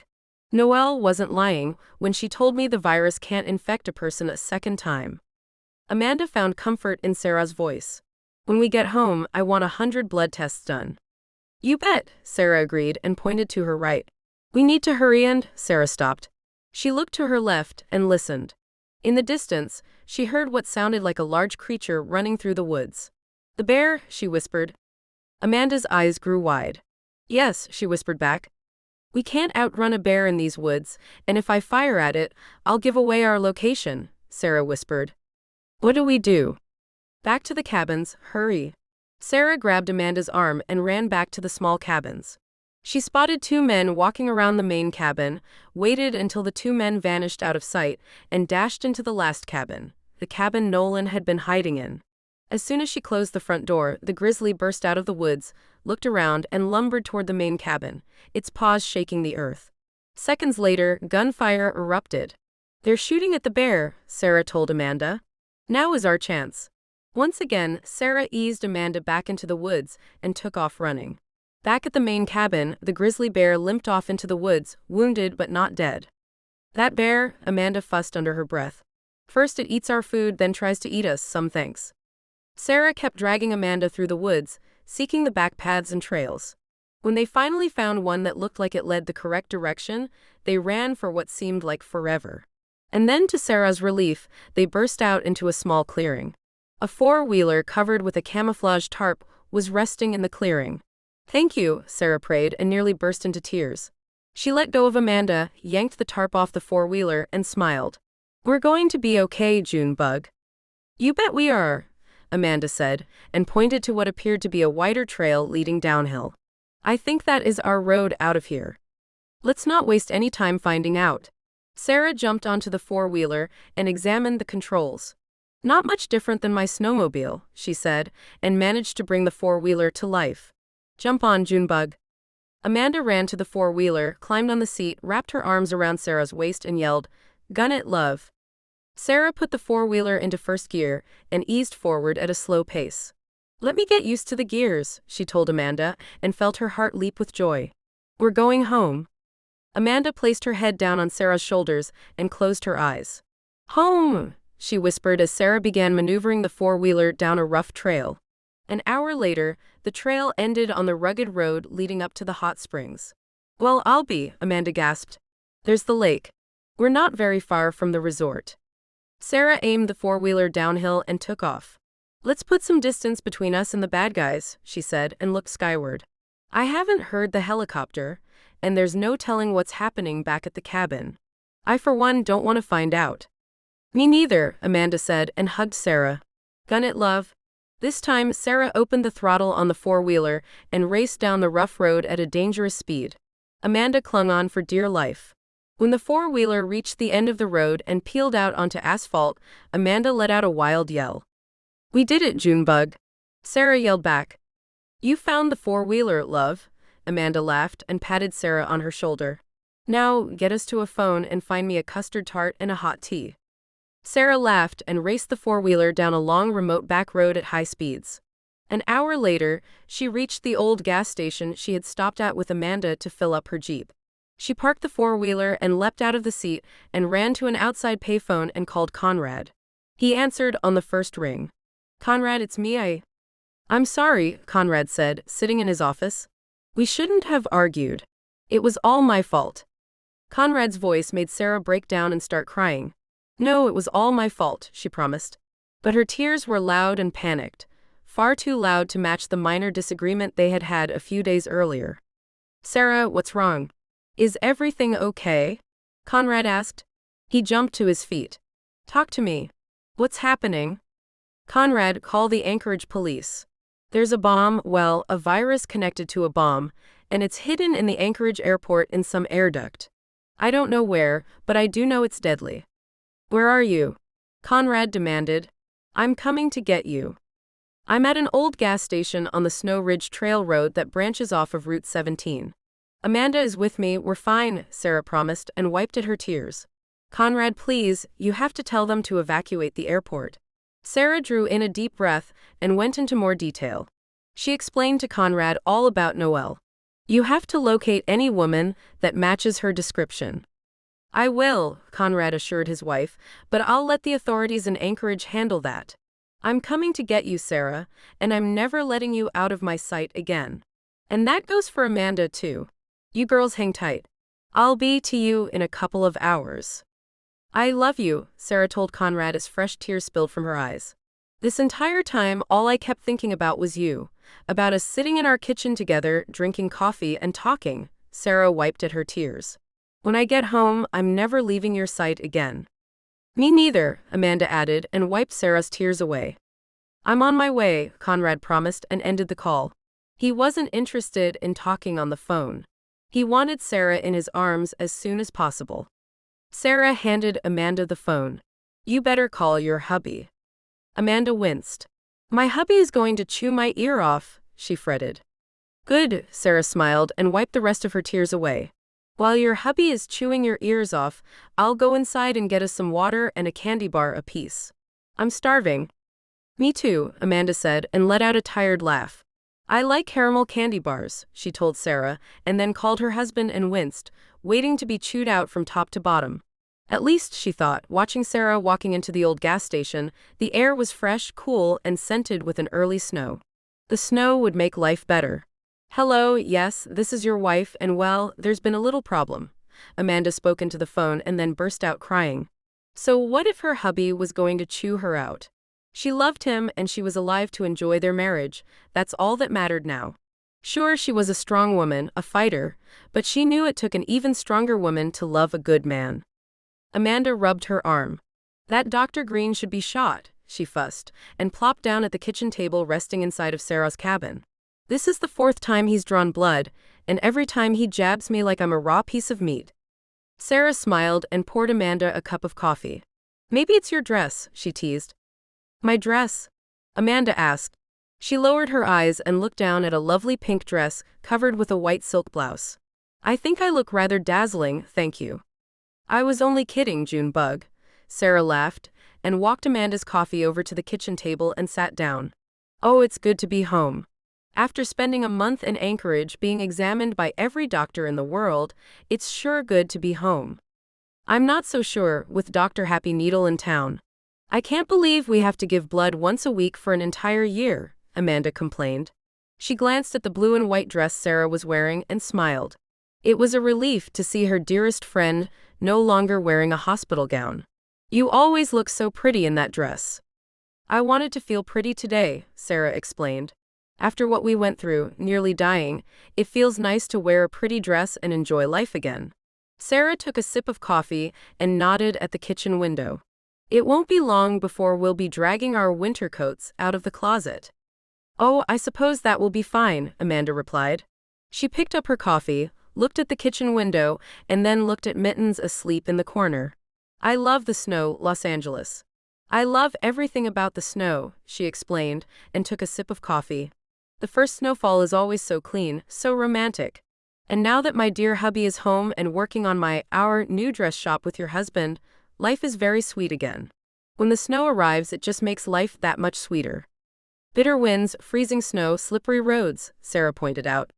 Warm fireplaces, hot coffee, snow. Amanda stopped. Oh, sorry, love. I didn't mean to. It's okay, Junebug, Sarah assured her best friend. I know what you mean. Sarah glanced at the back door.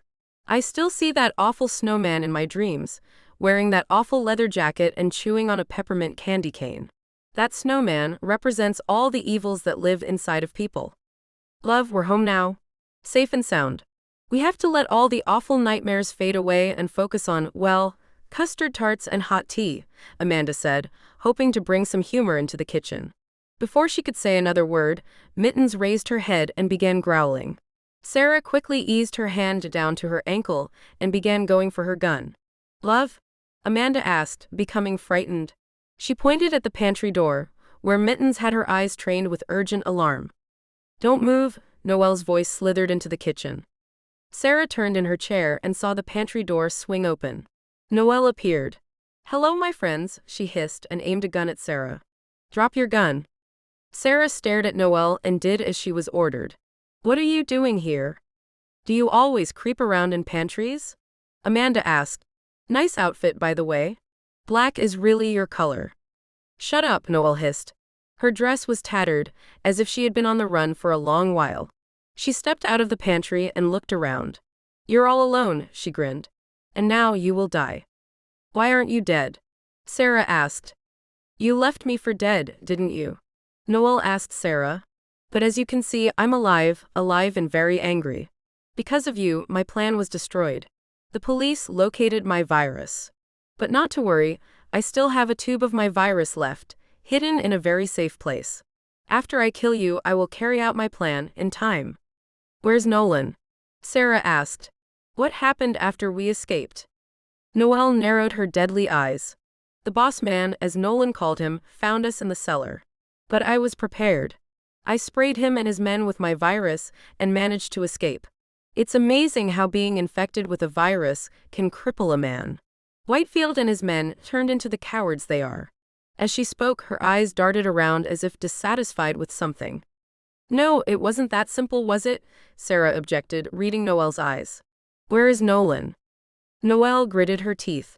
Very well, she hissed and spoke the truth. There was a hidden door in the cellar that leads away from the cabin. Nolan, in an attempt to find absolution, held off Whitfield and his men while I escaped. Nolan loved you, Sarah told Noelle. Nolan is dead, Noelle snapped in a heartless voice. He did allow me time to escape, and for that, I suppose I should be grateful. But I'm not here to talk about Nolan.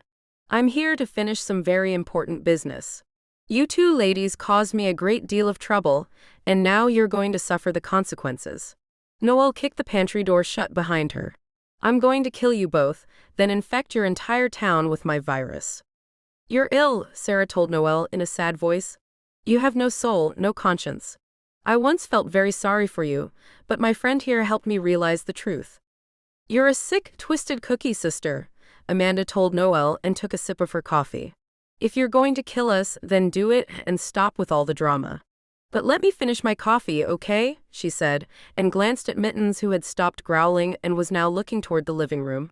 Sarah noticed Mittens looking toward the living room too, which meant only one thing. Where is the virus? Sarah asked Noelle. There's no harm in telling us if you're going to kill us anyway, right? Noelle studied Sarah's face. You're not as smart as you appear, Sarah. I know your games. What games? Sarah asked. You're the one holding the gun. What games can I possibly be playing? Sarah shook her head and sipped her coffee. Just kill us already. We're not going to cower down in fear. That's what you want, isn't it? You want us to beg for our lives, right? Noelle glared at Sarah with furious eyes. You'll die in fear, she promised Sarah. Why don't you just tell me where you hid the virus first? Sarah asked. Or are you afraid I'll defeat you again and find your virus? That must be it, Sarah said, deliberately pushing Noelle to the edge. My virus is hidden. Oh, shut up, Amanda fussed. Just shoot us already. Who cares where you hid the dumb old virus? We figured out how to kill it anyway, so there. Amanda stuck her tongue out at Noelle. Noelle grew furious. She glared at Sarah with deadly eyes. My virus is right here in Snowfalls, Sarah. I am going to release it, but perhaps instead of killing you, I'll make you watch everyone die instead. Noelle's eyes grew darker. Mr. Whitfield is infected, and he doesn't even know it. He's going to contaminate everyone inside the United Nations building. I won him over, and now, Sarah, I'm going to win you over too. Sarah kept calm. Not likely. Where is the virus, Noelle? Where did you hide it? Who cares? Amanda told Sarah, understanding the game. She had to play the role of the bad cop. This sour tart isn't worth our time. Just let her shoot us and get it over with. I'm tired of hearing her blather way. Your words are unpleasant, Noelle hissed at Amanda. And I haven't forgotten that you hit me.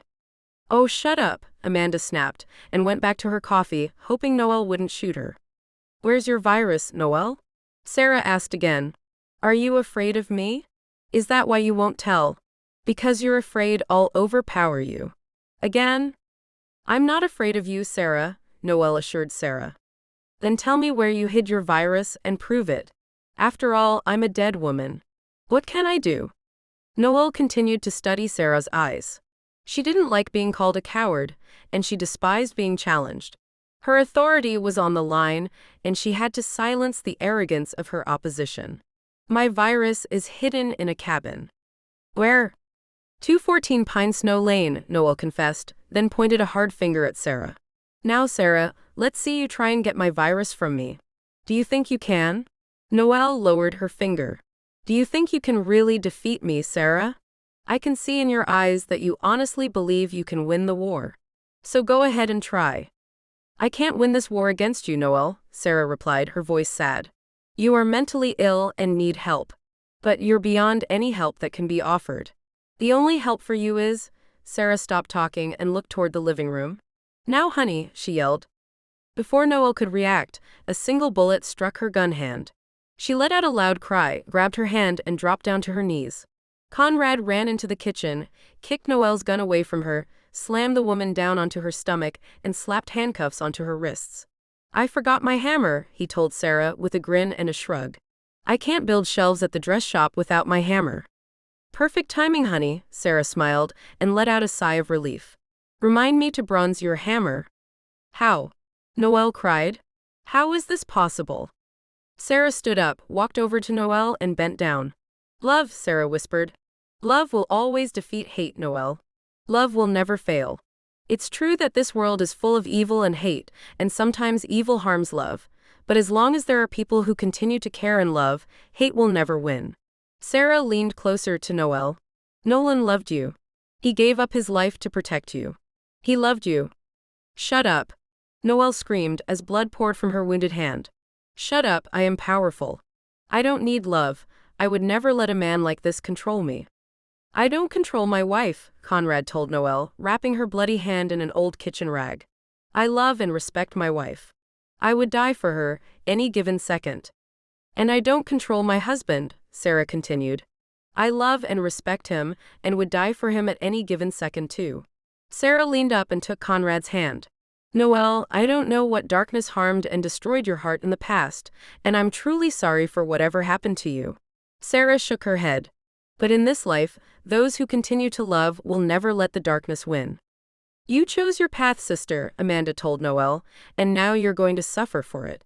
Amanda stood up, kissed Sarah and Conrad, and said, I think I'm going to go help my hubby build a few dress shelves.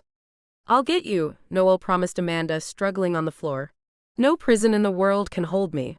I'll come for you. I'll be waiting, Amanda promised Noelle and began to leave. Then she paused, walked over to Noelle, and lifted the woman's face up to hers.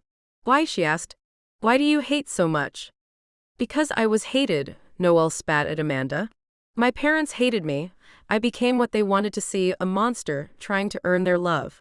I failed. But it was Kraus who hurt me the most. He never held me or told me that he loved me. A single tear dropped from Noelle's eye. I learned that absolute power is the only love I needed. Amanda wiped Noelle's tear away with a gentle hand that shocked everyone. I'm sorry that you'll never understand love and forgiveness, she whispered and stood up. Los Angeles, I'll be by for coffee later on after you've cleaned up this mess. Coffee will be waiting, Sarah promised and saw Amanda out. As soon as Amanda was gone, Conrad called the station and ordered 2 men out to the cabin and then called Anchorage. I need someone to come and get that virus, he told Sarah. Sarah nodded and decided to tend to Noelle's hand. Why are you showing me kindness? Noelle demanded, as her hand was washed with disinfectant.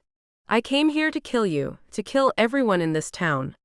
It's like my friend said, Sarah told Noelle, dabbing her hand with a clean cloth. It's all about forgiveness. Maybe someday you'll learn what that word means. Noelle rolled over onto her back and stared up at Sarah. If I ever get the chance, and I will someday, I'm going to return and kill all of you. Maybe so, Sarah said, but it won't be today. Sarah stood up. On this day, Noelle, I forgive you for hating me. Fool, Noelle hissed. You are weak. Maybe you see it that way, Sarah agreed, and walked over to Conrad and rested her head on his shoulder as he made a call to Anchorage. And maybe you don't know what strength really looks like. I have someone to keep me strong. Conrad turned and looked at Sarah and smiled. Ditto, he said, and kissed Sarah's cheek. How about dinner at the diner tonight? I could go for a cheeseburger and some fries. How about baked chicken and some vegetables? Sarah smiled. Deal, Conrad agreed and made his call. Later, after Noelle was safely tucked inside a secured jail cell, Conrad and Sarah met Amanda and her husband at the diner for a lovely dinner where they all tried to forget the troubles that Noelle had brought to their town. After dinner, Conrad drove Sarah home, made a fresh pot of coffee, and began baking a cake while she rested her feet on an easy chair. How are you feeling? He asked Sarah when she got up.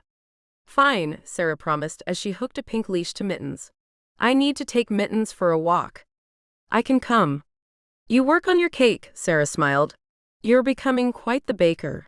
Also, Sarah added, walking Mittens to the back door, the baked chicken at the diner we had didn't really fill me up. A slice of cake and some hot coffee will really hit the spot. Conrad leaned against the kitchen counter and looked at Sarah with loving eyes. You sure are beautiful. Sarah felt her cheeks turn pink. Even though Conrad was her husband, every compliment he gave her seemed to make her blush. I love you too, she smiled. And speaking of love, maybe we can hike up to our cabin tomorrow and have a picnic? You know how much I love our picnics. Supposed to rain all day tomorrow, Conrad explained. He walked over to Sarah and softly kissed her. But we can spend the entire day inside playing your favorite board games, eating cake and drinking coffee. We can even invite Amanda over. Sarah considered Conrad's offer. Well, if we must, she laughed and kissed Conrad. I better go walk Mittens before she bursts. Sarah hurried outside into a late evening wind and walked Mittens toward the front road. Before she reached the front road, she paused and listened to the wind playing in the trees. In her mind, she saw the hot springs and all she had faced there, and then she saw a hideous snowman grinning at her from the shadows. You're still around, she whispered, but I'm not going to run from you because I have love, and love will always win. Sarah moved toward the front road with Mittens trotting at her side. She took a relaxing walk along the chilly and scenic rural road as the world continued to turn and monsters continued to roam. But for the time being, at least in Snow Falls, Alaska, one deadly monster was locked safely away. At least for a while. Sarah wasn't sure what the future held for a person like Noelle, who could not even fathom the kind of love that Sarah held so close to her heart. Sarah only hoped that whatever the future held for the woman, it no longer involved her and her town. Danger in the Snow is available now. Click here to get your copy so you can continue with this series now. Thanks for listening to Hot Springs Murder, Book 8 from Alaska Cozy Mystery Series by Wendy Meadows and read for you by Michelle from Google AI. For more information on Wendy's available books, visit www.wendymeadows.com.